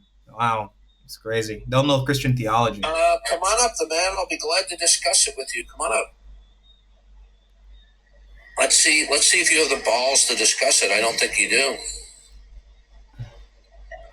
See, he's a no-show. I mean, first of all, there would have to be a law that God is breaking to be a murderer to begin with. First of all, it is incoherent to impugn God as murdering, because in order to murder, you either have to be subject to a jurisdiction, or it has to be unethical. Okay, so you don't have any objective standard by which God would be bound ethically. So therefore, God is not subject to any human jurisdiction. So you couldn't have a statutory case for murder. And it's God's prerogative to end life, so it's not murder. So, for example, if a judge orders the death penalty in certain states in the United States of a convicted criminal, it's not murder. Right. Because it's, unless, of course, somebody wants to deem that the death penalty would always be unethical, but that would be another issue. That would be another can of worms. Oh, the Christian charts folder is amazing. Wow, it gives definitions for words that, a lot of people don't really know. I'm only missing a couple of the chart books. One of them is Charts on Open Theology and Eastern Orthodoxy, and maybe one or two other. But other than that, I have most of the chart books. This one is Charts of Christian Ethics. And I see a lot of words here that are defined for me that I never thought about. Yeah. In the theology folder, there's a good number of books dealing with theological terminology. A lot of good books. In the charts folder? No, I'm sorry. In the theology folder. Oh, in the theology folder, there's a good number of books that are theological dictionaries. Yeah. Well, there are some books that are good. I'm gonna wake up one morning, Lord willing, and be 60, and I'm still not through everything. Even if you had a triple lifespan, you're not going to be able to get through all of it. But it's just nice to have at your fingertips, right? Right, and because I'm going to be a pastor one day, it's going to be very good to pass on to a lot of people who love to read and love to learn and stuff. I'll be able to share it. Say, hey, I got a Christmas present for you. Yeah. It was given to me by a very good friend. I'll tell you, archive.org has been a really good source for difficult to find stuff, but they only get in there if somebody donated the book. Yeah. I've been on there, and trust me, man, you saved me a lot of time. Wow, look at this. David Hume, Kinds of Knowledge, a priori, a posteriori knowledge. Yeah. Wow. Yeah, if there's ever a book that you find on archive.org that you want, just let me know and I'll take care of it for you. Yeah. It's a little bit tedious getting the book. It used to be easier, but I know how to do it. But basically, what I do is I go in there and I borrow the book, and then I have to. They used to place the JPEG images for the full-size pages in a cache within the system folder. They stopped doing it. Now they did it in the memory, and they're called blob files. And so, but the blob files are not physically saved in the cache file within the system folder. So I have to go into the browser itself, go into the developer mode, and I have to extract every page. I have to click on it and save it to a folder, and do that like 200-300 times for the book, and then recombine it and optical character recognition. That's a lot of work. Darth, why aren't you a theonomist like Bonson? Because as much as I have the utmost respect and admiration for Bonson, I reject theonomy. I don't think that they have a strong case for it. There's actually a really good book on there by Tommy Ice, dealing with Christian Reconstructionism that refutes it.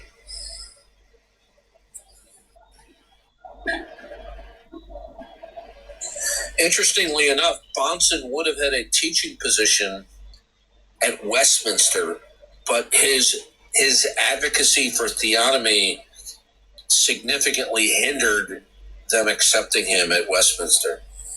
Wow.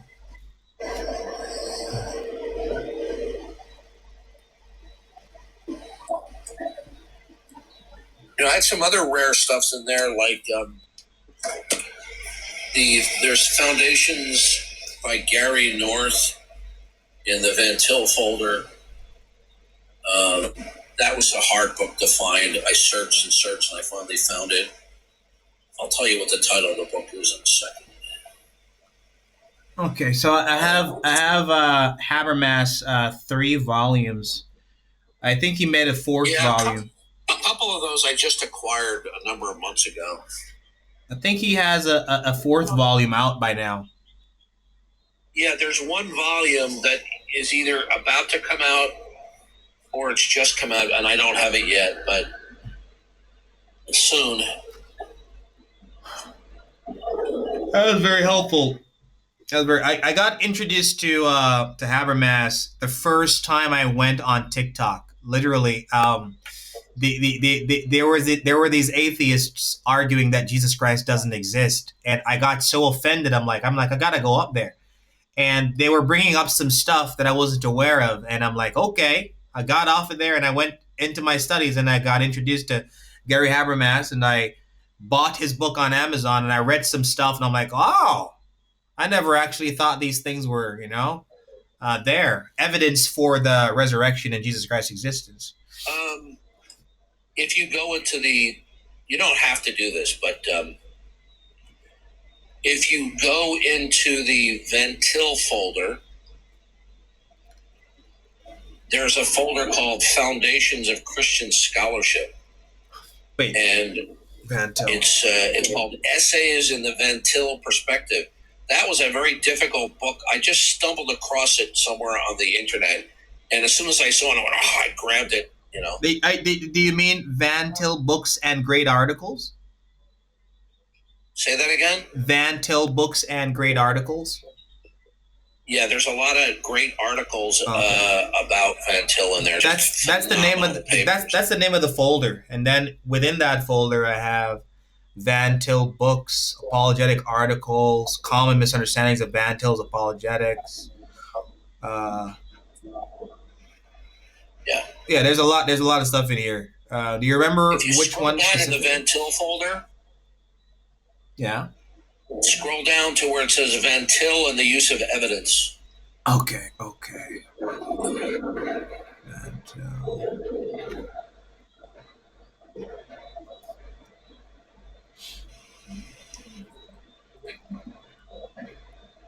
You see that book? It's green. Wait. Yeah, wait. No, I see a green book, but it's not it. The Case for Calvinism. It's Van Til and the use of evidence. I'm just gonna type it in. Hold on. It's in the Van Til folder. Just go down to the V. Just.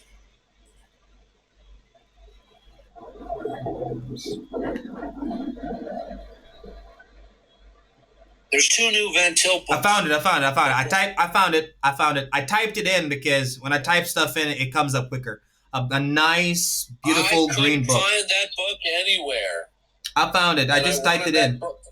I know that, but when a couple years ago, I couldn't find that book anywhere, and I wanted it so bad that the only copy I could find was $45, and I spent it. Yeah. It's actually a scan. You scanned it. It's beautiful. 71 pages. I think I could get through this. Yeah, that was my early scanning. If I did it now, the book would be pristine white. You'll see the pages look like it's an old paperback. Yeah, it does. And I have your highlights and your underlines too. I'm gonna have to read through this book. Believe it or not, I'm a little bit ashamed to admit this. I haven't finished the book. I've read about 3/4 of it. Man, I'm gonna finish it. I'm gonna read it. It looks beautiful. And it's a relatively short book and easy to read. It's 71 pages. I could get through this in a day. But you'll notice the ugly highlighting. That's my pre-Acrobat days. And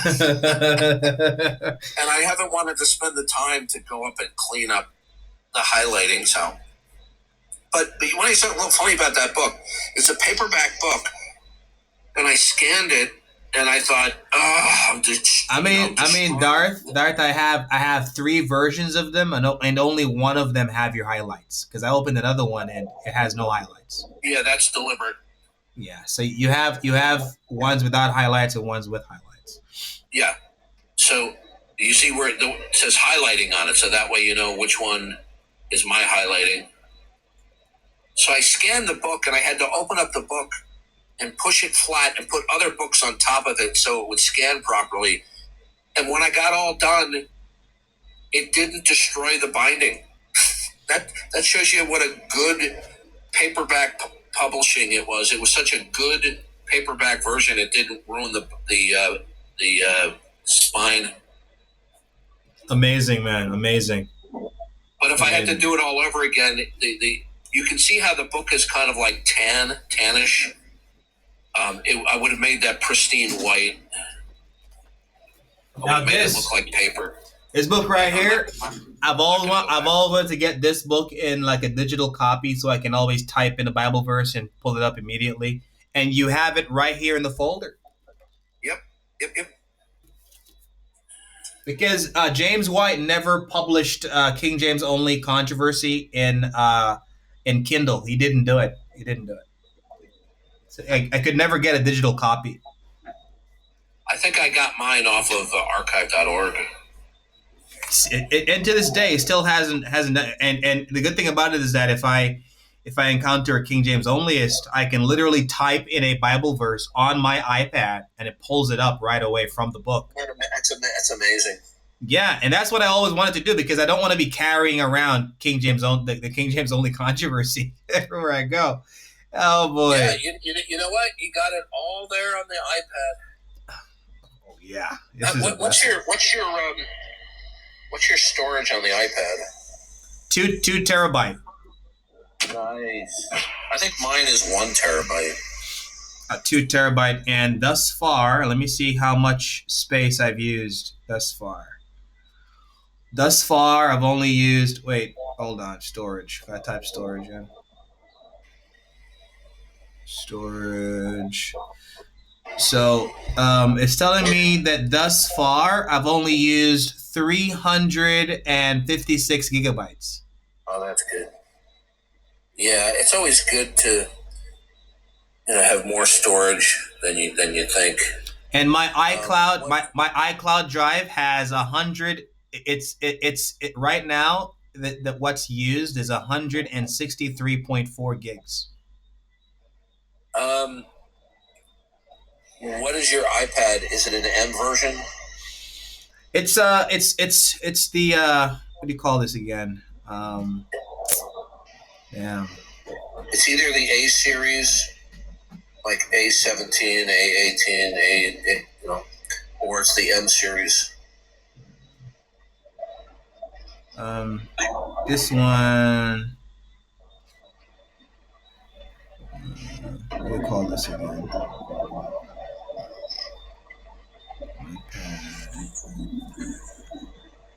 By the way, the current iPad OS 26 is much more versatile than. Are you keeping up to date on the operating system? Yeah. It sends me a notification when it needs to be updated.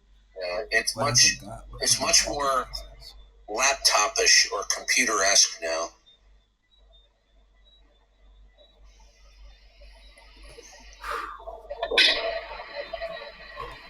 Did you know they were working on the iPad before they were working on the iPhone?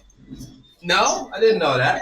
Yeah, and then they quickly set that aside and they worked on the iPhone, and then after the iPhone came out, they went back to develop the iPad. I forgot what this iPad is called, but it's the cheaper version to the iPad Pro. It's a cheaper version. It just means that you have the more expensive one is you have a little bit faster processor, but it's not any speed difference that you're actually going to notice. The problem with this one is if you have a Word document that's like over 500 pages, it can't load it up for you or open it for you. So I just use Adobe to open those large documents that I put together. That's going to be taxing on. I have an M1 laptop, and that's taxing for an M1 as well. Yeah, I mean when I open like a Word document that's like 1,000 pages, it slows the computer down. It slows down the laptop. You might want to get a copy of this. I just added it to the theology folder. It's the Attributes of God. Yeah. Okay. Which was written a couple hundred years ago. Send it over in the chat. Send it over in the chat. A link. Hold on a second. I'll tell you what it is. Hold on. A link to that one book. Okay, if you go into the theology folder in the cloud link, okay, it's called The Existence and Attributes of God by Stephen Charnock. It was written a couple hundred years ago, but it's still being published because it's such a monumental book. I haven't read it yet, but if you look at that, tell me when you find it. This will show you how anal. Not that I'm not obsessive compulsive at all, but when it comes to my books, I like to have nice covers even on my PDFs. But I found it. The Existence and Attributes of God, updated and abridged, 2022. Okay, so open it in Preview or Acrobat and look at the covers. Wow! All of those covers, I went in and had to Photoshop it myself. 2 volumes too. Yeah. 1,400 pages. Oh, this is to show you how silly I am. All right. So if you look at the main cover, all right, the first one you see, it'll say Volume 1 and 2 on the cover. Yeah. See that? Yeah, I see it. Beautiful books too. I went in. Yeah, but I added and 2 because the only cover I could get, it just said Volume 1. So I went in there and added the ampersand and the 2, so the cover would show Volume 1 and 2. That was brilliant. Brilliant. And if you look at the side-by-side covers that they show, I had to import it into Photoshop and crop it and straighten it because it looked crappy. So this way, when you open up, you get a gorgeous. Just like when you have a nice hardback book, you got a nice cover and it's nice to look at. That's what I have here in that book. So I got the back cover, I got the side covers. I just opened it on Acrobat. It's and that one I read typeset as well. I went in there and I opened it up in Word and I globally reset the typeface. Yeah, I opened it on Acrobat and I'm able to look at a table of contents to the side, and I'm seeing here on the existence of God, on practical atheism, on God's being a spirit. Here's just something that you should know. On spiritual worship, on the eternity of God. In some PDFs, they'll have a footnote link, a number in superscript, and if you click on it, it won't bring you to the footnote. You'll have to open it up, the footnotes in a separate window, and scroll down manually. Yeah. But in some books, the footnote numbers are clickable and will bring you to the footnote, and then you can return. So sometimes clicking on the footnote number works in some of the PDFs, and sometimes it doesn't. Mm-hmm. And that has to do with the conversion process. Speaking of this, they had this young man that was here earlier on my page before you came up, and he was saying he's a positive atheist about the God of the Bible. I'm like, okay, why? And then he said there's a contradiction and incoherence with the omnis of God, and I said, okay, which one? Yeah, this is total amateurish. I said, which one? Which one? He said omnipotence, and then I explained to him that omnipotence means God can do all things that are logically possible, and consistent with his nature and essence. And then he said, well, but I can do all things that are logically possible too, so therefore I'm omnipotent. I'm like, no, that's not how it works. These are people who haven't done their homework. Okay, professional theologians and people who have PhDs in the philosophy of religion laugh at this kind of stuff. And then I said to him, okay, so where are you getting this from? You're saying that my definition is wrong. Okay, by what authority? Where are you getting your definitions from? He's like, they don't understand. They think that omnipotence means God can do anything. So, for example, there are some things that I can do that God can't do. Right. But that doesn't mean he's not all powerful, because certain things that I can do is because I have limitations. So, for example, I can learn, right? Because I'm not omniscient. God is omniscient, so he doesn't learn. I think that there's a term for those for that. I heard it before, but I can't quite remember. I think, it's not going to come back to me. But I was saying to him, so you're not speaking from any authority, so you're just sharing your opinion, right? And he said yes. And then I said, does your opinion matter? And then he said, it matters to me. And I said, does it matter in the grand scheme of things? He said, no. So I said to him, so your opinion doesn't matter to anyone but yourself, but you're sharing it? So they don't understand. They're giving a junior high school level rendition of omnipotence. Professional theologians laugh at this. Okay? So professional theologians and philosophers of religion do not define omnipotence the way these schmucks on the internet do. Right? So omnipotence means that God is as maximally powerful as any being could be. So although there are some things that, like, for example, I can create a rock so big that I can't lift it. But if you say, can God create a rock so big that he can't lift it? What is unbeknownst to the amateur is that is an incoherent question. Right. Right. Because what you're basically saying is, what happens when an irresistible force meets an immovable object? Well, that's a contradiction in terms, because God would be the irresistible force. So it's not incoherent for me to say I can create a rock. I could go in and take sediment, create a rock so big that I couldn't lift it.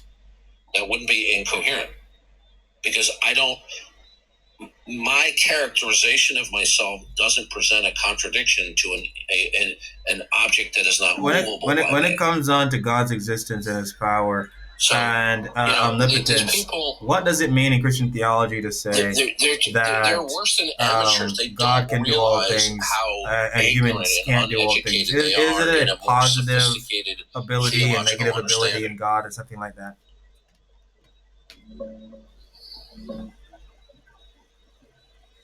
Yeah, I'm trying to remember the terms, the theological terms for it. I think it's positive ability and negative ability, something like that, with reference to God's ability. Well, not all. Some abilities are actually liabilities. right? So 99 times out of 100, when somebody brings up a problem with omnipotence, it's usually because of their gross ignorance of the more sophisticated understandings of the omni properties that theologians have been studying and opine on. Most of these people, they're just uneducated.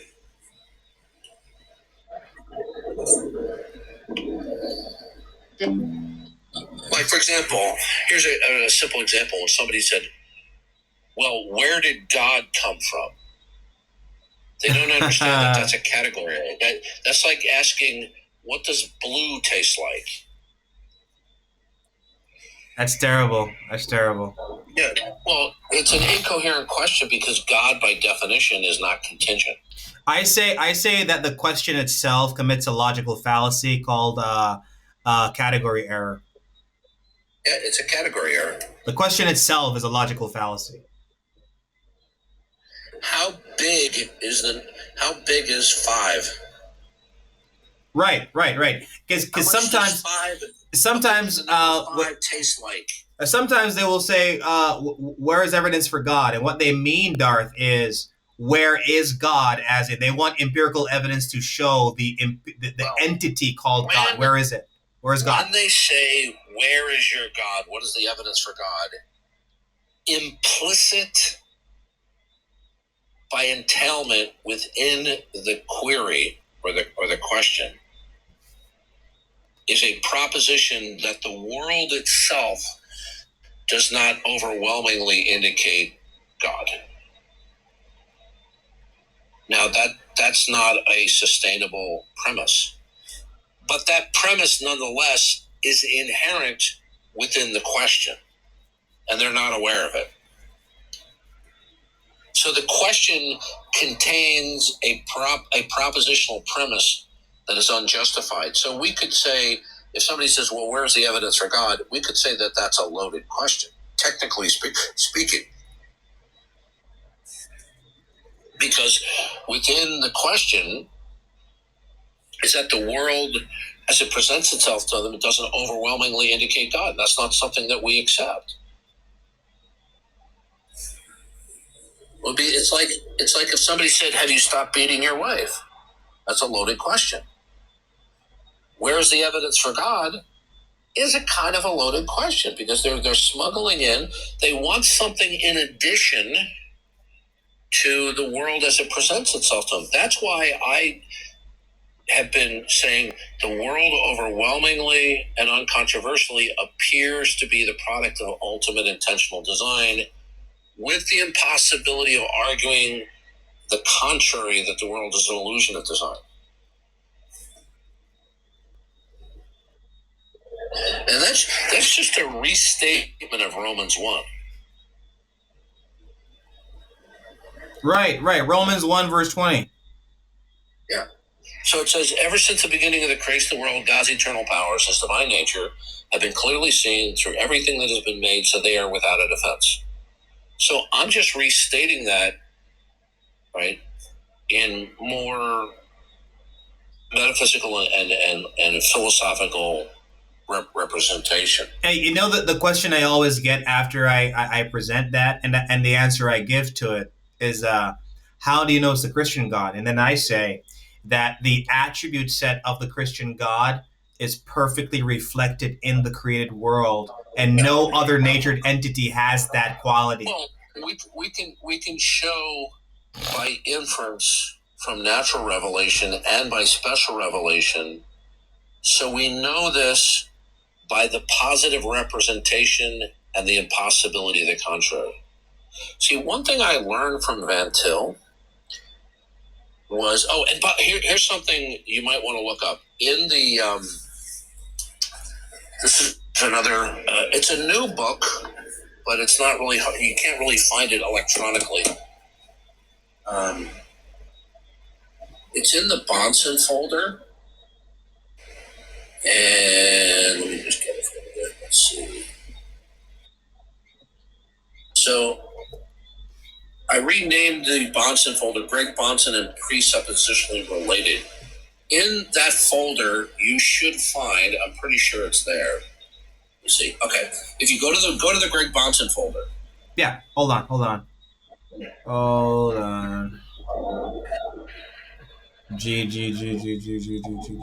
Greg.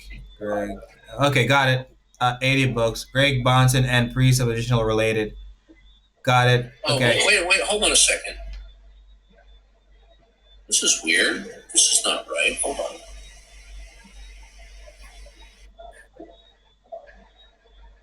Oh, okay. All right. I need to correct some. Okay. So in the Greg Bonson folder, there's a folder called Tethered to the Text. But that folder is actually a typewriter representation of the original doctoral dissertation.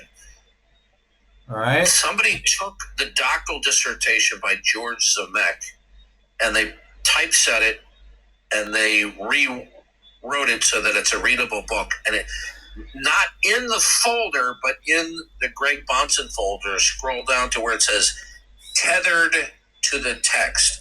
And this is an exegetical defense verse by verse of the transcendental argument. Okay. I got it. Exegetical and theological basis. Yeah. So this is something that Van Til didn't always do. He would quote verses and things like that, but he never gave a delineation of it. And so and this is something rare. Wow. I can see it. In fact, that's actually my own personal copy. It's like a typewriter did this. No. I have to fix that. Okay, so there's a folder that says Tethered to the Text. That is the doctoral dissertation that was typed on a typewriter many, many years ago. Yeah. But if you scroll down in the main book list, you'll see the published book that is typeset, meaning that it's a beautiful typesetting. It's called Tethered to the Text. Let me see.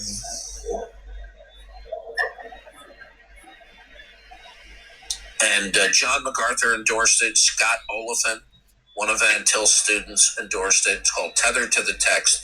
And it's an exegetical verse-by-verse support for Van Til's approach to the transcendental argument. It's beautifully typeset, though. Very nice. Hold on. Maybe this is it, because I see two of them.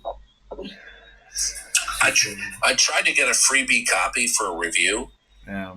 And, I tell them about promoting on TikTok, but sometimes they'll send me a review copy, but this particular group, they said it's not available. So I'm telling you, there's more gold in them there hills and that in the cloud drive than is there. Yeah. I see a few of them.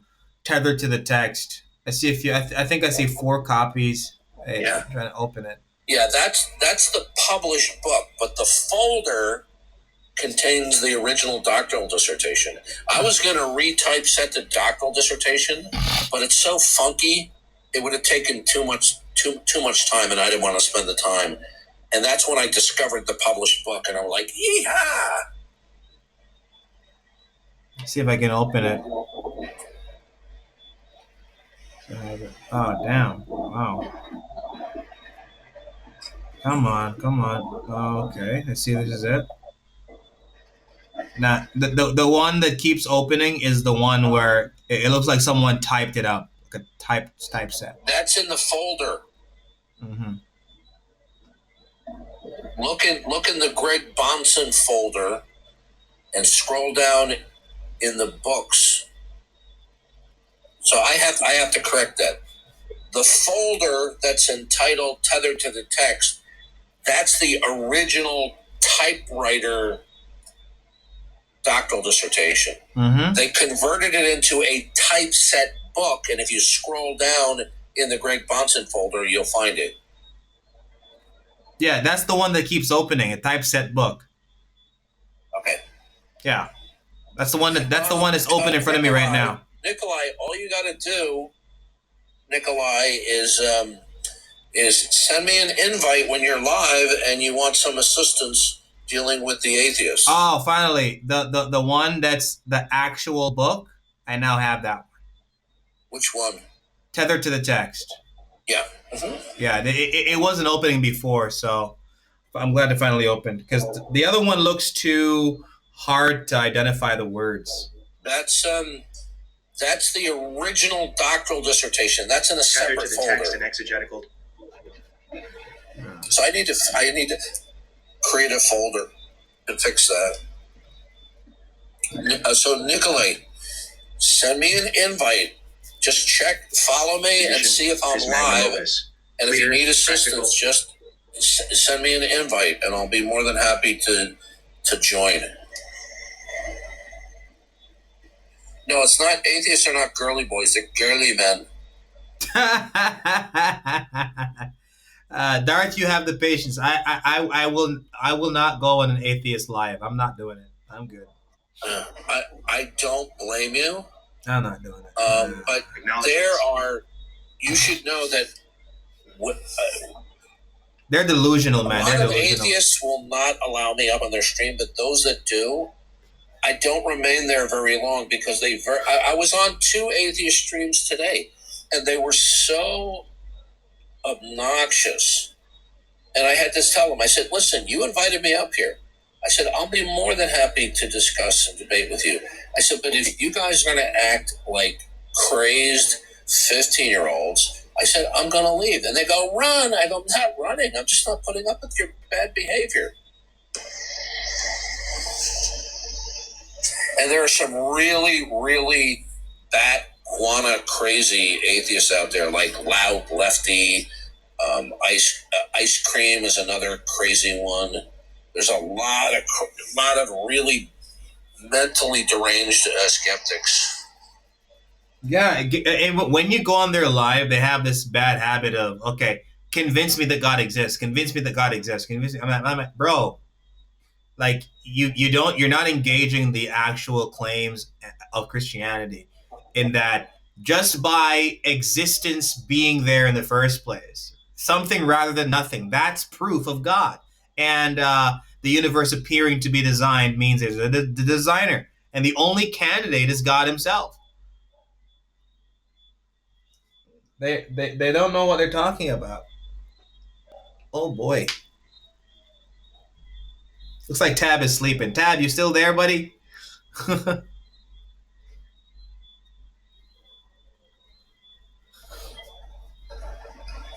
Looks like Tab hit the sack. Tab hit the sack already. Anglican bro, I just did a Google search on Molinism implies autonomous reasoning. No such book came up in Google. So if you want to provide me with a link, like on Amazon or somewhere else where the book is, and you can send me a DM with the link to that book. But I just Googled it on my phone and it doesn't come up.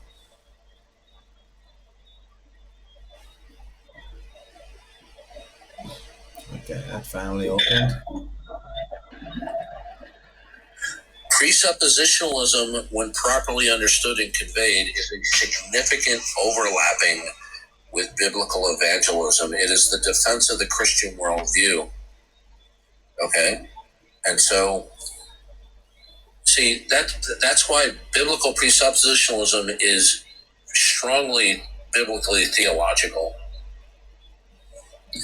I just got to let you know, Anglican, that having studied Van Til's works, I can't tell you how common it is for people to misconstrue, mischaracterizing, and strawman Van Til, Bonson, and the Transcendental argument. It's not.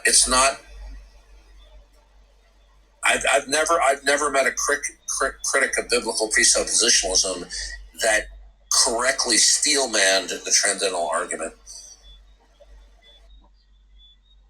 Oh, okay, so it's not a book. Okay.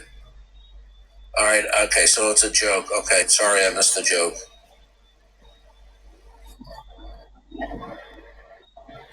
No, I understand the reformed. If somebody is reformed and presuppositional like Van Til, I perfectly understand that if I was a student in Van Til's classroom, he would tell me that I couldn't sufficiently advocate the Trendental argument because he would disagree with my non-Calvinism. I know that way better than you do because I've not only studied most of Van Til's books, I've read a lot of other biographies and analyses. I have an enormous amount of scholarly papers that I have, some of which I still have to go through, for and against Van Til. Adrian will admit to this, that in the Van Til folder, there's an enormous amount of scholarly papers that I procured just on Van Til. I just got from, you'll find it should be in the Van Til folder, but it's a doctoral dissertation on Van Til's use of the term presupposition. Whole doctoral dissertation was written on that. And I've read almost a couple pages short of that. In fact, I couldn't find it anywhere except I had to pay $40 from some microfilm company. And I sent out an email to this guy who's a pastor of a church now. I said, could you send me a copy of it? He goes, yeah. He sent me his PhD.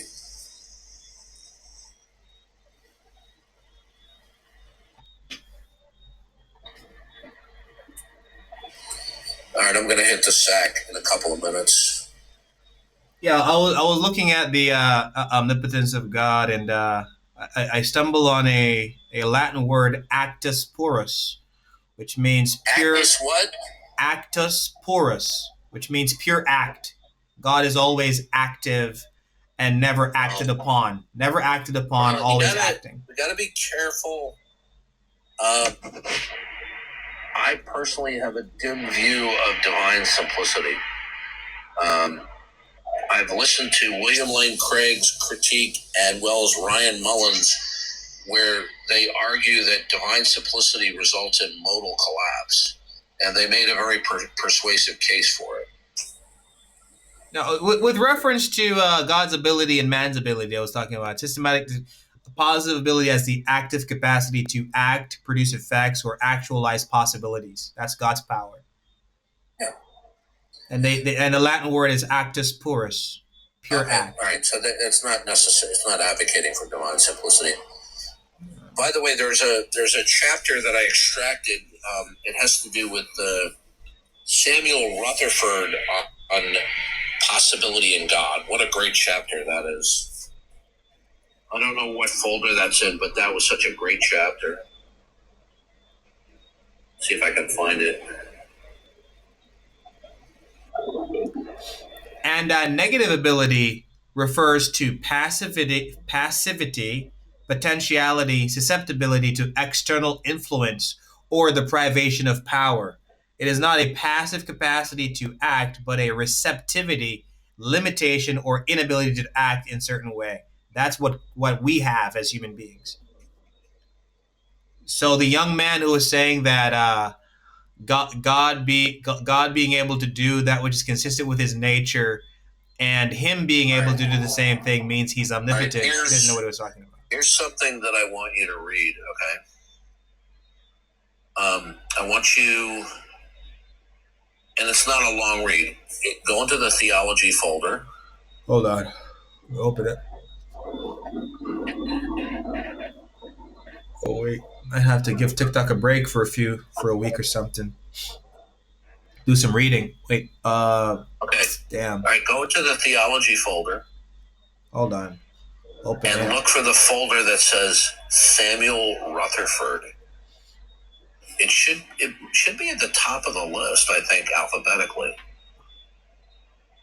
Okay. Theology. I got to tell you a little funny story about another folder in there in a second. So there's a folder. It starts with a quotation mark, and then it says Samuel Rutherford. Okay. On the Divine. Okay, I see it. So Aaron Clay.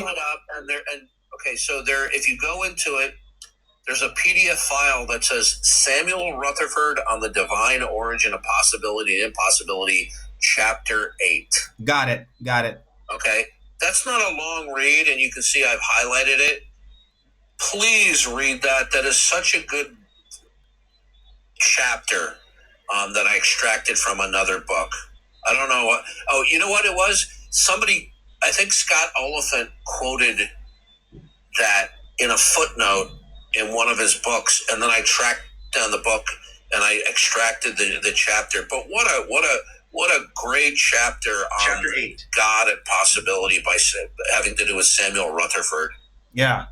Yeah, I already have it. I just put it in my my Speechify. It's not a long read, but it's real. You'll be really happy when you read it. Now, if you go back into the theology folder, and then I'm going to go to bed. There's a folder it's entitled Lectures in Systematic Theology. Wait. Okay? Lectures in Systematic Theology. That's in the theology folder? Yeah. It's a... I found it. Henry Clarence. Clarence. So there's a folder that says First Edition. Yeah, I see it. Now, when I was a new Christian, this is one of my first theological books that I purchased, and it's a phenomenal book in one condensed version. Now, they came out with a revised edition that was updated by his son-in-law, Vernon Dirksen, right? I lent my original version of the book to my older brother that he never returned to me after all these years. So I figured it's probably lost. But it has a different. Dirksen's son-in-law changed some of the stuff on predestination in the updated version, but one day I was able to find, searching on the internet, the original version that my slimy brother never returned to me, and I was able to get the original version in PDF that I've had missing all these years. I'm like, yay! Here it is. And by the way, that's the fixed up cover. I went into Photoshop to fix that up. Lectures in Systematic Theology. Henry. I had to clean it up, make it a little bit sharper.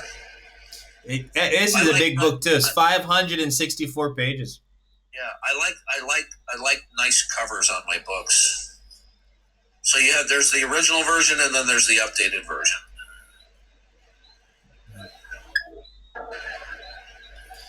Open this in Speechify. Yeah. Alright, it's supposed to be a good read. You know, another good book, one volume on systematic theology, is Charles Ryrie's Basic Theology. That's a phenomenal work. I got P. Mars to read that. Right. Basic Theology by Charles Ryrie. Excellent one volume systematic theology. You say it's called Basic Theology? Yeah, that should be in the... go into the theology folder and you should find that Basic Theology.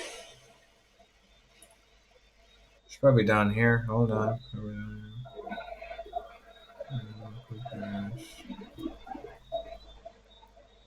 If you scroll down, there's also copies. Look under Charles Ryrie alphabetically, and you'll find Basic Theology. I found it. Basic Theology. I found it. Basic Theology, a popular systematic guide to understanding biblical truth. Ryrie. It's a yellow book. Yep. And here you go. I have a lot of Ryrie's books. I have a lot, if not most, of Walvoord's book. Wow. Ryrie was a preeminent theologian at Dallas Theological Seminary, and his boss Walvoord was the second president of Dallas Theological Seminary, who I met like 40 years ago. And as I said before, he was oh my gosh, I was really impressed by this guy. Oh, here's a rare copy for you. In the I don't know what your eschatology is, but I found a rare copy of the Dictionary of Premillennial Theology. I wanted that book for a long time, and I finally found it. It's called Dictionary. Is it in the theology folder too? It should be in the eschatology folder.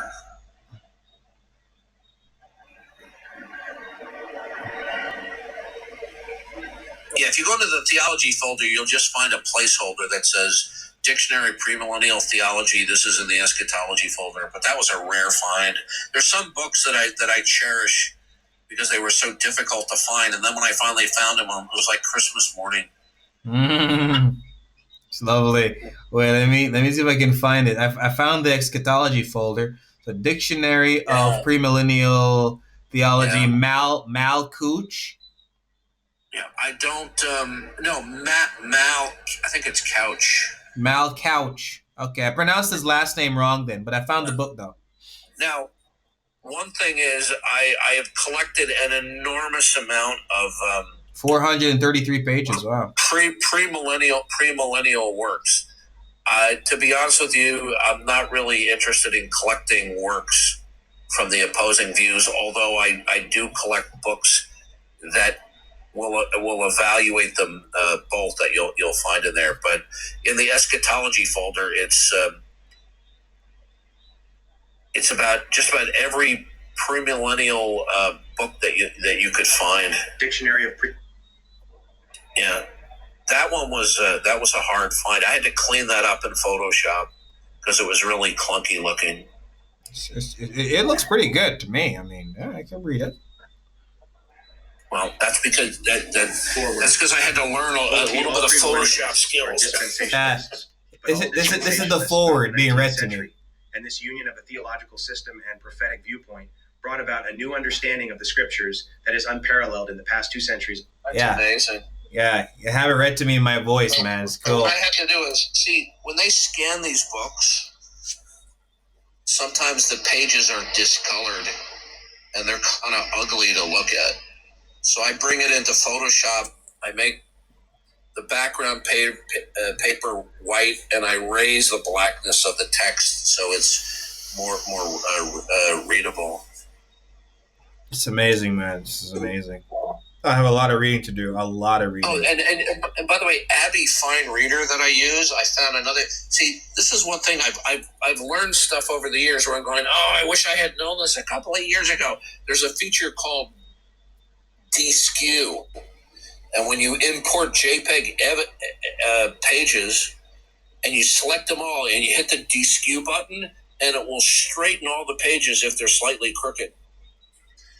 And then they have another feature where it'll take the page and it will increase the whiteness of the background paper. Now sometimes it does a really good job, sometimes it's like meh, but it's a nice feature to have. Sometimes it works really well. Because like when you look at this, like the book, the background paper looks like it's from the 1920s. It doesn't look too good. So I like to read books that are scanned where the pages look white. Yeah, I mean, that's the best color to read books in. Yeah. So that what I had to do is I had to learn how to bring in a JPEG image, turn it to excuse me, grayscale, and then I had to fiddle around with the whiteness and blackness.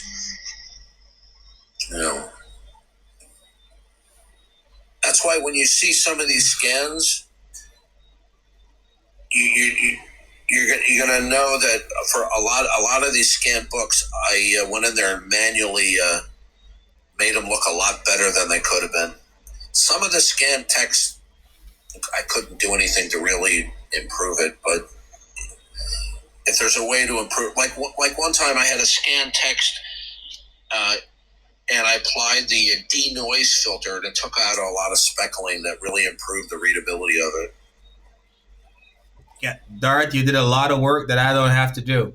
I don't have to do because you did. That's a part of the reason why I did it. I just didn't do it for myself. I did it for anybody in the future, who has the collection.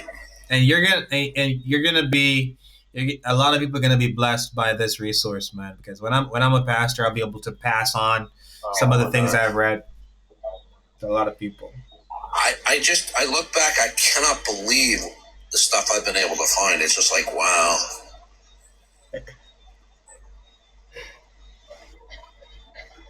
And God has blessed you so you can bless others. Because I'm going to be reading this book tomorrow. Wait a minute. Ask a Christian has been on your stream, right? Yes, he has. He's actually a mod too. Yeah. I made him a mod. Yeah. He's a good guy. He's been very good to me, just like you have. Yeah. You are our big brother in Christ, man. Who's ran out of patience with all the atheists, and I'm getting to that point as well.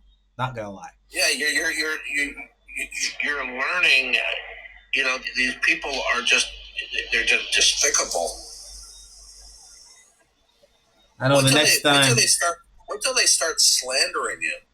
When you'll know that you're getting increasingly effective when they start slandering you. One thing I know: the next time I encounter an atheist who tries to create a caricature of precept, I'm just going to end the conversation. I'm not even going to indulge in that. He's like, atheism is true because of the impossibility of the contrary. I'm like, what? That is so stupid. So when we say the impossibility of the contrary, we're talking about the ontological impossibility and the epistemic impossibility. This is not just rhetoric. That's what he thinks it is. I mean, for him to say that the impossibility of the contrary, he has to give a positive presentation of atheism, and then shows why it's impossible. So when Van Til says Christianity is true due to the impossibility of the contrary, what he means by that is he's trying to give the most briefest, truncated representation. What he means by that is Christianity is not simply true by virtue of the failure of atheism. Christianity is true by its own positive representation, which is the revelation of God, and its own propositional internal content of what God reveals about his nature, being that he is the sum of all perfections. The contrary denies that. So what we're saying is that the contrary is impossible to ground ontologically and epistemologically, and the only viable worldview is the one of the self-revealing triune God and his composite attribute set.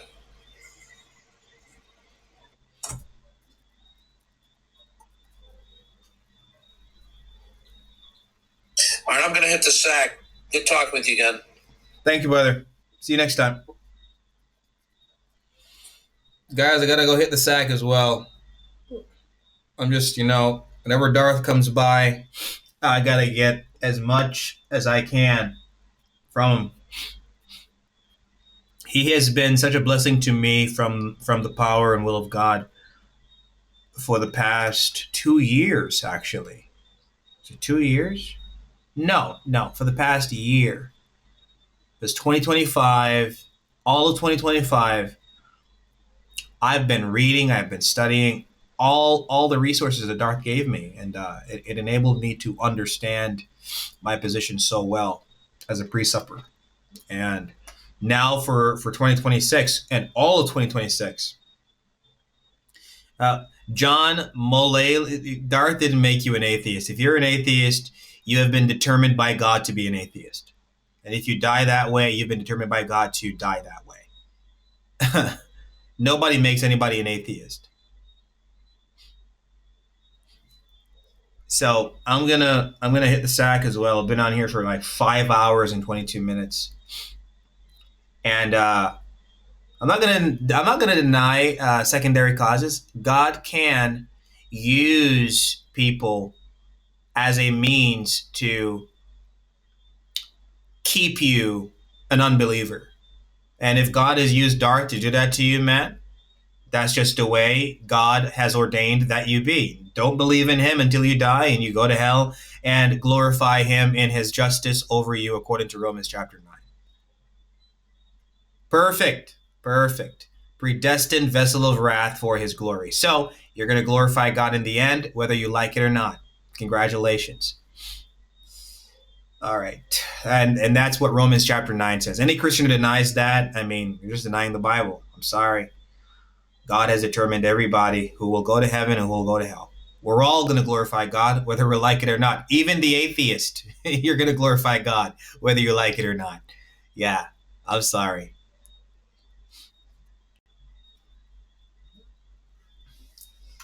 I bet if I ask you, how do you know that God doesn't exist? You can't give me an answer that doesn't commit a logical fallacy. You people are walking contradictions and logical fallacies. I mean, you're warehouses of contradictions and fallacies. It's amazing. But I'm not even going to indulge a conversation. Keep on thinking that God doesn't exist. Keep doing it. I have no problem. I have no problem. Keep believing it. You guys keep believing that God doesn't exist. I have no problem. You will glorify God in the end. Keep believing that God doesn't exist. Keep believing it. Even that I can't find God anywhere is a category error. Right there, you just committed a logical fallacy. You guys are such warehouses of logical fallacies and contradictions. It's an understatement. Wow. Oh boy. I'm done. I got some reading to do, so I'm gonna get some sleep, and then I'm gonna wake up tomorrow. Well, it's already tomorrow. I'm gonna wake up later and try to finish some of these books that Darth recommended for me to read. Yeah, you guys keep on being atheists, okay? Keep on being atheists. It's not gonna make me lose any sleep. It's fine. Keep on being atheists. You will glorify God in the end, just as I will glorify God in the end. You guys have a good night or good morning. Thanks for coming, everybody. Get some sleep.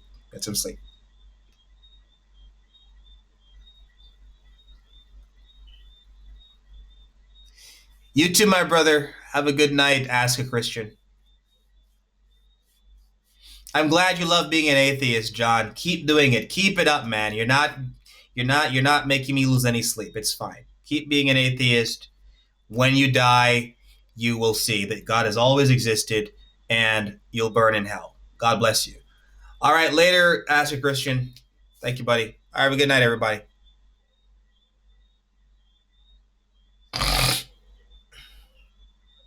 All right. No, I ain't following back anybody right now. Wow. How many followers did I just get on TikTok? I can't wait to get to 1,000. I'm almost at 1,000. There's no way that anyone is going to watch my YouTube video this far. There's no way. Almost 5 hours and a half.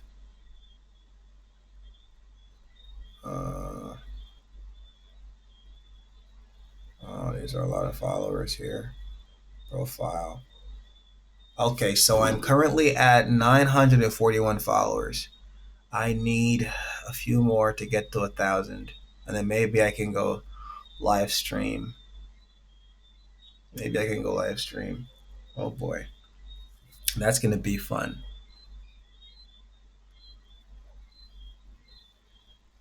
Objective proof for Christianity. This is something that needs to be read over. Throughout college, he won numerous awards for his high academic achievements, always residing at the top of his class. And that intellectual rigor did not subside after his graduate years. In the short time that he was here, his contributions to the church and to the Reformed faith in particular are second to none. In his 47 years, he left behind numerous articles pertaining to philosophy, apologetics, ethics, and theology, 6 books in apologetics, 4 of which were published posthumously, and over one. Let me see if I have this book in here.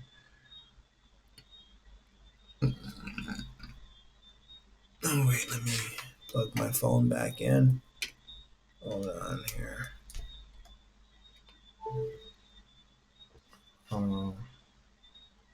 Objective proof for Christianity. Objective proof for Christianity.